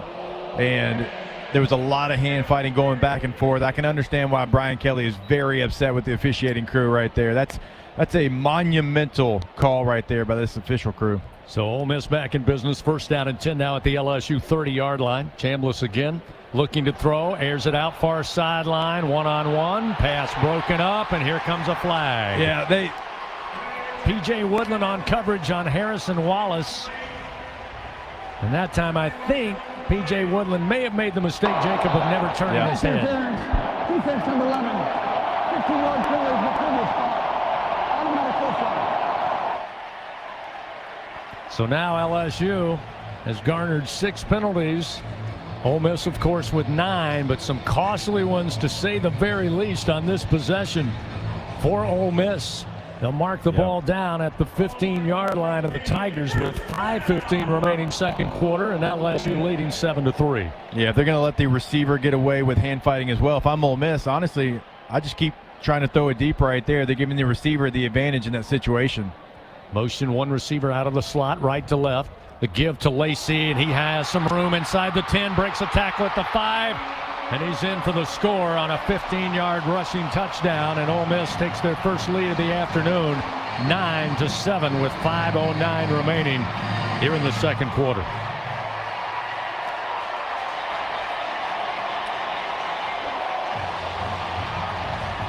Yeah, it's a tough one for LSU's defense. You make a couple of plays there, you have some calls go against you, go your way. You got all the momentum of maybe thinking you have a 70-plus yard pick six there. They give Ole Miss new life, and Ole Miss makes LSU's defense pay.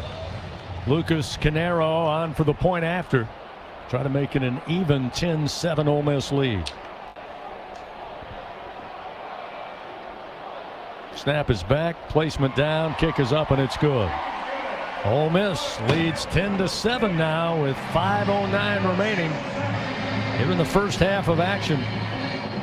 5-play drive spanning 70 yards, but 4 costly penalties by LSU resulting in 49 yards, benefiting the Rebels on that drive.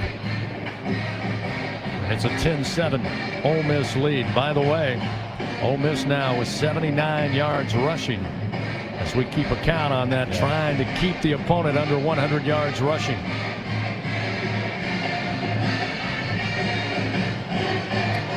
Man, you go half the field in penalty yards, right? It's going to be tough for any defense. I mean, you're talking 50 yards of penalties right there in that series. And so, look, the LSU defense is still playing really well, but right now they're allowing the receiver to kind of get the advantage in the hand fighting, and you can't really do anything right now if you're DB. Ole Miss, to their credit, took advantage of it, realized that, and went right back to the same play that got intercepted the play before. You know, it's interesting. I thought on that final play they might just air it out again for a fade route in the corner. Yeah. But I think they thought LSU might be thinking the same. They go to the run game, and Lacey finds the end zone from 15 yards out. Here's Barryon Brown. He'll take it around the 1-yard line, make his way to the 20. Actually was not Barryon Brown. Kicked it to the opposite side of the field. It was Kyle Parker who returned the ball for LSU, and they'll start 1st and 10 at their own 20-yard line, trailing 10-7. Trailing for the first time today. LSU's offense, 110 yards total so far. Nussmeier, last week, well over 80% completion. So far today, 6 of 12 for an even 50%, 85 yards and 1 passing touchdown. So with 5:01 remaining, Tigers start 1st and 10 from their own 20. Juwan Johnson, Xavion Thomas, twin backs to each side of Garrett Nussmeier. They'll send Sharp into the slot, the tight end to the right. He along with Barryon Brown. The quick swing pass. They'll get it to Thomas. Thomas got a block to springing free at the 20. Dances up the near sideline, but stepped out of bounds at the 32.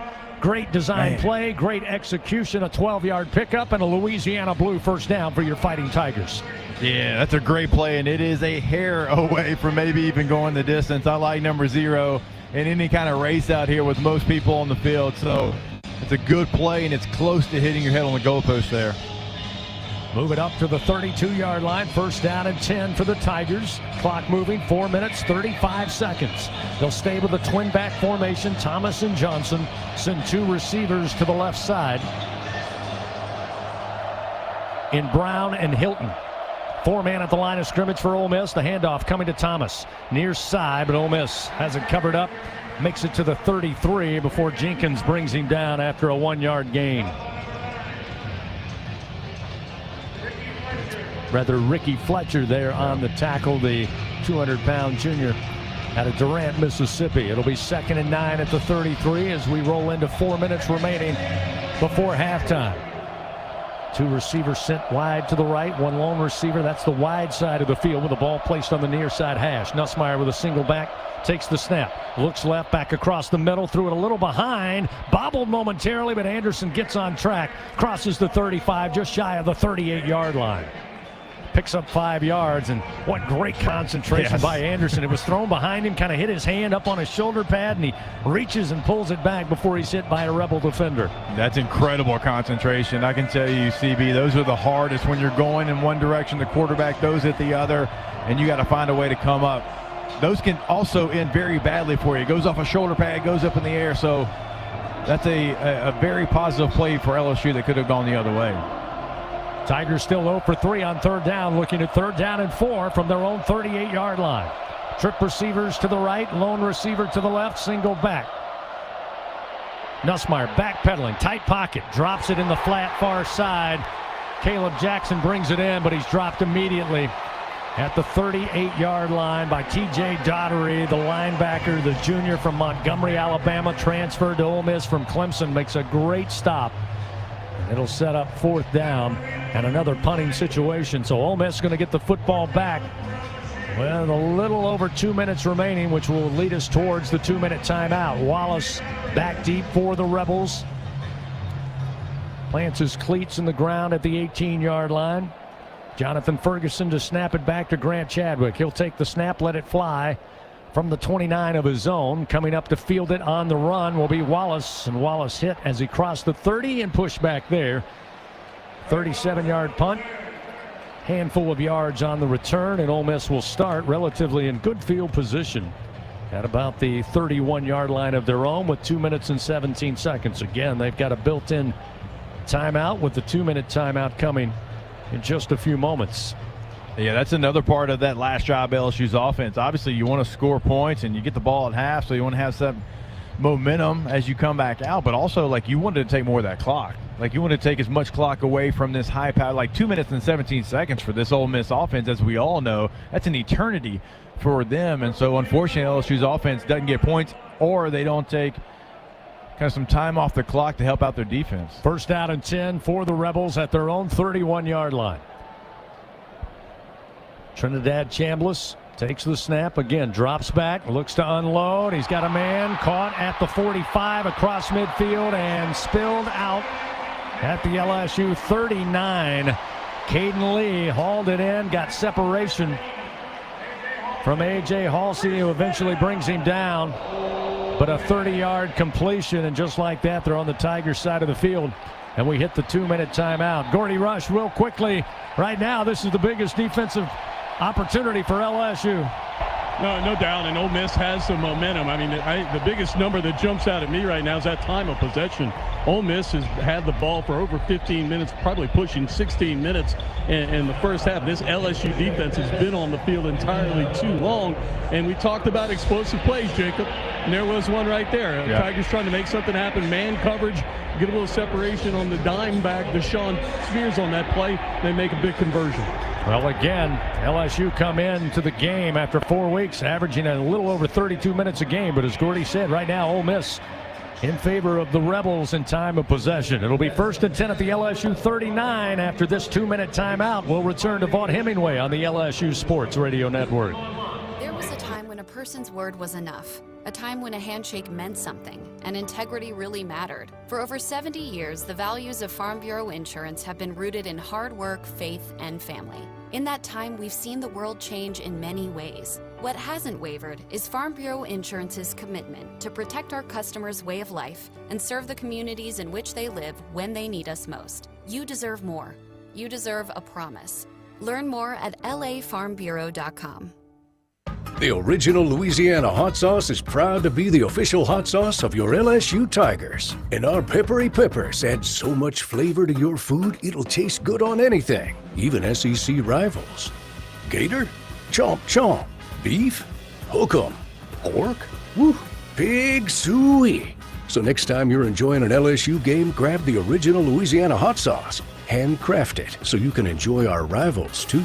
That's Louisiana Hot. Buy you some. Like to travel? People's Health members enjoy peace of mind knowing their health is covered. If you're away from home and need routine medical care, use the United Health Passport benefit from People's Health. You'll pay your usual copay for in-network care. No referrals necessary. And remember, you're always covered for emergency and urgent care worldwide. To learn more, call 1-855-821-2666. Plans are insured through United Healthcare Insurance Company or one of its affiliated companies, a Medicare Advantage organization with a Medicare contract. Enrollment in the plan depends on the plan's contract renewal with Medicare. We return to second quarter action of LSU Fighting Tiger football, presented by Dudley DeBosier on the LSU Sports Radio Network, powered by People's Health. LSU Athletics once again would like to thank its corporate partners, Cox, McDonald's, Our Lady of the Lake Health, Albertsons, Louisiana Blue, Coca-Cola, and Hancock Whitney. 10-7 Ole Miss leading over LSU. Rebels taking the lead late in the second quarter, but with 2 minutes remaining, Rebels looking for more. Staring down first down and 10 upcoming at the LSU 39-yard line. Gordy, we talked about before kickoff this Ole Miss front seven last year, a little more talented. And again, we're able to get after LSU in the meeting there in Baton Rouge. What are you seeing down there with basically a four-man rush, tightening the pocket, but a lot of coverage downfield, making things difficult in the passing game? Yeah, and I think it goes back to LSU's inability to run the football successfully when they have numbers, and you're putting 4 and 5 receivers into 7 and 8 people in coverage. So it's tough to complete. And again, I think you take what the defense gives you, and again, LSU's just not been able to run the football. Ole Miss back out on the field. Kawan Lacey will be the featured back here. Trinidad Chambliss coming into the season, the backup quarterback, having to take over several weeks ago for Austin Simmons after being injured in that Kentucky matchup in week 2. First down and 10 now at the 39. Chambliss steps back into the gun. Ball on the far side hash. Single back in Lacey. Lacey will get the call. Cuts away from pressure in the backfield. Breaks a tackle at the second level, but eventually help arrives. Brings him down at the 35 after a 4-yard gain. Mansour Delane on the tackle for LSU, coming up from the safety position, or rather corner position, but there's a flag down. We've seen a lot of yellow hankies here in the first half so far. Yeah, looks this like one's Ole Miss knows they're going backward. Holding, offense number 75. 10-yard penalty. 10th penalty of the game for the Rebels. Patrick Kudus again, his second infraction, the right guard for the Rebels. Yeah, this game's not, the first half at least, is not going on the coach's clinic tape. This isn't one that you bring to the seminar and show them how to play clean football from both sides, that's for sure. So it backs up the Rebels, moves them closer to midfield here. Ball marked at the 47-yard line of LSU. First down and 18 now as Chambliss takes the football, 3 steps, slings it far side, going up for it, high pointing the football, bringing it in at the 23-yard line. Deuce Alexander. P.J. Woodland was there on coverage, but again, it came down to Alexander finding the football first and bringing it in. 25-yard gain. It'll be first and 10 now at the LSU 22-yard line with 1:39. Snap back, empty backfield, quarterback. Oh, it's actually a draw by Chambliss, and he had a big hole open up on the right side. He gets inside the 20, tripped up there, down around the 16-yard line, a gain of 6. Yeah, look, the Ole Miss attack right now is, hey, we got our guys one-on-one. Let's throw it up. Let's get a pass interference, or let's let our guy go get the football right now. It's really been their only explosives that they've had in this game. 2nd down and 6 now inside the red zone at the LSU 18-yard line. Chambliss motions the receiver out of the slot left to right. Here's the snap. Give to Lacey. Lacey cut to his left. Little stiff arm, and then the cavalry arrives and stops him at the 15 as Tamarcus Cooley gives an extra little shove at the end there. Mansour, Delane, and Cooley able to come up, stop the run after it looked like Lacey had some room. And an LSU going to burn a timeout here with 46 seconds on the clock. Looking at 3rd and 3 for the Rebels as Lane Kiffin in the ear of the head linesman after both teams will huddle up to their respective sidelines. So Rebels, even with all the penalties they've had, Jacob, here in the first half, 10 for 69 yards. They have amassed 271 yards of total offense and lead by 3 in the latter moments of the second quarter. Yeah, for them, at the beginning portion of this game, yards were tough to come by, but their yards are coming in chunks, kind of going back to what we're talking about there. They are saying, hey, our receivers one-on-one right now, we're going to put the ball in the air. And with the way the game's being called, we feel like our receiver is going to have the opportunity to come down with it, or it's going to be a penalty. It's smart football. I mean, look, you have to coach off how the game's being officiated, what the game flow is, and so you really look at where they've gotten their yards here the last couple of series, and it's just basically been, hey, let's snap the football one-on-one and take a shot. Well, Gordy mentioned it a few moments ago. Right now, Ole Miss 15 minutes, 53 seconds time of possession to just 11:51 for LSU. And no surprise, the Rebels have ran 45 plays from the line of scrimmage. LSU just 23 offensive plays thus far here in the first half of action. It'll be 3rd down and 3 at the LSU 15-yard line. Ball placed down on the near side hash as they attack right to left. They lead 10-7. 5 for 9 on 3rd down so far today. A pistol formation. Chambliss with Lacey behind him. Lacey going to get the carry.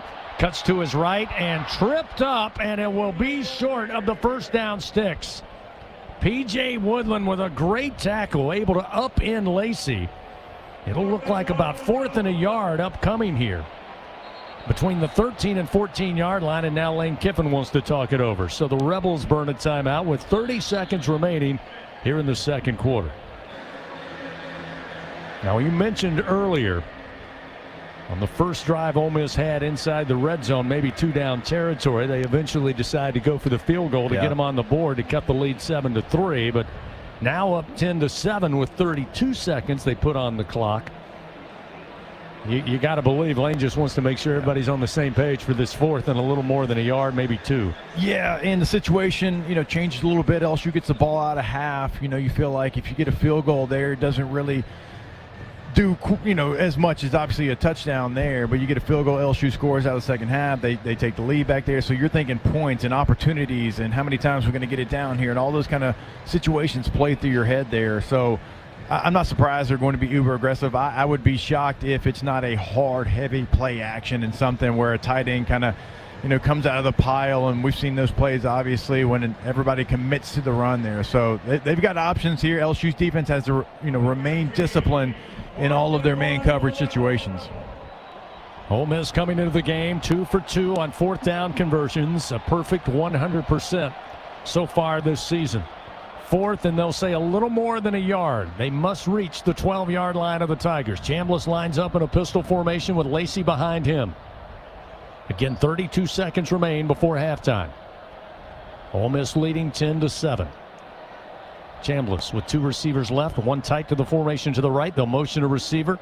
Play action. They'll toss out to that motion receiver. He's got the first down inside the 10 and out of bounds at the 5. That's Daquan Wright. The tight end picks up 8 yards. It'll be first down, goal to go for the Rebels. It's always the tight end in a play like that. You're so worried about them running the football. The tight end typically gets lost there. Easy pitch and catch for Ole Miss to convert. First down, goal to go. Ball marked at the LSU 5. This time they'll give it to Lacey. He backpedals, now goes forward inside the 5, stopped at about the 3, and brought down there. Ole Miss had 1 timeout remaining. Lane Kiffin will burn it here with 18 seconds remaining on the second quarter clock. Again, Lacey showing his ability that time. He took the handoff and then backpedaled a couple of yards just to give him a little more room to get an angle. Once he got to speed, LSU able to meet him down there around the 3. They mark the ball at the LSU 2. It'll be second down, goal to go from the 2 here with 18 seconds remaining before halftime. Coming up at the half, send it back to the Capital One studios. Brian Haldane, of course, will have the ISC Constructors Fighting Tiger halftime report. Rundown scores, highlights from the first half, and, of course, a rundown of the full first half stats.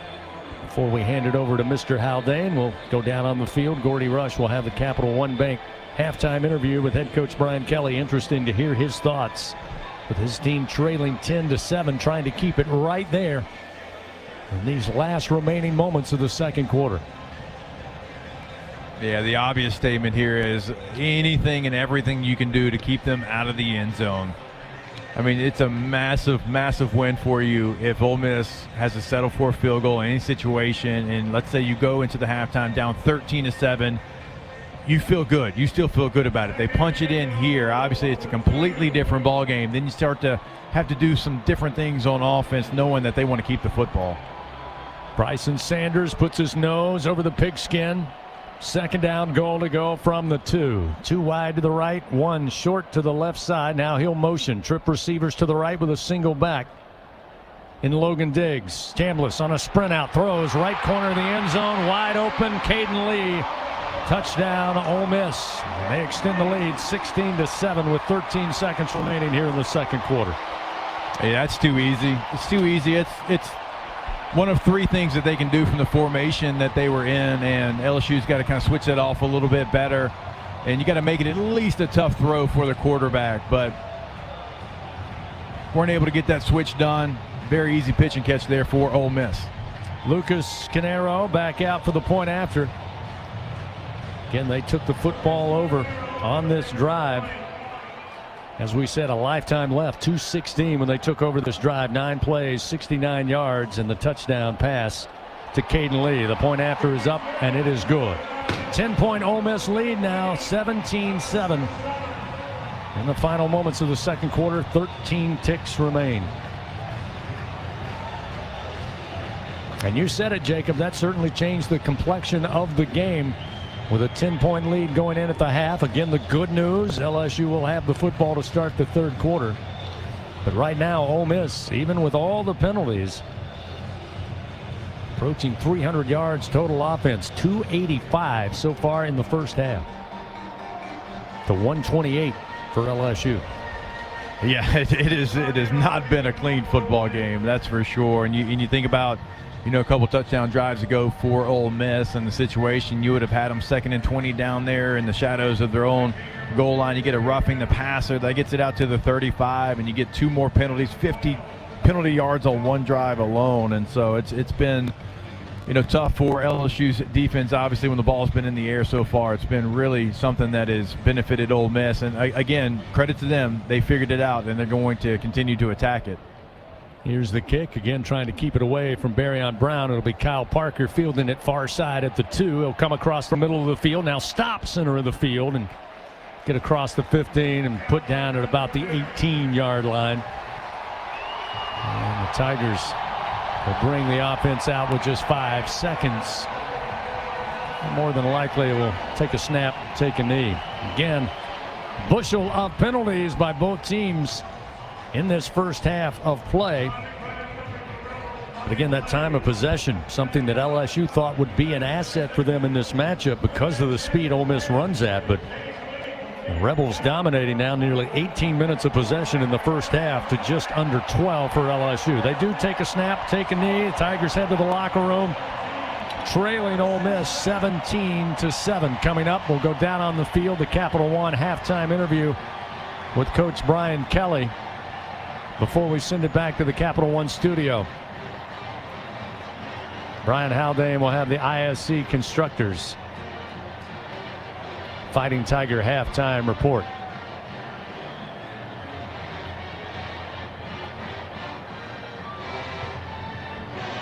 Again, Ole Miss, as Jacob said, kind of got things on track there late in the second quarter. able to punch it in on 2 occasions. LSU with a lone touchdown, led early 7-0. Led 7-3, then got behind 10-7, and eventually 17-7. Our halftime score. Yeah, definitely. I mean, this game was close to having a completely different feel. DJ Pickett, if they don't call the pass interference there, he's going the other way. And, you know, then you go up 14-3, and then now here we are 17-7. LSU's got to do something in this first drive out of the locker room, though. It is imperative that they get that offense going and get on schedule. It's been 4 drives in a row now. They have not been on any kind of rhythm, any kind of schedule. So our halftime score here at Vaught Hemingway Stadium. LSU trailing Ole Miss by a score of 17-7.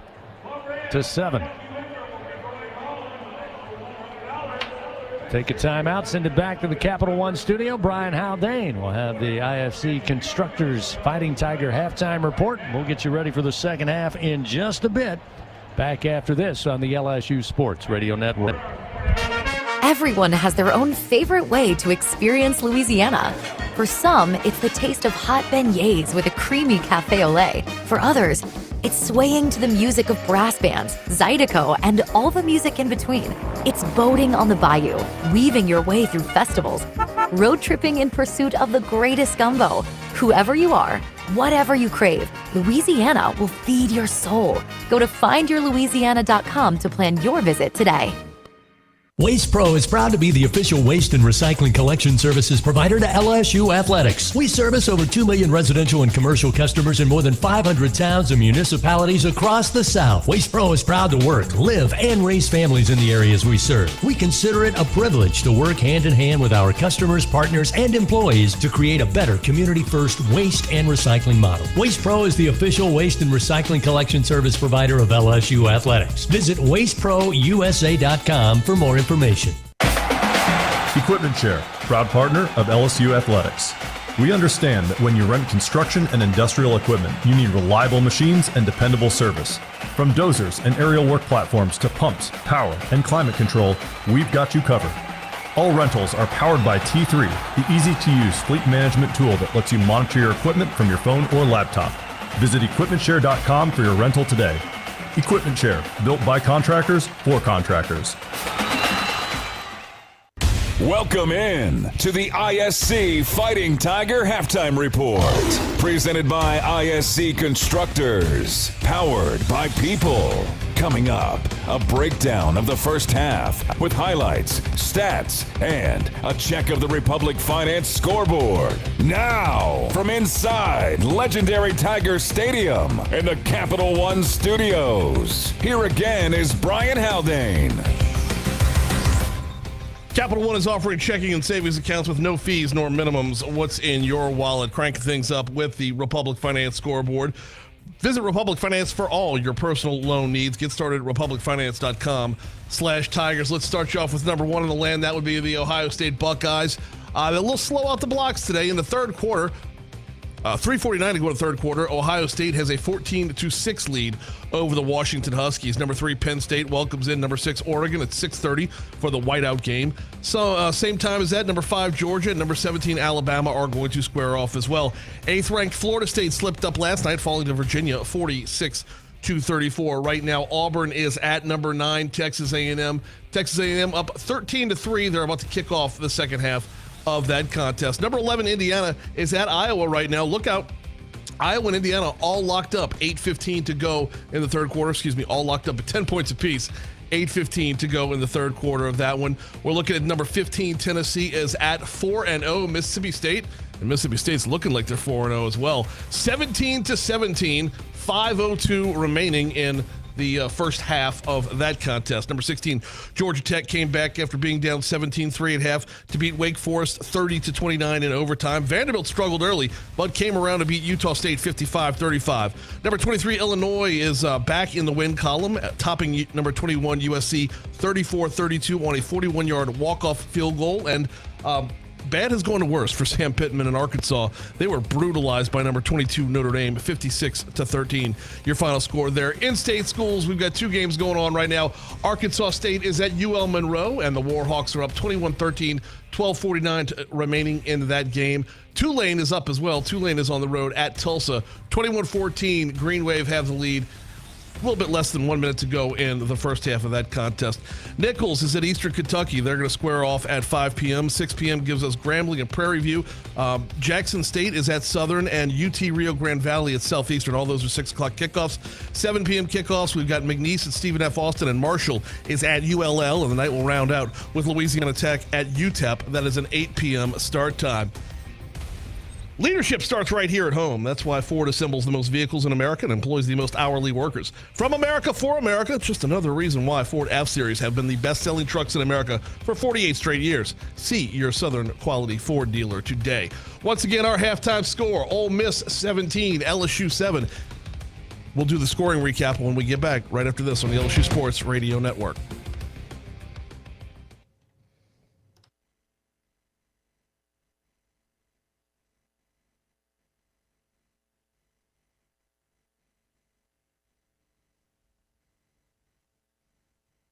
I'm Scarlett Johansson. My family relied on public assistance to help provide meals for us. These meals fueled my involvement in theater and the arts as a child, which fostered my love for acting. The Feeding America network of food banks helps millions of people put food on the table. You can join the movement to end hunger by donating, volunteering, and advocating. Because when people are fed, futures are nourished. Join the movement to end hunger at feedingamerica.org/actnow. Brought to you by Feeding America and the Ad Council.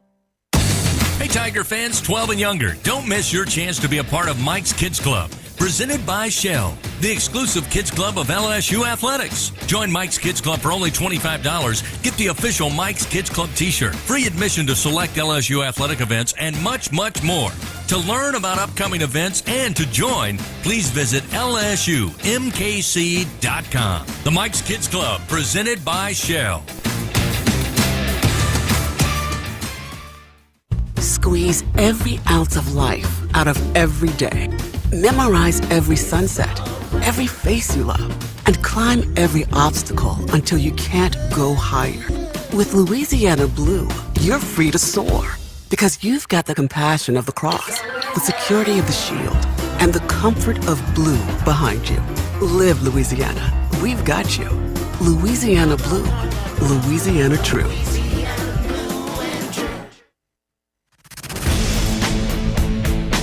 Back with more on the ISC Constructors Fighting Tiger Halftime Report. Now, with a first half scoring recap, here again is Brian Haldane. Bud Light, proud sponsor of LSU Athletics. Easy to drink, easy to enjoy. Let's get to that scoring recap. LSU would break through first on a 5-play, 67-yard drive. Ultimately, that would end up with a touchdown pass from Garrett Nussmeier to Nick Anderson. Anderson might not have been the intended target, but you know what? It counts just the same. 2 receivers to the left side. Bauer Sharp, the tight end, along with Parker. Here's the snap back to Nuss, looking to throw. Corner of the end zone, broken up in the air on the tip drill. Going to be caught. Front corner of the end zone. They say touchdown, Fighting Tigers.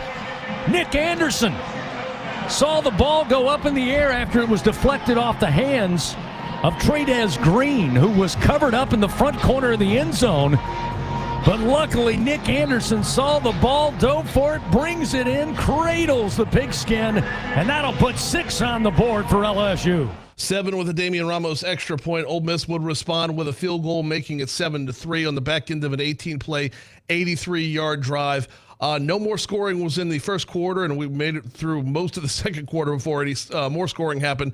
Ole Miss would put together a 5-play, 70-yard drive, ending up in a 15-yard touchdown run by Kawan Lacey, making the score 10-7 in favor of Ole Miss. And, of course, they would round out the first half with a 2-yard touchdown pass Trinidad Chambliss to Caden Lee. That was the culmination of a 9-play, 69-yard drive, bringing us once again to our halftime score of 17-7 in favor of Ole Miss. Leadership starts right here at home. That's why Ford assembles the most vehicles in America and employs the most hourly workers. From America for America. Just another reason why Ford F-Series have been the best-selling trucks in America for 48 straight years. See your Southern Quality Ford dealer today. So, the numbers behind that 17-7, we'll have stats when we come back on the LSU Sports Radio Network.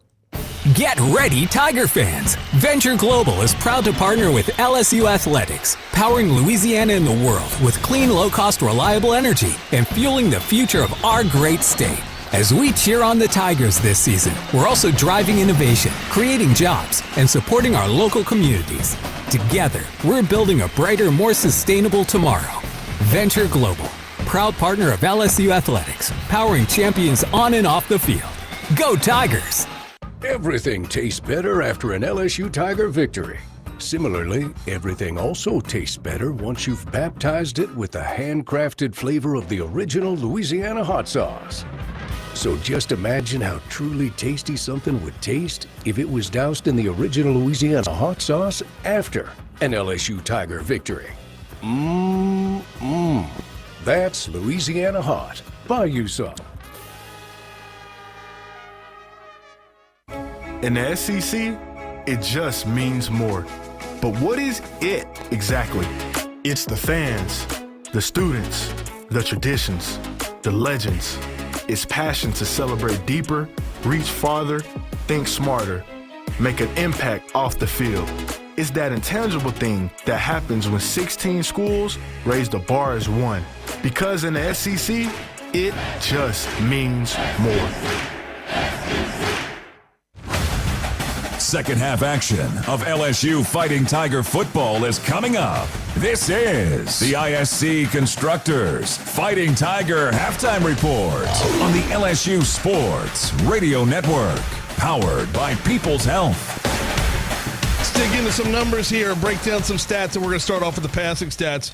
The passing report brought to you by Low Bears Baton Rouge Casino and Hotel. For LSU, Garrett Nussmeier is 9 of 15 right now. He's got 102 yards passing. He has 1 touchdown, 1 interception to go along with that. On Ole Miss's side, you've got Trinidad Chambliss, 15 of 25, 193 yards. He's got 1 touchdown and no interceptions. That is your passing report. Moving over to the rushing report, brought to you by Old Dominion Freight Line. LSU has 9 carries for 24 yards. Ole Miss has 24 carries for 92 yards. Here's how it breaks down. Caleb Jackson's touched the ball once. He got 10 yards on that one. 1 carry for Barryon Brown of 7 yards. Xavion Thomas, 4 carries, 7 yards. Nuss was good for 1 carry and 1 yard. And then Jawan Johnson went backwards for a yard. On Ole Miss's side, Kawan Lacey is leading the way with 14 carries, 49 yards. Next in line would be Trinidad Chambliss at 7 carries, 40 yards. A couple of other stats before we send it to our last break of the halftime. Big number here.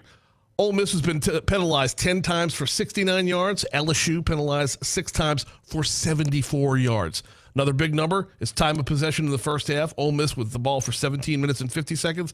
LSU just 12:02. Once again, our halftime score, Ole Miss 17, LSU 7. The Tigers will get the ball to start off the second half, and we're going to take our last break, send it back to Chris, Jake, and Gordy right after this on the LSU Sports Radio Network. Hey, college football fans. I know you'd do anything for a win on game day and a nice cold Bud Light.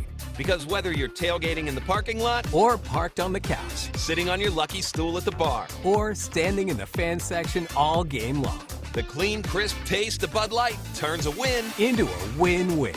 And there's nothing easier to enjoy than that. Bud Light, easy to drink, easy to enjoy. Enjoy responsibly. Anheuser-Busch, Bud Light Beer, St. Louis, Missouri. Trust isn't given. It's earned by showing up, leading the way, and performing at your best when it matters most. Our Lady of the Lake sports medicine experts know what it takes to improve performance and build champions at every level. That's why LSU chose Our Lady of the Lake as its championship health partner, trusting Louisiana's best medical team to care for our state's best athletes. From championship athletes to everyday champions, trusted care starts here. Visit OLOLRMC.com/LSU. This is Secretary of State Nancy Landry. Knowing the rules of the game is critical for both athletes and fans. Elections are no different. Changes are coming to Louisiana's primary elections next year, so before voting in April, visit geauxvote.com or download the free GoVote mobile app. Keep your registration current, understand how your party affiliation affects your options, and learn about offices affected by the new law. Know before you go, and go Tigers! It takes hard work to be the best in the game. Planning, commitment, resilience, sweat. That's why Old Dominion Freight Line, the #1 national LTL carrier for quality, works hard to be the best in the game and is proud to support those striving to be the best in theirs. Old Dominion Freight Line, official freight carrier of LSU Athletics, helping the world keep promises. This has been the ISC Constructors Fighting Tiger Halftime Report. Presented by ISC Constructors. Powered by people. Second half action of LSU Fighting Tiger football begins on the LSU Sports Radio Network. Powered by People's Health. Here again are Gordy, Jacob, and Chris. All right, and welcome back into Vaught Hemingway Stadium here in Oxford, Mississippi. It is Ole Miss on top of your Tigers 17-7 as we get ready for the second half. LSU will receive the football here to open up the second half, and you heard some of the tail of the tape there, how we got to the score line. Certainly the penalties have been a big part of it. Now Ole Miss has 10 to your 6, but in those 10 penalties, only 69 yards for Ole Miss. For LSU, it has been 6 penalties for 74 yards. And so you have the penalty yardage there. You had some big key moments where those penalties really came back and they hurt you there. We'll see if LSU can get that cleaned up there. Very important drive to start the second half for the LSU Tigers. And again, it is Ole Miss up right now on LSU 17-7. Let's welcome on the voice of the LSU Tigers, Chris Blair, back onto the broadcast. All right, Jacob, indeed. Sometimes you talk about second half adjustments, and I'll borrow your phrase from late in that second quarter, partner, and that is the sense that Ole Miss figured out, you know what, we've got a lot of man coverage. Let's tell our quarterback to go out there, look for the guy you want to throw it to, put it high in the air, see if they can high point it. If not, get possibly a pass interference call. Again, a ton of offense in that first half for this Ole Miss Rebel team, who, as you said, had a ton of penalties early on, but were able to get those chunk yards, sometimes with big plays, but sometimes off of the penalties. And again, the offense for LSU looked a lot more like the first 3 weeks, certainly the second week and third week as opposed to last week, just not quite getting the connection. I'm not sure if Garrett Nussmeier again is still maybe nursing a little bit of that torso injury, but it's been tough sledding so far here in the first half offensively for LSU. Yeah, when you look at Nussmeier right now, that's got to be one of the questions, because we have seen him be so electric with the football. The ball just jumps off his hand, and you're not seeing that right now. And I also want to credit this offensive line, who's playing right now with a true freshman at right tackle. The pocket's been good. The pocket has been there, and so your hope, if you're an LSU fan, which everybody listening to this broadcast for the most part is, that Garrett Nussmeier can come back and can make some of those slight adjustments, because right now, you're going to have to push the ball down the field. You're going to have to make some plays through the air. And also at some point, you have to stay true to the run game. It is only a 10-point game. Come out in this first drive. This first drive is just crucial, because Ole Miss right now has all the momentum, Chris. You've got to get some positive momentum back. You haven't had a lot of opportunities. You haven't had the ball near as much as Ole Miss, as you pointed out there, but you've got to get a flow. You have to get into a better flow of the game, and LSU right now, they desperately need that in this opening drive. I'll throw this one at you. Again, we mentioned several times today that LSU, after 4 weeks of football, averaging about 32-plus minutes time of possession in each of their previous 4 games. And you knew coming into this, and as proof positive in the first half, Ole Miss at times going to run that warp speed tempo offense. At times, Garrett Nussmeier looks a lot more comfortable when LSU goes a little faster. Now you find yourself down by 10 going into the second half.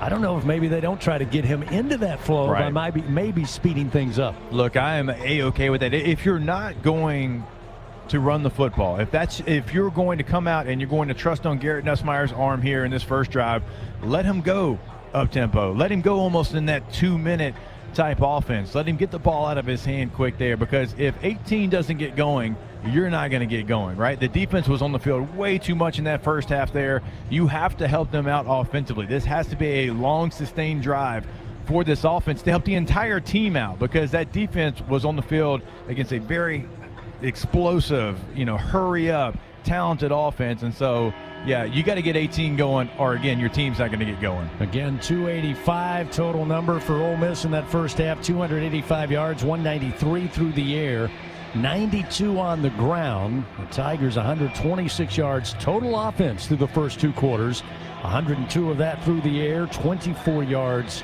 on the ground. And as I told you, Nussmeier so far today, 9 of 15 for those 102 yards and a passing touchdown. You look at that rushing total, LSU again, the inability to establish the run. 9 carries, 24 yards for LSU in that first half. And then you go back to the third down conversions. LSU 0 for 4 in the first half. Ole Miss, even with all the penalties, moving forward, moving back, they go 50%. Hester 5 of 10. Yeah, it's been, look, and with Lane Kiffin, that's really where he's so good. He's so good there in the money down, in the third down, which, fourth down kind of counts as third down for Lane Kiffin.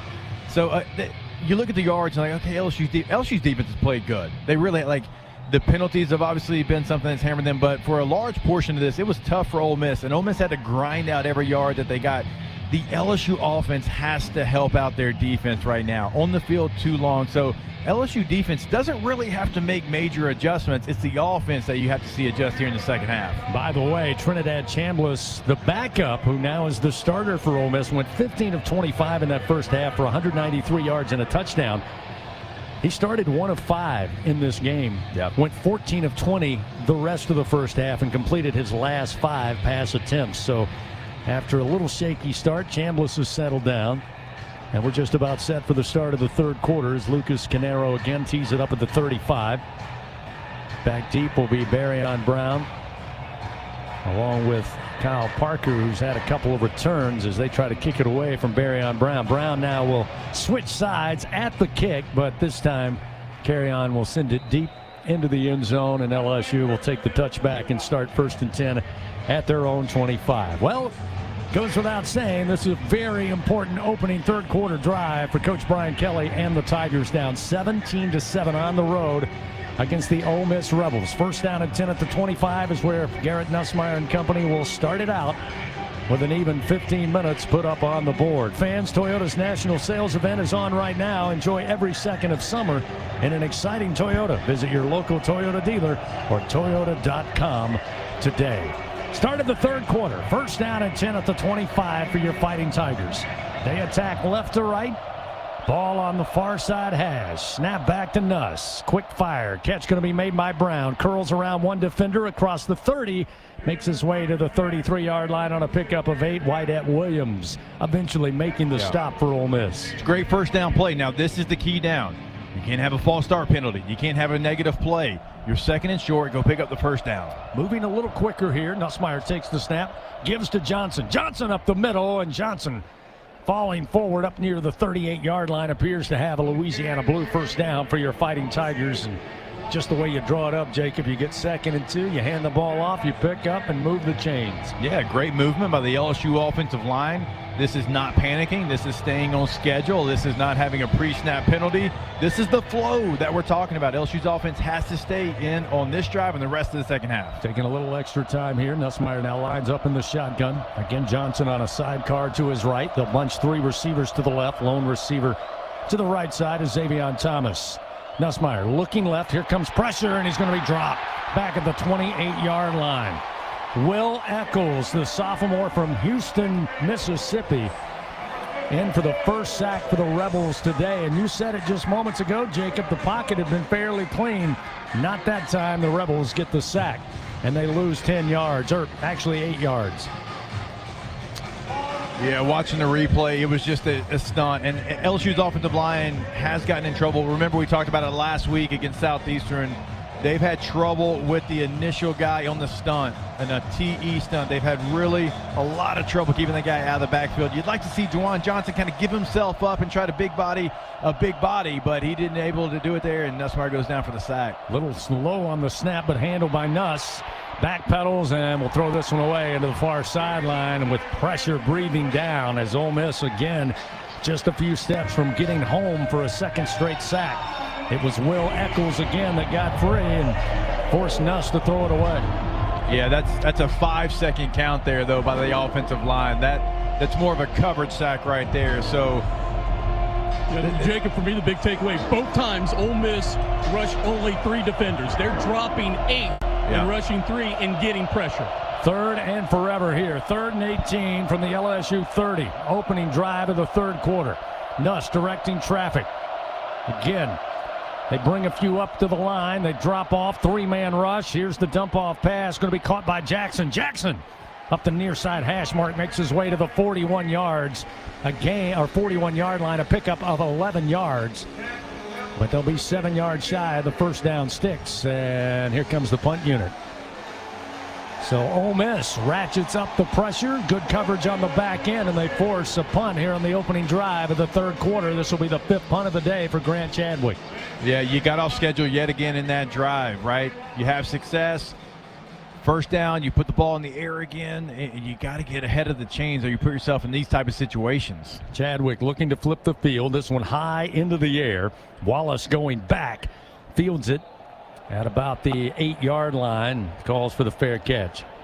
52-yard punt by Chadwick, so he does his job, and that will have Ole Miss starting 1st and 10 inside their own 10-yard line with 12:19 to go here in the 3rd quarter. A reminder, football fans, SeatGeek makes it easy to find tickets so you can be a part of all the action this season. So whether you're buying or selling football tickets, SeatGeek, the official ticket marketplace of LSU football. Let's go Tigers, SeatGeek. Again, Trinidad Chambliss last year was the QB1 for Ferris State up in Big Rapids, Michigan. Thrust onto the scene here in SEC play early after the injury to Austin Simmons, who was the heir apparent to Jackson Dart, who's moved on with his skills to the NFL. But Simmons, of course, still nursing that injury. I was told before the game by a couple of Ole Miss staffers after this week of practice, they still think he's only about 70 to 75% right. So they make the decision to go with the veteran Trinidad Chambliss. He'll take the snap, standing at the goal line, flies it out quickly far side. Not a great throw, and it's incomplete around the 9-yard line. He was looking for Deuce Alexander again. P.J. Woodland was on coverage. Alexander with 3 catches, 64 yards. He's been a favorite target here in this game.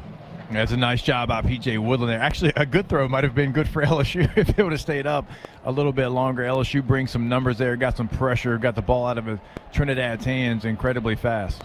17-7 Ole Miss leads. Looking at 2nd down and 10 again from their 7.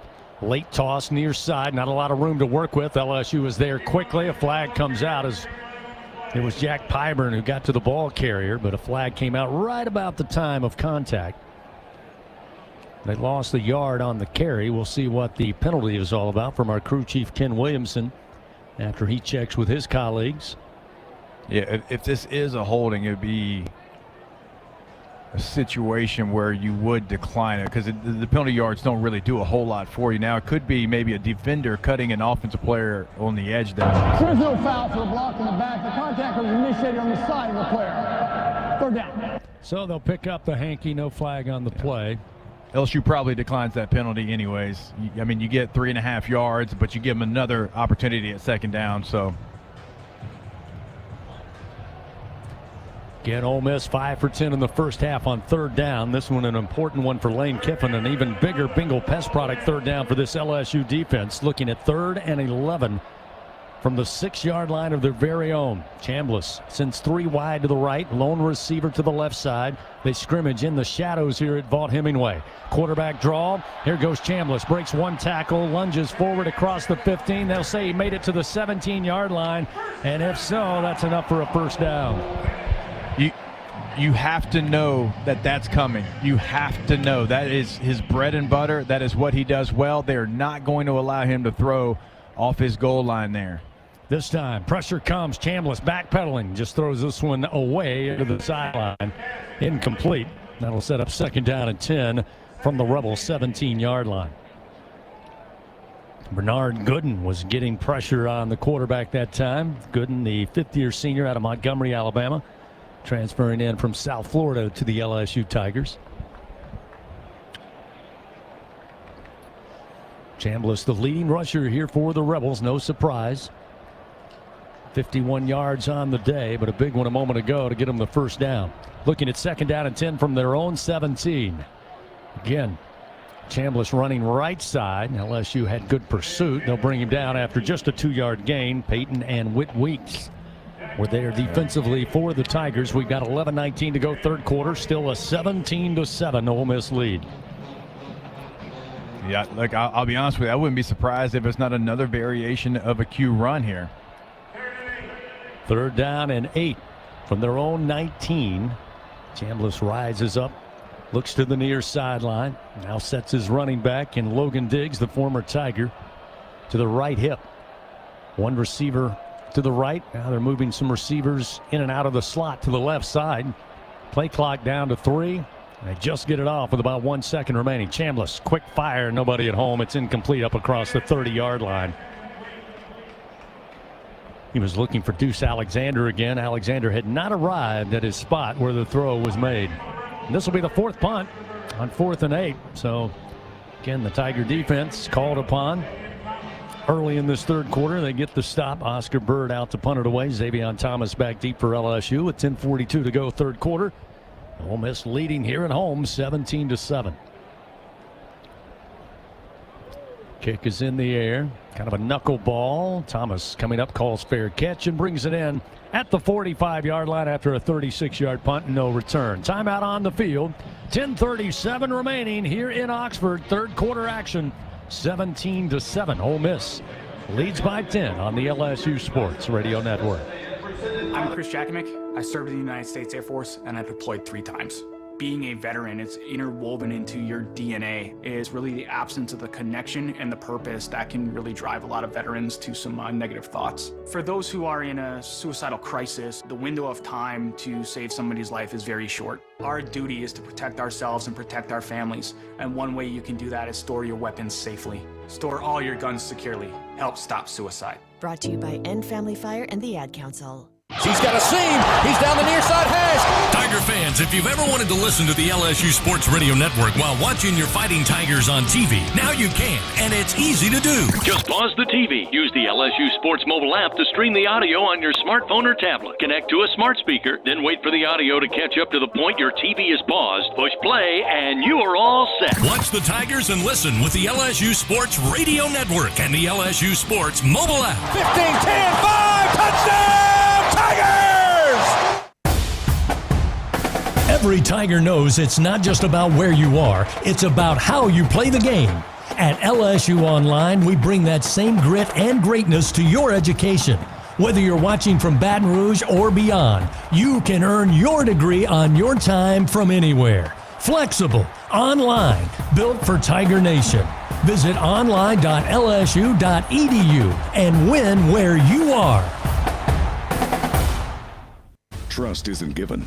It's earned by showing up, leading the way, and performing at your best when it matters most. Our Lady of the Lake sports medicine experts know what it takes to improve performance and build champions at every level. That's why LSU chose Our Lady of the Lake as its championship health partner, trusting Louisiana's best medical team to care for our state's best athletes. From championship athletes to everyday champions, trusted care starts here. Visit OLOLRMC.com/LSU. Live coverage continues. This is LSU Fighting Tiger Football on the LSU Sports Radio Network, powered by People's Health. 3rd quarter action from Vaught Hemingway Stadium in Oxford. 17-7 Ole Miss. Able to take the lead late in that 2nd quarter, build on it in the waning moments. Took a 10-point lead into the halftime locker room.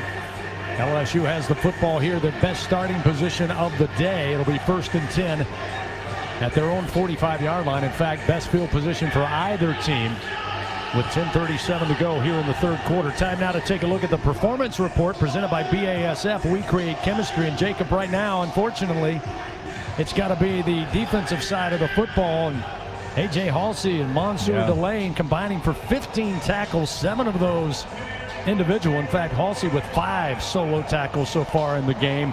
But they've been on the field quite a bit. It'd be nice to see LSU have a long, sustained drive that ends in pay dirt on this possession. First down and 10, again at the 45. Nussmeier in the pistol formation. Harlem Berry, the featured back to start this possession. He'll get the carry. Finds a little hole, left tackle, and up to midfield. He makes it on a 5-yard gain. Harlem Berry, the freshman out of New Orleans, sets up second down and 5 for the Tigers right at midfield. Gushkin and Perkins were there for Ole Miss defensively. Still taking a look at that offensive line. As we mentioned, DJ Chester would be available here in the second half after being disqualified due to the targeting call last week. Motion sharp prior to the snap. Little low snap, but handled. They'll swing the pass to Berry near side. Cuts inside one defender. Gets to about the 49 before being dropped there. After a 2-yard gain, it's TJ Dottery who cleans him up on the tackle. Tigers still looking for their first third down conversion of the day. It's manageable here. Third down and 3 from the Ole Miss 48-yard line. Snap back to Nussmeier. The give to Berry. Berry leaps forward just inside the Ole Miss 45, and he'll pick up a Louisiana blue. First down for the Fighting Tigers. Able to get there just before Cam Franklin got him down. Yeah, you're right. I mean, 0 for there on third downs. Now, they haven't had many of them, only 4 opportunities, but that almost felt like 2-down territory for LSU. They didn't pick it up there. Paul Mabinga, the LSU left guard, slow to get up. He's down on his knees at the 45-yard line. So timeout taken here for an injury timeout, which tells us that LSU is fortunate to have a healthcare partner like Our Lady of the Lake Health to provide exceptional care when something like this happens. Their regional medical center down the street, the region's only level 1 trauma center. It's where athletes go who need further care. Injury timeout on the field, 17-7, Ole Miss leading. Good news, Mabinga on his feet, but having to be helped to that far sideline. 9:24 remains third quarter, 17-7, Ole Miss leads. Back after this on the LSU Sports Radio Network. In a region famous for its cuisine, Blue Plate Mayo has been a staple since 1927. From New Orleans to Lafayette, Houma to Baton Rouge, it's the mayo Louisiana reaches for when it's time to make something delicious. Whether it's dressing a po' boy or making that perfect dipping sauce for crawfish, it has to be Blue Plate. Blue Plate Mayo, the official mayo of LSU Athletics. That's the good stuff. There was a time when a person's word was enough, a time when a handshake meant something, and integrity really mattered. For over 70 years, the values of Farm Bureau Insurance have been rooted in hard work, faith, and family. In that time, we've seen the world change in many ways. What hasn't wavered is Farm Bureau Insurance's commitment to protect our customers' way of life and serve the communities in which they live when they need us most. You deserve more. You deserve a promise. Learn more at lafarmbureau.com. Get ready, Tiger fans! Venture Global is proud to partner with LSU Athletics, powering Louisiana and the world with clean, low-cost, reliable energy and fueling the future of our great state. As we cheer on the Tigers this season, we're also driving innovation, creating jobs, and supporting our local communities. Together, we're building a brighter, more sustainable tomorrow. Venture Global, proud partner of LSU Athletics, powering champions on and off the field. Go Tigers! In Louisiana, we love our LSU Tigers. When the band strikes up those 4 iconic notes, the fans go wild. At Louisiana Blue, we're Tiger fans too. That's why we've teamed up with LSU Athletics to bring you the compassion of the cross and security of the shield, so you're free to wear your stripes and roar. Live Louisiana. We've got you. Louisiana Blue, Louisiana True. Proud partner of LSU Athletics. Back to the action of LSU Fighting Tiger football on the LSU Sports Radio Network, powered by People's Health. 17-7 our score here at Vaught-Hemingway Stadium. The homestanding Ole Miss Rebels took that 10-point lead into the halftime locker room. Fans LSU Athletics like to think it's corporate partners, Cox, McDonald's, Our Lady of the Lake Health, Albertsons, Louisiana Blue, Coca-Cola, and Hancock Whitney. Real quickly, a Sunshine sideline report. Gordy Rush, we saw Paul Mubinga be helped off. He'll have to check out at least for this play. We knew DJ Chester. We didn't see him in the first half due to the disqualification. Carius Kern got the start. Will be interesting to see what they do this moving forward. Yeah, it's Eccles at guard. Also, Aaron Anderson's not in. He's got a sleeve on his left knee. He's been on a stationary bike. I'll keep an eye on that. Thank you, Gordy. Tigers looking at 1st and 10 now at the Ole Miss 45-yard line. Quick pass to Brown. He got a great block to seal off a couple of defenders. And Ole Miss able to get over there quickly, bring him down near the 39-yard line after a 7-yard gain. It was Sage Ryan along with T.J. Daugherty, as we call Ryan's name for the first time. Spent 4 years as an LSU Tiger before transferring here to Oxford. Give him 6 yards, and it'll be 2nd down and 4. Now at the Ole Miss 39-yard line. Garrett now steps up to the line. Ole Miss crowding the line of scrimmage here. 5 on the line, but very rarely have they rushed more than 3, maybe 4. They'll rush 3 on this one. Nussmeier slings it down the field, one-on-one football, and it's broken up near the goal line.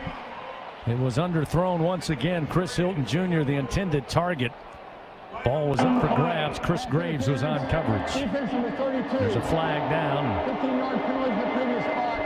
Looks like it's going to go against Graves, the cornerback for Ole Miss. So big break there for LSU. Another costly penalty on this Ole Miss defense. It is a big break, and LSU's lucky right there, but Chris Hilton Jr. had the receiver beat by 7 yards.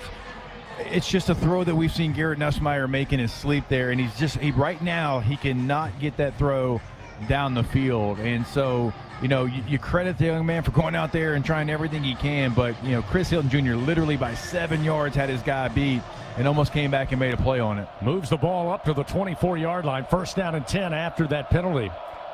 Snap back to Nuss. Handoff Berry. Berry got hit hard as he reached the 24-yard line by Will Eccles. Basically no gain on the play on the ground for LSU. Watching that replay again, not only did the ball not get there when Hilton had broke from the defender, but I think Chris may have mistimed his jump a little bit. He was on his way down as the ball was coming to him. Yeah, I think it surprised him with the underthrow, and him coming back kind of got stuck in no man's land. 2nd down and 10 for the Tigers at the Ole Miss 24. Harlem Berry, the single back, will move to the pistol formation as Nuss takes the snap.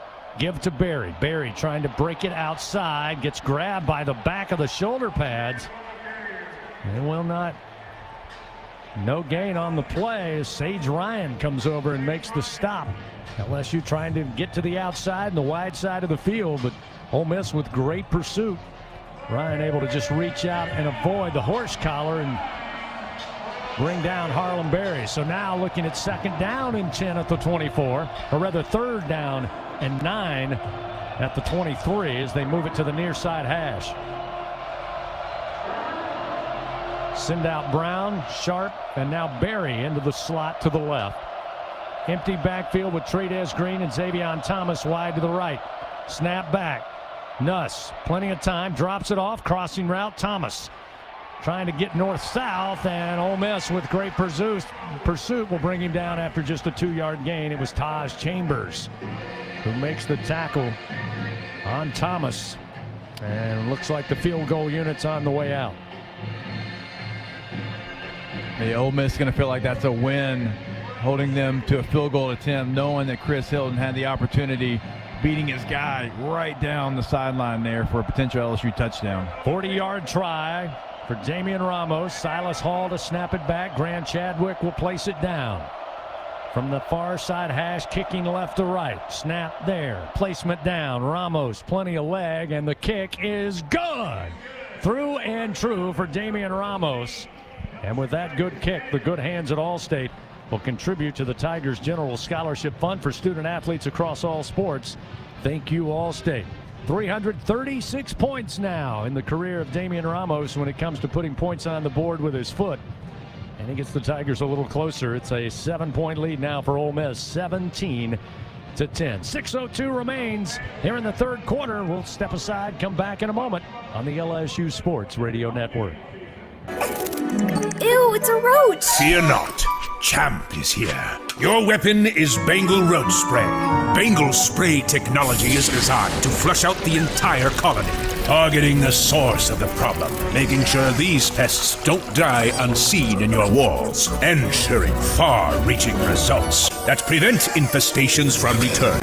Now that you're all protected, my job here is done. Bengal, the official pest control of LSU athletics. Hey, LSU fans! You're invited to Louisiana's largest casino resort, Coshada. Coshada Casino Resort has the largest and most spacious gaming floor in the Lake Charles area, with thousands of the newest slots, over 55 table games, live bingo and off-track betting, plus 3 beautiful hotels, delicious Cajun cuisine, and the #1 rated golf course in Louisiana. Coshada Casino Resort is proud to support LSU. Go Tigers!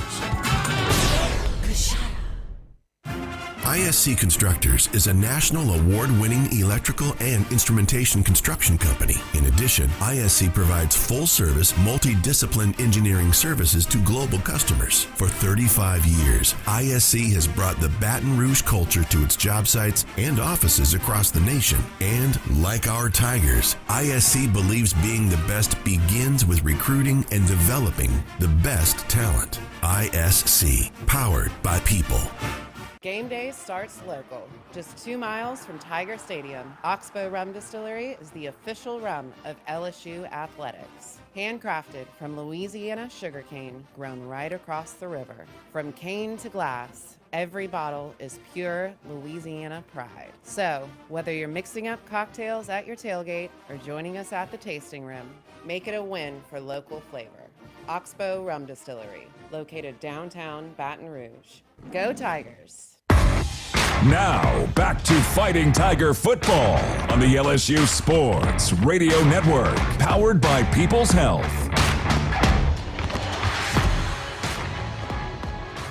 Back here at Vaught Hemingway Stadium, 17-10, Ole Miss leads by a touchdown. The Tigers moments ago, the 40-yard field goal connected on by Jamian Ramos.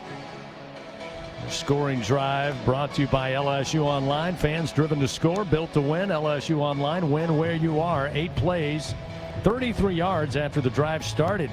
Great field position at the LSU 45. Took 3 minutes and 57 seconds before Ramos recorded his 336th point as an LSU kicker. Currently good for second. He may have a chance before this year is over to put his name atop that list. We've got the ensuing kickoff coming up. Isaiah Hartrip back deep for the Rebels. Aaron Burrell set to kick it back. Again, 6:02 remaining third quarter action.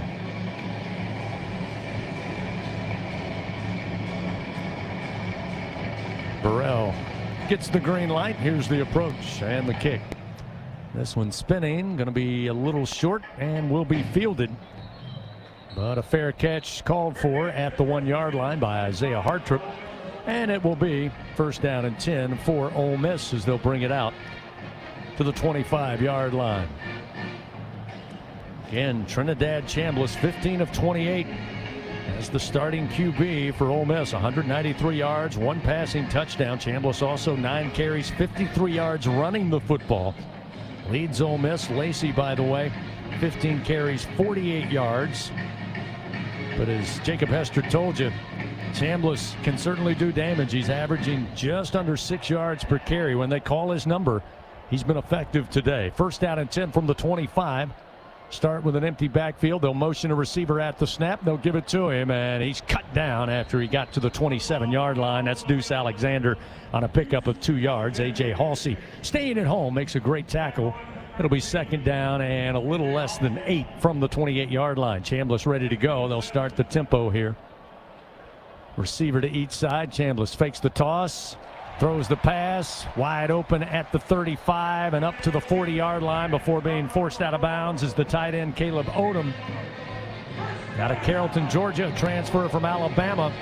Picks up the first down for Ole Miss. First and 10 at the 40-yard line. Again, keep their foot on the pedal. Chambliss, design draw. This time across the 40, makes his way to the 42-yard line, a pickup of 2. Jack Pyburn there to get his hands on the Rebel quarterback as we roll under 5:15 remaining here in the third quarter. Yeah, it's a nice job by the LSU defensive front there. Didn't necessarily have a linebacker spying him, but the LSU defensive line did a nice job of two-gapping that quarterback draw. Kawan Lacey to the right side. Trinidad Chambliss on 2nd down and 8 from the 42-yard line. Motion a slot receiver, handoff Lacey, just trying to get what he can get. Not much, may have lost a yard back to the 41.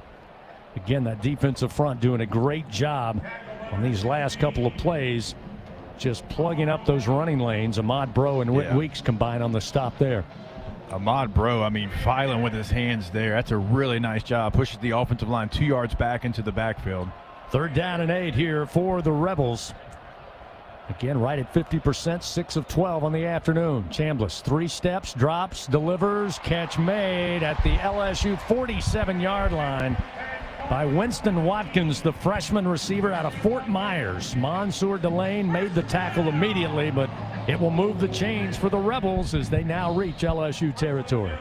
Yeah, it looked like some miscommunication there. Never really understood maybe the coverage there. A lot of finger pointing. Chambliss hands it off. Lacey wants to go downhill to his right, trips over his own offensive lineman who had fallen down. He'll make his way to the 43, only a 2-yard, maybe 3 on the pickup. 3:42, clock moving here. In the third quarter going by quickly. LSU took the ball at the 45, but had to settle for a 40-yard field goal. That's where we are, 17-10, Ole Miss out in front. 2nd down and 7 from the LSU 43. Chambliss again, this time a deeper drop, now sprinting to his right. Throws on the run and on a tip drill, intercepted at the 20-yard line far side. They say he's still in bounds. Up across midfield and into Ole Miss territory is P.J. Woodland. Second beneficial tip drill for LSU, and credit Woodland somehow staying in bounds, tiptoeing on the sideline. Second interception offered up by Chambliss, and a 31-yard return puts LSU's offense back in business. Yeah, tried to go back to the well one too many times. Nice job by P.J. Woodland, you know, making the adjustment, because Ole Miss had so much success doing that in the first half of this game. But hey, we're going to make the adjustment. We're going to play on the ball. We're going to look back, and we're going to make sure we don't have a pass interference. And that's a really nice individual effort there by P.J. Woodland. And then, like you said, the return to stay in bounds, and now you're in plus territory. So they'll start 1st down and 10 after the second turnover coughed up by the Rebels. Mark it at the 47-yard line of Ole Miss. 3:12 remaining. LSU trying to get lined up. Juwan Johnson now sets up in the pistol behind Garrett Nussmeier. Here's the snap. Give to Johnson. Johnson straight ahead and stood up after he reaches the 46-yard line of the Rebels. Cam Franklin there, able to stop the momentum of Johnson. Under 3 minutes to go, third quarter, looking at 2nd down and 9 now at the Rebel 46-yard line.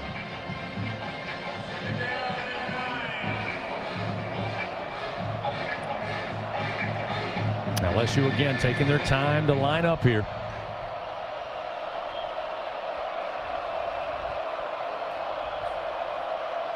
Nuss again out of a pistol formation.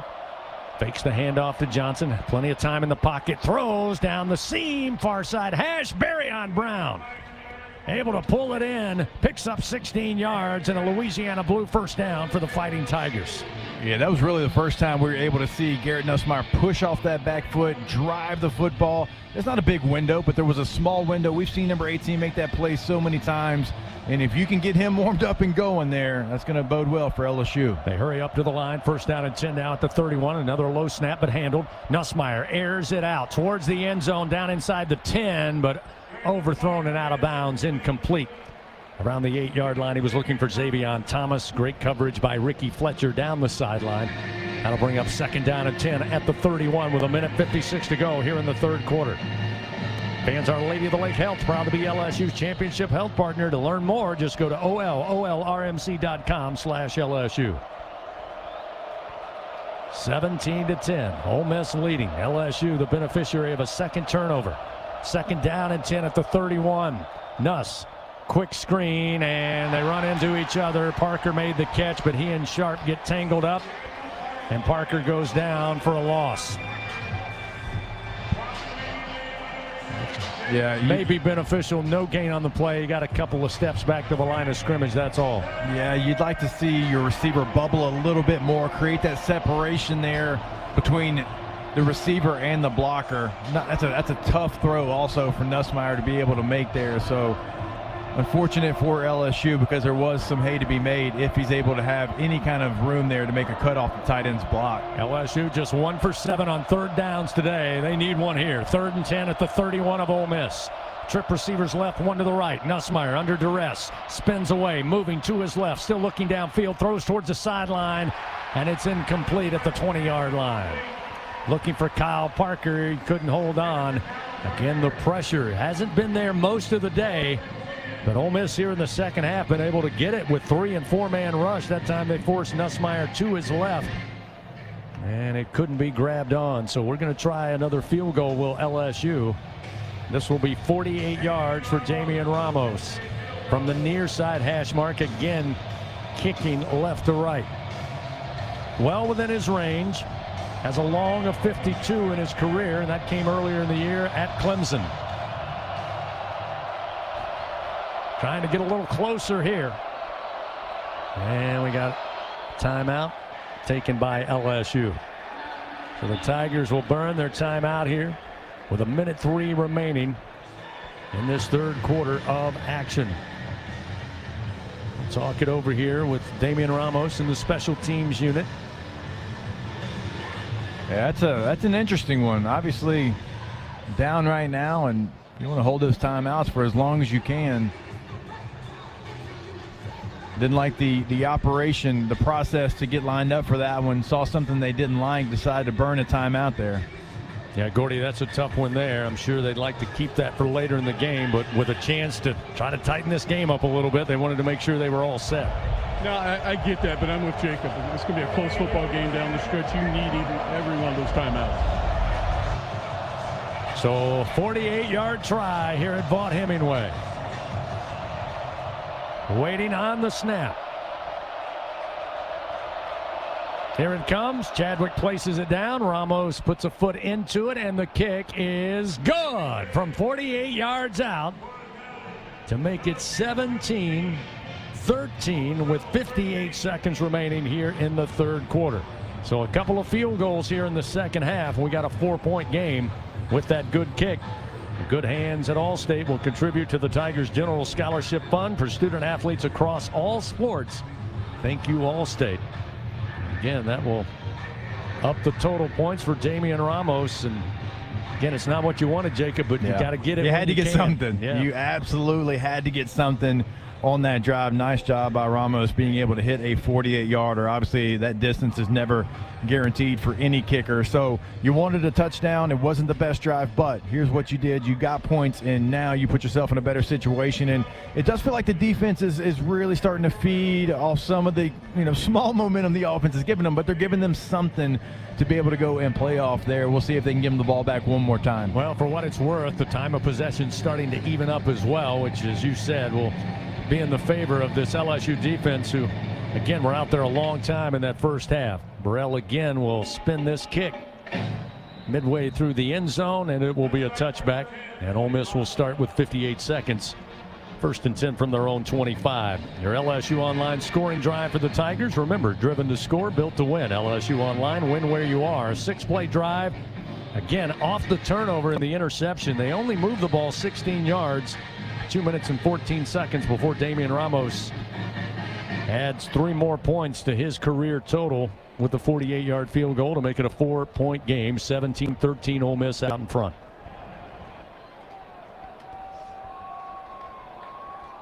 So we'll see what Lane Kiffin decides to do with 58 seconds remaining, third quarter. Again, now with a 4-point lead, wanting to see that clock move. Chambliss takes the snap. Looking to throw. Again, crossing route. Incomplete at the 35. Lane Kiffin out on the field said, hey, where's the flags? There are none. It's incomplete as they look for Caden Lee coming across the middle of the field to Marcus Cooley. with pretty good coverage, according to Ken Williamson and this SEC officiating crew. Yeah, not only is Lane on the middle of the field, basically, he was pointing to the official that he wanted to get the call from the back judge there. Doesn't get it. It'll be 2nd down and 10 at the 25. Shotgun formation. Kawan Lacey the single back. Chambliss again looking to throw. Forced out of the pocket. On the run. Throws against his body. And a great catch at the 42-yard line up across the 45 into midfield for Daquan Wright, the senior out of Perry, Georgia. Started his career at Virginia Tech, and that is, well, tip your cap. That was a heck of a catch. Yeah, it was. It was a really nice catch. These linebackers got to be a little bit more disciplined with the tight end. I understand you have a running quarterback, and that's got to be part of your assignment, but the tight ends in this game have had a lot of success on some of these crossers and man coverage. 26-yard reception. It's 1st and 10 now at the 49 of LSU. With 15 seconds remaining, clock moving, quick fire into the flat near side. Catch made at the 39, or rather the 44, and then down to the 39 is going to be Caden Lee again in back-to-back receptions. Harold Perkins there to make the stop, but that'll be the final play of the 3rd quarter. So we've got 3 in the books here in Oxford. Chris, we've actually got a flag. Yeah, there is a flag. Holding. Holding on Ole Miss. This will come back before we go to the quarter break. Aaron Anderson, Paul Mubenga are both out for the game with different injuries. We'll talk about it after we come back. Wow, tough loss. Well, the penalty goes against Ole Miss. A little reprieve for the LSU defense. Both teams had already went to their respective sidelines. The officials go over and bring them back out as they put 8 seconds on this 3rd quarter clock. But that's a big loss. Aaron Anderson, of course, Paul Mubenga, starting offensive lineman, but Anderson is kind of your go-to guy for the big play. And again, if he's unavailable the rest of the day, certainly we hope it's not a major injury that will impact more time beyond this Saturday. But that's a big loss with the final quarter coming up quickly. Yeah, there's no way to try to hide that as anything other than a major loss. He is not only your go-to guy, like you said, but he is your clutch gene guy. Whenever you need a play, he's the guy that makes it. It's going to be tough. Somebody else is going to have to step up in that receiver room. So they line up. The clock begins to roll. And again, Ole Miss is happy to go ahead, let the clock run down. So both teams will now head to their respective sidelines, and we have 3 quarters in the books. 4th and final quarter coming up. Got a 4-point game here at Vaught-Hemingway Stadium. Ole Miss leading after 3 quarters, 17-13. Back after this on the LSU Sports Radio Network. Hey, college football fans. I know you'd do anything for a win on game day. And an ice cold Bud Light. Because whether you're tailgating in the parking lot or parked on the couch, sitting on your lucky stool at the bar, or standing in the fan section all game long, the clean, crisp taste of Bud Light turns a win into a win-win. And there's nothing easier to enjoy than that. Bud Light. Easy to drink, easy to enjoy. Enjoy responsibly. Anheuser-Busch Bud Light Beer, St. Louis, Missouri. When you shop Albertsons online or in our app, you can count on us to have freshly picked high-quality ingredients ready for pickup or delivery in as little as 30 minutes. Plus, save $30 off your first online order and let Albertsons take the hassle out of shopping while racking up the savings. With free pickup or delivery, you will always get the same great prices, deals, and rewards as in-store. Shop online at Albertsons.com or in the app. Albertsons, fresh foods, local flavors. Whoa, it's you, the Capital One Bank guy. That's what they call me. Mind if I get a selfie? Yeah, sure thing. Say no fees or minimums on your Capital One checking account. Wow, that's a keeper.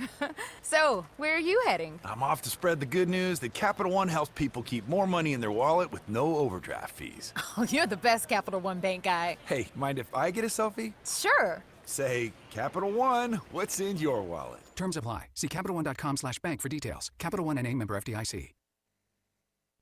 Hi, I'm Kevin Falk, LSU Hall of Famer. My years at LSU were amazing. I've always loved celebrating with my teammates, especially when someone was serving up some delicious Manda salsa.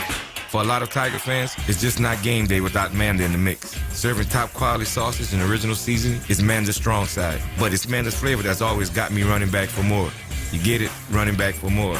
After 75 years, the flavor still says it all. Manda Fine Meats, the official smoked sausage of LSU Athletics.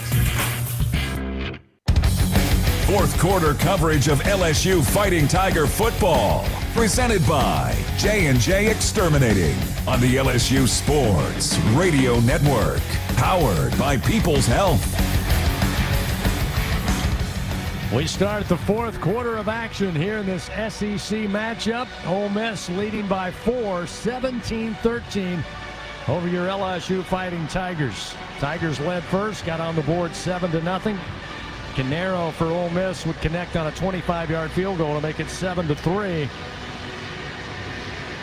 Then Juan Lacey from 15 yards out got Ole Miss out in front 10-7 with a point after good. Caden Lee had a 2-yard reception inside the red zone to build that lead 17-7 late in that second quarter. Here in the second half, all the scoring's been done by LSU kicker Damian Ramos, a 39-yard field goal to make it 17-10. And a few moments ago, 48-yard field goal to make it 17-13. First down and 20 after the penalty on the Rebels. They'll start this fourth quarter from the 41-yard line of their own. And Jacob, again, there's 15 minutes remaining in this game. It's a 4-point lead, but a nice stop here would go a long way if LSU can get the football back. Yeah, here's where you got to watch the quarterback run stuff right here, trying to get yards back if you're Ole Miss. Snap back, looking to throw across the middle, hits Lacey in the hands, and he drops it at the 47-yard line. Jack Pyburn was there. Had dropped back, but again hit him right in the hands, and that's a pass that Lacey's going to see well into tomorrow morning. Yeah, he had some room too. I mean, he's going right there in the middle of that LSU defense with an edge rusher. You drop into, a zone blitz, and fortunate for LSU, he's dropping the ball there because that one could have gone a long way. Again, still second down and 20 at the 41, so behind the chains are Ole Miss. Big opportunity for the LSU defense here in the final stanza. Looking to throw again in traffic. Catch going to be made at the 47-yard line of the Tigers by DeJon Stribling. A gain of 13 yards. Still going to set up third down. And about 7 here for the Rebel offense. They'll send trip receivers left, 1 to the right. They're ready to go on 3rd and 8 from the LSU 47-yard line. Chambliss rises up, now steps towards the offensive line. LSU with 4 at the line of scrimmage. They've got about 7 in the box. We'll see at the snap. Handoff going to go to Lacey. He's got some room, trying to get to the outside, far side, and he gets to the corner and will pick up the first down to the 36-yard line, but a flag comes out at the very end at about the 37 of LSU. This one may be coming back. There is a Rebel slow to get up back at the line of scrimmage. You know what that is, Jacob. Anytime you get to the edge. Yeah. That edge defender was held. I thought Woodland did a nice job as a corner. Holding, offense number 1. 10-yard penalty from spotting the foul. 13th penalty of the day for Ole Miss, and that one going to sting. DeJon Stribling guilty of the hold out on the corner. It's Daquan Wright that was a little slow to get up. He's still sitting down, as we said, at about the 45-yard line of the Tigers. Yeah, the thing that's going to make Ole Miss fans mad at that, I'm not even sure that he really had to do it. It was kind of the final tug, CB, right at the very end of it. Certainly a holding call there. Anytime you get that much jersey and you kind of pull the defender back there. So, there's a reason why he did get to the edge there. Woodland's jersey was being held, but I'm not even sure he had to do it because you would have had your back one-on-one with the DB with about 2 yards to go, and you like the weight matchup there. Well, Daquan Wright now in his own power, making his way back to the sideline. Good sign there for the Rebels. They're looking at 3rd and 11 at midfield when we come back. Timeout on the field. It's 17-13. Ole Miss leads by 4 on the LSU Sports Radio Network. In Baton Rouge, locals don't just love their home, they love sharing it. Discover a city where culture is abundant, hospitality comes naturally, and the best spots are never kept secret. With the vibrancy of a big city and the ease of a weekend getaway, Baton Rouge invites you to slow down, savor, or soak it all in. Find your pace at visitbatonrouge.com. As increasingly dangerous storms shatter communities across the U.S., reliable forecasting is more important than ever. At LSU, our researchers created a highly advanced flood and storm surge tool using AI and supercomputers to analyze millions of data points so emergency managers and responders can predict vulnerable areas faster and more accurately to protect you, your loved ones, and your way of life. I'm a pretty great multitasker. I can wash dishes and do laundry. I can roller skate while walking my dog. I can even order lunch while doing my homework. But I can't use my phone while driving. A distracted driver is one of the leading causes of death in the United States. So when it comes to driving, please, don't be a multitasker. Don't drive distracted. A message brought to you by the National Highway Traffic Safety Administration, Project Yellow Light, and the Ad Council. Back to fourth quarter action of Fighting Tiger football. Presented by J&J Exterminating on the LSU Sports Radio Network. Powered by People's Health. 14-12 remains in the final stanza here in this SEC matchup. Ole Miss leading LSU 17-13 from Oxford, Mississippi. Fans, TJ Ribs, the official barbecue of LSU Athletics, home of the Brian Kelly Show each week. Thursdays at 7 o'clock. Of course, LSU headed into the off week after the game today. We'll be off as well at TJ Ribs. Be back on October 9th. Getting ready for LSU and South Carolina. Join us at TJ Ribs for the Brian Kelly Show. 17-13, 4-point lead. Ole Miss looking at 3rd and 11 at midfield here. Again, the LSU defense relinquishing 371 yards total offense for the Rebels. That's the highest output of any opponent so far this year. 256 through the air, 115 on the ground. So that 5-game streak of holding teams under 100 yards has been snapped. Mainly led by the quarterback, Trinidad Chambliss. 3rd and 14 at the 47-yard line of Ole Miss. 3 wide to the right, 1 to the left, single back. Chambliss, couple of slaps, now he gets the football. Pocket clean, throws, diving catch made at the 36-yard line of the Tigers by Harrison Wallace III. A 17-yard strike. Wallace with his first or second, or I should say fourth catch of the day, and that one's a big one that'll move the chains, get Ole Miss deeper in LSU territory. It's 1st and 10 now at the 35. Lacey. The left hip of Chambliss takes the snap, quick turn and fire, catch made at the 30 and quickly inside the 25 is Caleb Odom.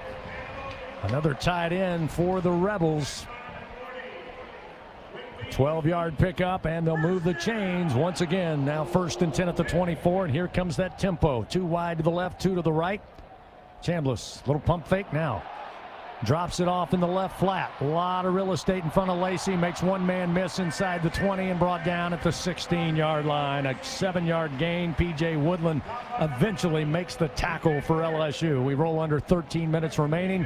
It'll be 2nd and a yard at the LSU 15. Ole Miss once again inside the red zone.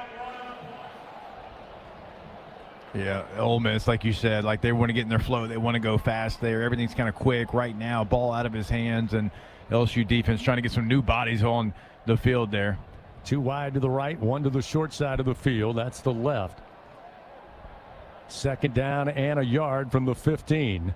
Give it off to Lacey. Lacey finds some room, picks up the 1st down and then some, makes his way inside the 10. Now it's just a battle of 2 piles inside the 5, and eventually LSU stops the momentum down around the 3-yard line. That was just a rugby scrum with virtually everybody but Chambliss for Ole Miss and everybody for LSU trying to stop the momentum. 12-yard pickup. It's 1st down, goal to goal now at the LSU 3.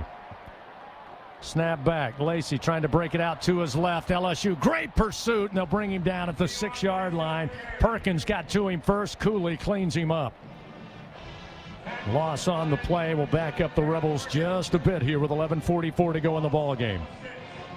Loss of 3 and great pursuit out on the edge by LSU. Yeah, this is where you got to watch the Ole Miss tight ends. They've had a lot of success here so far today. They've done a really nice job of leaking those guys out late on hard play action. So Wright, Odom, watch those players if you're LSU's defense. They'll set up in a pistol formation here. Second down, goal to go back at the LSU 6-yard line. Chambliss again moves the running back. That'll be Logan Diggs. Diggs will get the carry, and Diggs explodes up the middle and finds his way into the end zone for a touchdown. The former LSU Tiger lifts up Ole Miss from 6 yards out. That'll make it 23-13, back to a 10-point advantage with a point after upcoming. Yeah, you got to feel like that's what you want. If you're LSU's defense, you want Ole Miss running the football in the middle of your defense. You've been so stout all year long there, and look, Ole Miss just won that battle. They won the battle and pushed LSU back, and LSU not able to stop them there. Now LSU offensively, there's no room for error. They got to go out there and they got to put up some points, and you need 6, not 3. Point after upcoming. Lucas Canero, big swing of the leg, and the kick is good. So now Ole Miss with their largest lead of the day, 24-13, with just 11:08 remaining in this one.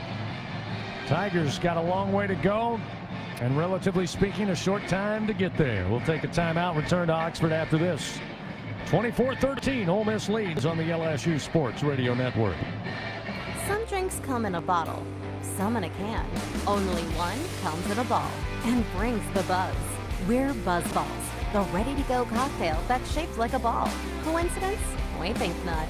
Big flavor, big buzz, ready to go. Buzz Balls. It's a ball. It's a drink. It's a whole vibe. Please drink responsibly. Buzz Balls. Available in spirit, wine, and malt. 50% alcohol per volume. Buzz Balls, LLC, Carrollton, Texas. Jackpot fever is here. Play Easy 5. Win a cash jackpot starting at $50,000. Pick up Lotto with a starting jackpot of $500,000. Now that's a whole lotto cash. Play Powerball, starting jackpot $20 million. Add Power Play to increase any non-jackpot prize. Play Mega Millions, starting jackpot $50 million. Multiply any non-jackpot prize up to 10 times. Must be at least 21 to purchase. Score big with MMR. Join the team at the largest privately owned open shop electrical and instrumentation contractor in the nation, headquartered right here in Baton Rouge. MMR is committed to positioning each team member for success. Whether you're a student seeking an internship, just starting your career, or already a seasoned professional, MMR offers a variety of positions just for you. Get in the game at MMR, where your future is bright. Kick off your career at mmrgrp.com/careers. MMR, a proud partner of LSU Athletics. Fourth quarter coverage of LSU Fighting Tiger football. Presented by J&J Exterminating on the LSU Sports Radio Network. Powered by People's Health. 11 minutes, 8 seconds remains here in the fourth quarter, and Ole Miss enjoying their largest lead of the afternoon. They lead LSU 24-13. Tigers have only found the end zone once today. That came at the 9-10 mark way back in the first quarter. Since then, it's been all Damian Ramos. A couple of field goals here in the second half. Ole Miss, 11 plays, 75 yards on that last successful drive. 4 minutes and 50 seconds that span from the end of the third quarter into the opening moments of the fourth quarter. But boy, oh boy, what a day for Trinidad Chambliss. A 6', 200-pound senior out of Grand Rapids, Michigan. This time last year was leading a Division II team in Ferris State. Today, he's accounted, Jacob, for 350 yards of total offense. 22 of 38 for 294 through the air and a score. And on the ground, 10 carries, 55 yards, averaging 5.5 yards per carry. Yeah, it's a tough assignment for this LSU defense. We've talked about throughout the game. Been on the field a long time there. Some key penalties certainly have hurt them. They've made some winning plays. A little surprised by the lack of pressure that you've got on the quarterback. Now, some of that's because you have a quarterback, CB, that can run, and sometimes you're a little reluctant to pressure him like you normally would. But he certainly, look, you got to give him credit. He's made the plays when they've been there. Canero for the ensuing kickoff. This one spinning end over end, going to be short. Going to be fielded 2 yards deep by Barryon Brown. Comes up the middle of the field and still moving across the 15, trying to make his way to the 20-yard line. And I believe will do so before being brought down. So it'll be first down and 10 at the 20 for the Tigers. Again, 11:01 remaining, Jacob. I don't want to say that if you're LSU, you want to put your foot on the panic button, but you do have to have a very strong sense of urgency here, down 11 points, especially with the way they really have struggled offensively today. We mentioned Ole Miss, 424 yards total offense. The Tigers have not eclipsed 200. They stand at 175 thus far. Yeah, this has got to be a tempo drive there. 11 minutes left, you're down 2 scores, and that Ole Miss offense you know is going to take time off the clock when they get it back. Harlem Berry going to get the carry on first down. He's going to be pulled down by his britches at about the 18-yard line, a loss of 2. Cam Franklin able to get to him. Yeah, that's the opposite of what we were talking about in that play right there. It's a guy that was literally unblocked and is able to get your back in the field. So not the movement you wanted. Lose 2 yards on the play. Get behind the chain, 2nd and 12 from your own 18 with 10.5 to go. Down 11 points on the road to Ole Miss. Nussmeier stands in the shotgun. Juwan Johnson now checks in as the tailback. Nussmeier looking to throw, and he's got Kyle Parker at the 25, and he's out of bounds immediately up near the 27-yard line. It was Ricky Fletcher that forced him wide. Picks up 9 yards, so got the lost yardage and then some back, and it makes 3rd down manageable. But that's been a tough afternoon. 1 for 8 are the Tigers on 3rd down against this Ole Miss defense, but you got to have it here on 3rd and 2 from the 28. 2 wide to the right, 2 to the left, short side of the field. They hand it off, and Johnson puts his nose down and drives forward just shy of the 34. Picks up 7 yards and will move the chains. A Louisiana Blue first down for your Tigers as Cam Franklin again in on the tackle for Ole Miss. He's been fairly busy today. Yeah, you got to start to get on the line, maybe even a little bit quicker. Every second in this game is going to matter. Down 2 possessions with only 9.5 minutes left. Empty backfield, 5 wide, 3 to the right, 2 to the left. Nussmeier drops back, has time, fires, catch. Going to be grabbed out of the air in Ole Miss territory down to the 46-yard line. A 21-yard strike to Nick Anderson. Gushkin was there to make the tackle, but that's a play LSU desperately needed. They'll move the chains again with a Louisiana Blue first down. They'll set up shop 1st and 10 now at the Ole Miss 45 with 9:12 clock moving here in the 4th quarter. Garrett again will send 2 receivers right, 2 to the left with a single back. That's Juwan Johnson. Low snap but handle. Nussmeier tosses the ball high in the air, deep down the field. Hilton trying to grab it with one hand down around the 4, but he can't hold on. It's incomplete. Smothering coverage once again by Ricky Fletcher. Pretty good throw by Nuss. Just couldn't seem to corral it with that right arm. Yeah, Ole Miss pretty fortunate there. You had the defender hold down Hilton's arm. That's why you had a one-handed attempt there, letting them play a little bit more in the second half, certainly, than they did the first half. 2nd down and 10 from the Ole Miss 45. 8:55 remaining. Tigers need 2 scores to erase this deficit. Snap again a little low, but Nuss handles. Throws it into the flat. And it's dropped by Caleb Jackson. He turned his head around before following the ball in. It's incomplete. That'll set up 3rd down and 10 at the 45. Yeah, those are too easy. You gotta have those. And if he catches it, he's got a full steam ready to go, and you got green grass in front of you. Those are ones you have to have in a game like this when you're trying to come back and you're down 2 scores, and they're going to give you at least 15 yards on that play. So now 3rd down and 10. Into trouble for LSU. They're just 2 of 9. Motion sharp at the snap. The give is to Johnson. He's got a little bit of room. Ole Miss closes quickly, brings him down around the 37-yard line. He needed to reach the 35. Sage Ryan and Wydett Williams combine on the stop. It'll be 4th and 2, and the Tigers got to go for it here with the clock moving 8 minutes, 31 seconds. LSU on the season coming into the game, 3 for 4 on 4th down conversions. Juwan Johnson will stay out there. The Tigers need 2 yards to keep this drive going. 2 receivers right, 2 to the left. Single back. Now they'll motion Parker from left to right. Looking to throw it to him. They get it to him, but Ole Miss with a great tackle. Did he reach the line to gain? He lunges forward to the 35. Looks like they got the nose sitting there, waiting on the indication on a Louisiana Blue first down. The spot is favorable, and it is a Louisiana Blue first down. Kyle Parker got hit behind the line, Jacob, and just extra effort got the nose of the football to the line to gain, and a big-time play, gutsy move by Kyle Parker. There is a Rebel slow to get up on that far sideline. I believe that may have been the defensive tackler, and that is Ricky Fletcher, who's sitting up but being tended to by the training crew. Stops the clock with 7 minutes and 51 seconds, and we have a timeout on the field. LSU trailing 24-13 with 7:51 to go. They get a fresh set of downs, looking at 1st and 10 at the Ole Miss 35 when we continue on the LSU Sports Radio Network. Hey, Tiger fans. Need funds to help with your financial situation? Republic Finance is a proud partner of LSU Athletics and has served the SEC area since 1952. Check out our loan options to see how we may help you. Visit a local branch or get pre-qualified online at republicfinance.com/tigers. Not all consumers are eligible to apply online. Secured loans are available exclusively in branch and have collateral and insurance requirements. Standard loan terms, rates, and fees apply based on your state. All loans are subject to approval pursuant to standard underwriting criteria. Not all consumers will qualify. For more information, call 833-907-1737.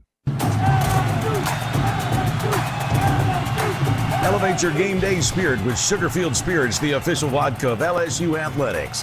When crafting the perfect mixed drink, our vodka is the winning choice that'll have your taste buds cheering for more. Sugarfield Spirits, where the spirit of the Tigers meets exceptional locally made vodka. See our winning lineup at sugarfieldspirits.com or visit us at our tasting room in Gonzales.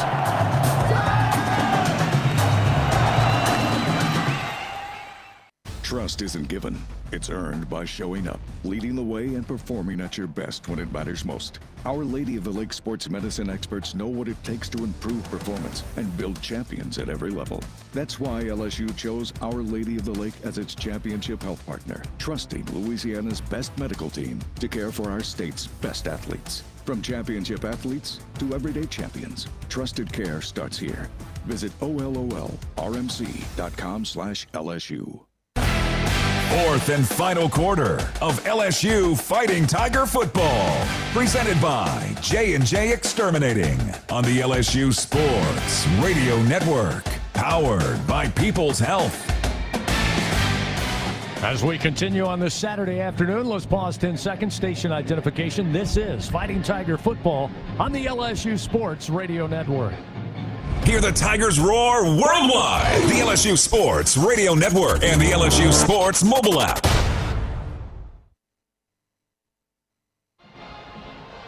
Back with you inside Vaught-Hemingway Stadium in Oxford. This SEC matchup, Ole Miss and LSU, a battle of number 13 and number 4. Right now, the home team leading 24-13. Gordy Rush, you got to believe LSU's thinking, hey, we got to find the end zone. There's no doubt about that. May consider going for 2, try to make it a 3-point game. But what an incredible individual effort by Kyle Parker just to preserve possession on that last play. No, absolutely, and that's what you need to see from here on out, that determination. To me, Ole Miss has just played with more desire here in the second half. That LSU defense has battled, but offensively, they've got to make somebody miss. The extra effort, those are the things looking for here in the last 7 minutes and 50 seconds. First down and 10 now at the Ole Miss 35. Garrett will empty the backfield, go 5 wide, 3 to the left, 2 to the short side of the field, the right.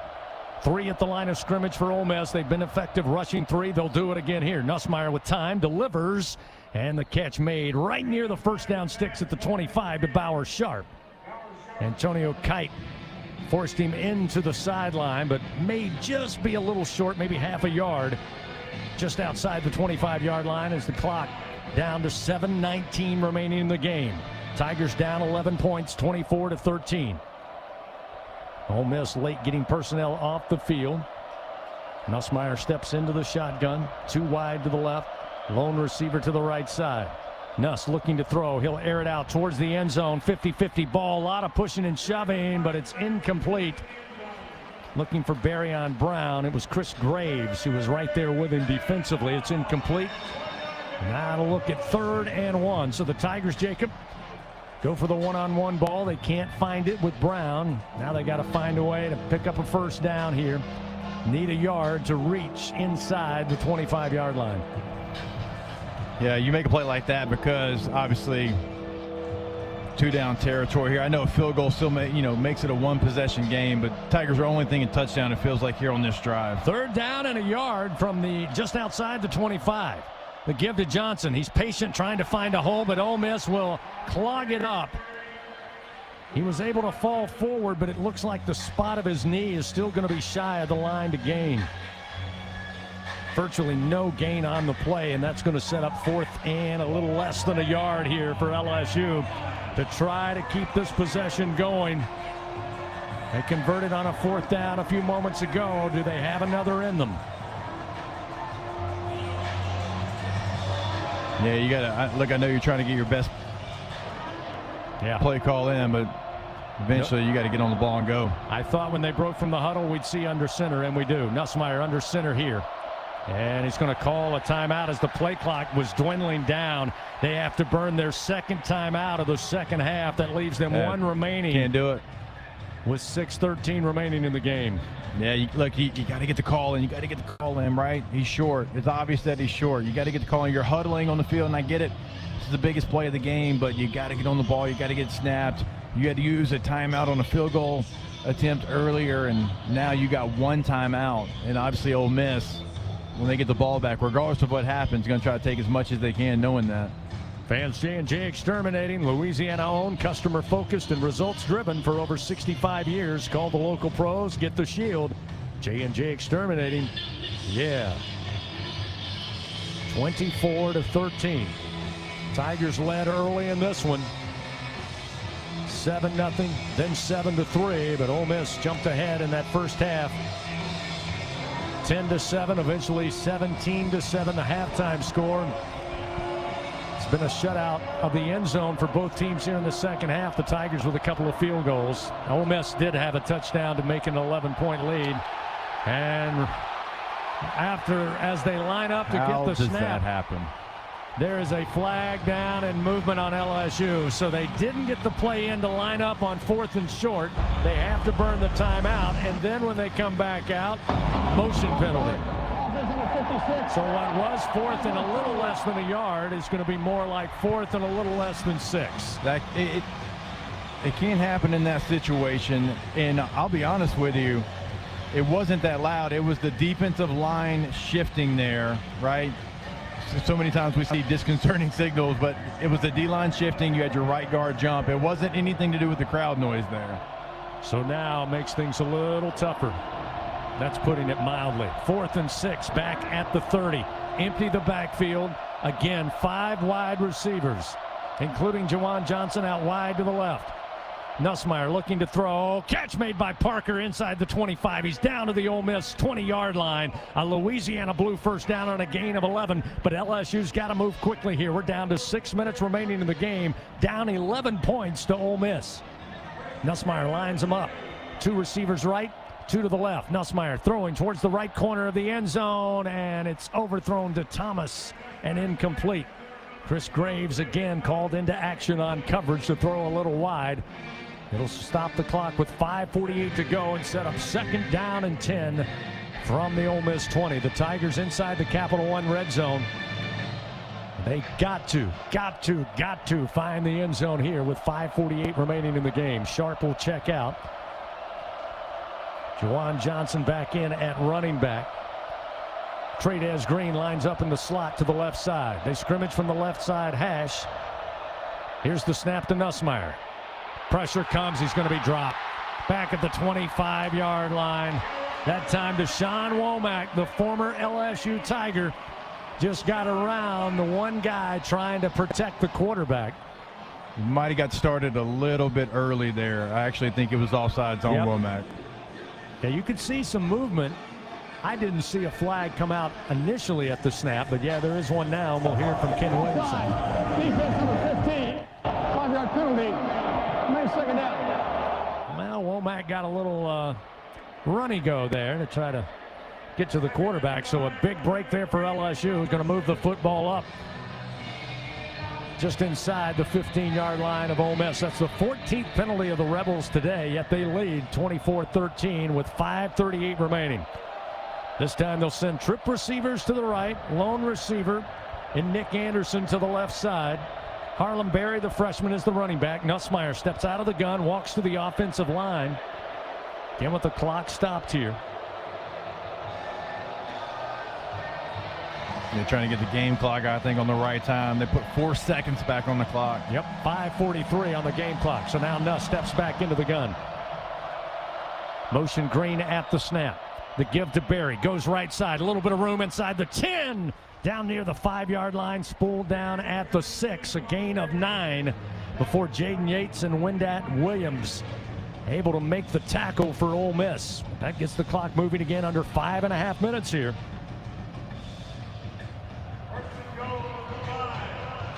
They gave him 10 yards. A great run by Berry. It'll be first down, goal to go from the Ole Miss 6-yard line. Again, Green going to motion at the snap. Give to Berry up the middle. Lunges forward into the end zone. Touchdown, Fighting Tigers. 6-yard carry for Harlem Berry. His first rushing touchdown of the season. And the Tigers get a little closer here, 24-19 with 5:04 remaining. The offense, as we suspected, staying out on the field here as they'll elect to go for 2, try to make this a field goal game. Yeah, that's a great just inside run, really back-to-back runs. And, you know, LSU hasn't done a ton of that.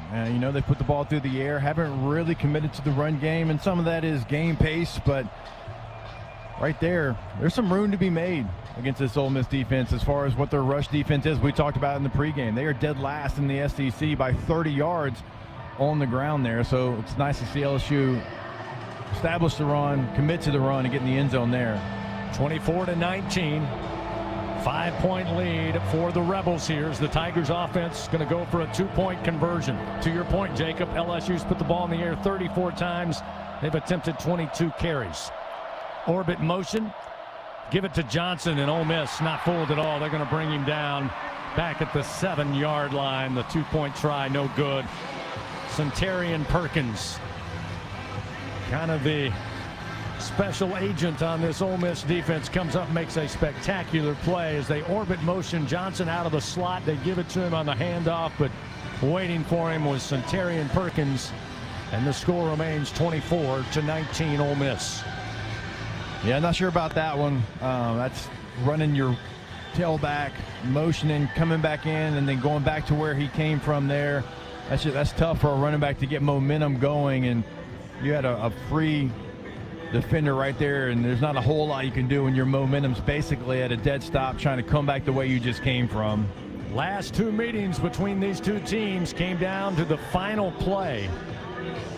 2 years ago here in Oxford, it was Ole Miss coming out on top. Last year in overtime, it was LSU. With 5:04 remaining, it's a 5-point lead. And it will be up to the LSU defense to make a quick stop here after the ensuing kickoff for Aaron Burrell. Back deep, but Isaiah Hartrip. Burrell with the approach and the kick. End over end, high into the air and very deep for a touchback. First down and 10 at the 25. That's where the Rebels will get started with 5:04 remaining here in this SEC tilt. Fans, workdays work better with Cintas by your side. Keep your team protected, prepared, and looking great. Visit Cintas.com. Get ready for the workday. Gordy Rush, I'm the king of the understatement.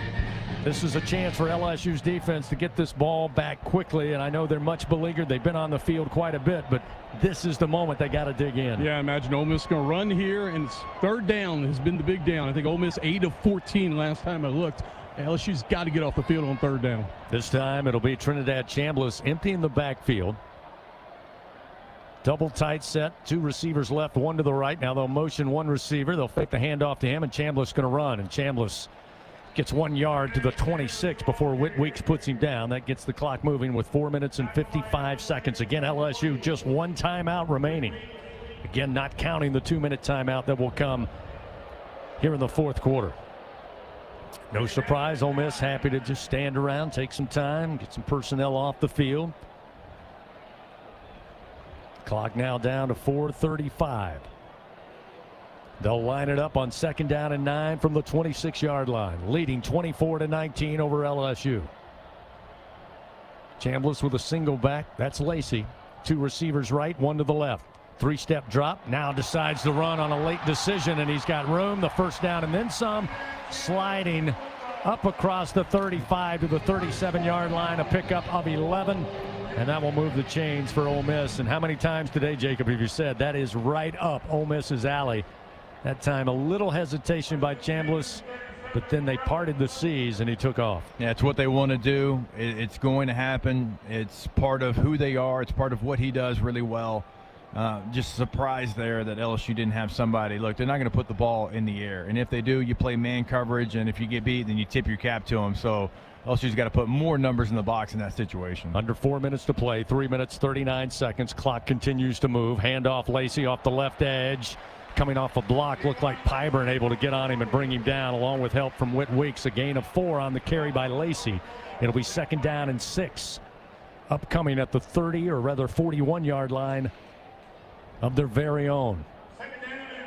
2nd down and 6 with 3:17. The clock continuing to move. And once again, Ole Miss going to huddle up, take some time off the play clock and game clock. LSU down to that 1 timeout. They got to keep it for a prime opportunity late in this game. Lacey remains in. Wide side of the field, they'll send trip receivers. They'll move Lacey to the right hip of Chambliss, who will take the snap. Give it to Lacey. He'll go to the short side of the field. He breaks through. Got a first down into LSU territory.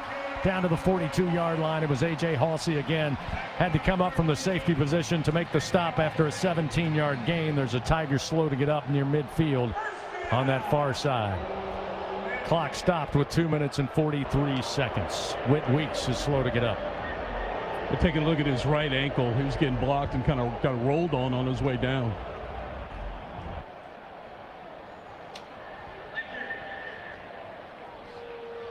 A little bit surprised just with the success that Ole Miss has been able to have this drive, just turning around and handing the football off. Like with the success they've had offensively today, that hasn't really been a part of it. LSU, you need a stop. You got to stop them in there, and your run defense has been really good as far, the quarterback's been able to get free a little bit there, but LSU not really standing tall like you would think they would there in that situation. Now it's 1st down Rebels, and yeah, you only got 2:47 left on the clock. Ole Miss today, 163 yards rushing, right at 4.2 yards per carry. Just enough, I'm sure, to please Lane Kiffin with his team up 24-19 here with 2:47 remaining. Again, Weeks helped up, makes his way to that far sideline. Have to take at least 1 play off. Devon Keys along with Wes Weeks out there on the field at linebacker.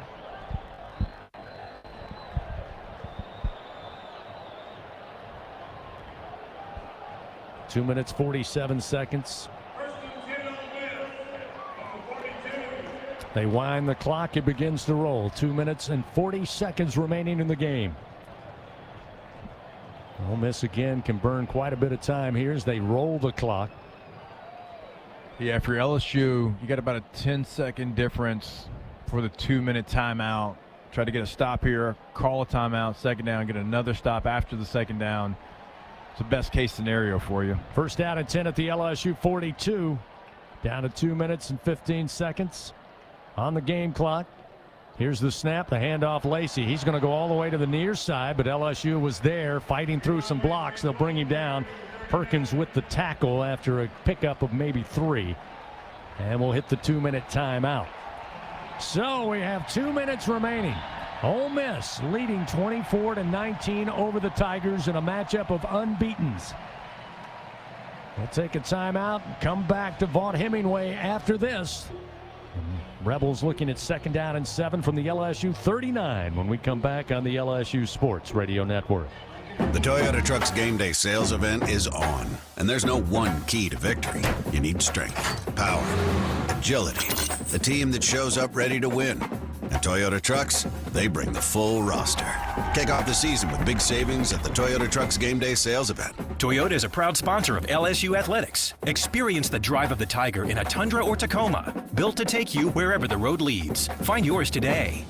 Toyota, let's go places. See packages and options at toyota.com for feature availability. Champions make plays on the field and in life. With LSU Online, you can keep your career moving, earn your degree, and still run your own game plan. Learn anytime from anywhere and take the next step toward your goal line. It's time to make your move, Tiger fans. Visit online.lsu.edu. LSU Online. Win where you are.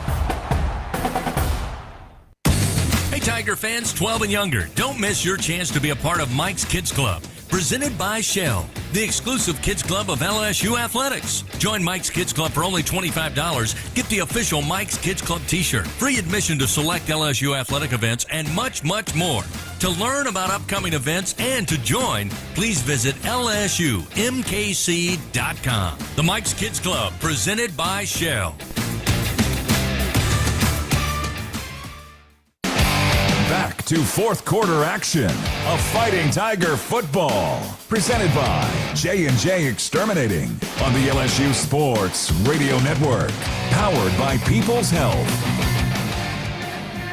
2 minutes even remaining here at Vaught Hemingway. 24-19. Ole Miss, unfortunately, leading by 5. They have the football, looking at 2nd and 7 at the 39-yard line of LSU. And if there's a time to get a stop, it would be over the next couple of plays. If LSU again remaining with one timeout, should they be able to get the stop, get the football back, have a chance late in this one?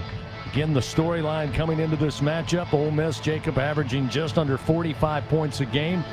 LSU's defense certainly has given up a ton of yards today, nearly 500 yards, 460, although Ole Miss has only been able to amass to this point 24 points, well off their season average.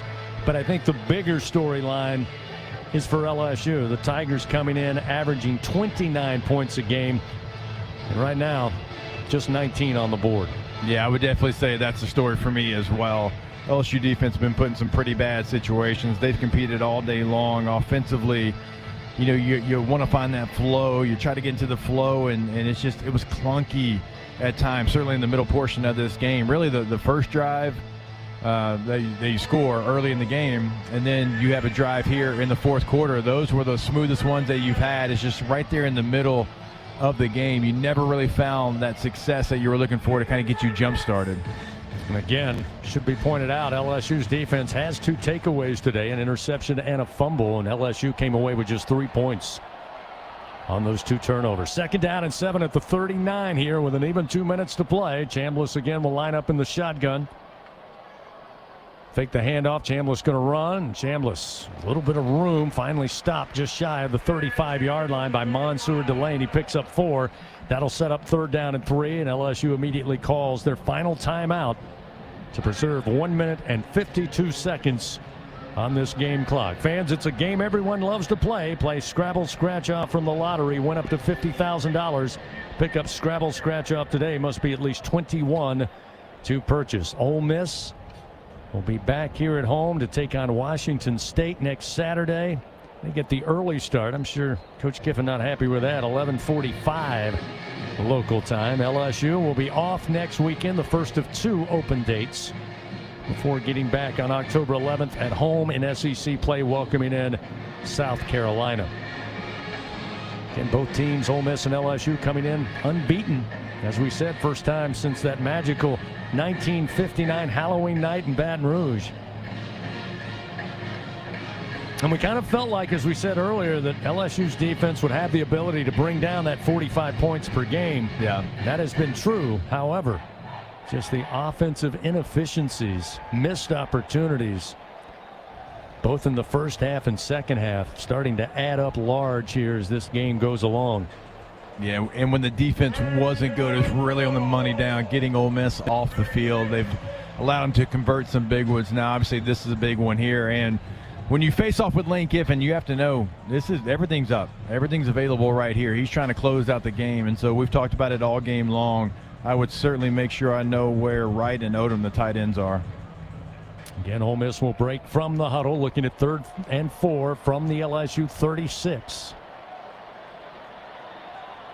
Chambliss stands in the shotgun. Lacey to his left, 2 wide receivers to the right. Now they'll motion the receiver at the snap. It's going to be Chambliss trying to run. He went ahead, now trying to break it outside. He backpedals. LSU with a chance to get him, forces him out of bounds. And he looked short at about the 35-yard line. Only about a yard gain, so.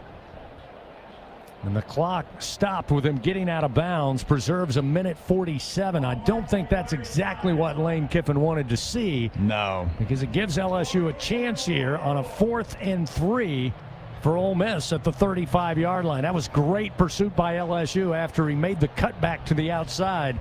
The Tigers were waiting for him, and it made him backpedal a couple of steps, and that gave LSU the angle to force him wide. Yeah, and LSU has to know now that this is 4th down, right, and they don't convert, the clock's going to stop. Everything is on the table for this Ole Miss offense.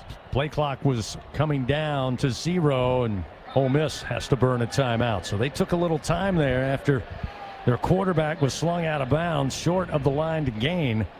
Took some time lining up, may have taken some time on deciding what do they want to do here on 4th and 3 at the 35. So Coach Kiffin burns a timeout. 24-19, Ole Miss leading.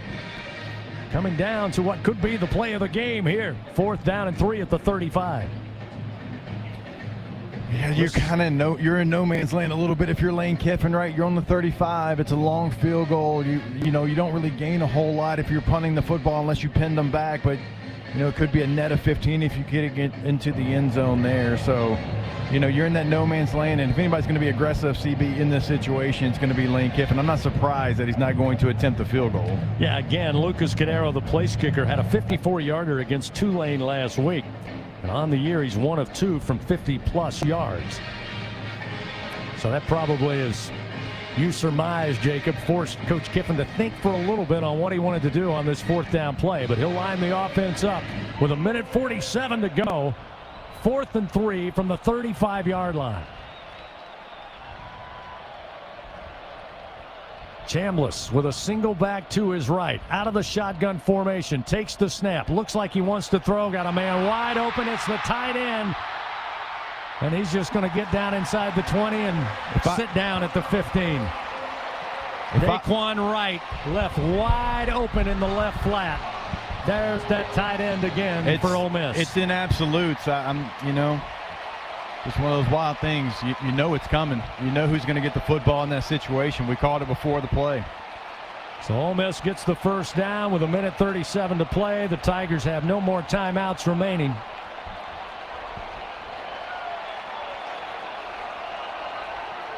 And they'll line it up. 1st and 10 at the LSU 15 in a shotgun victory formation. Chambliss takes the snap. He'll take the knee.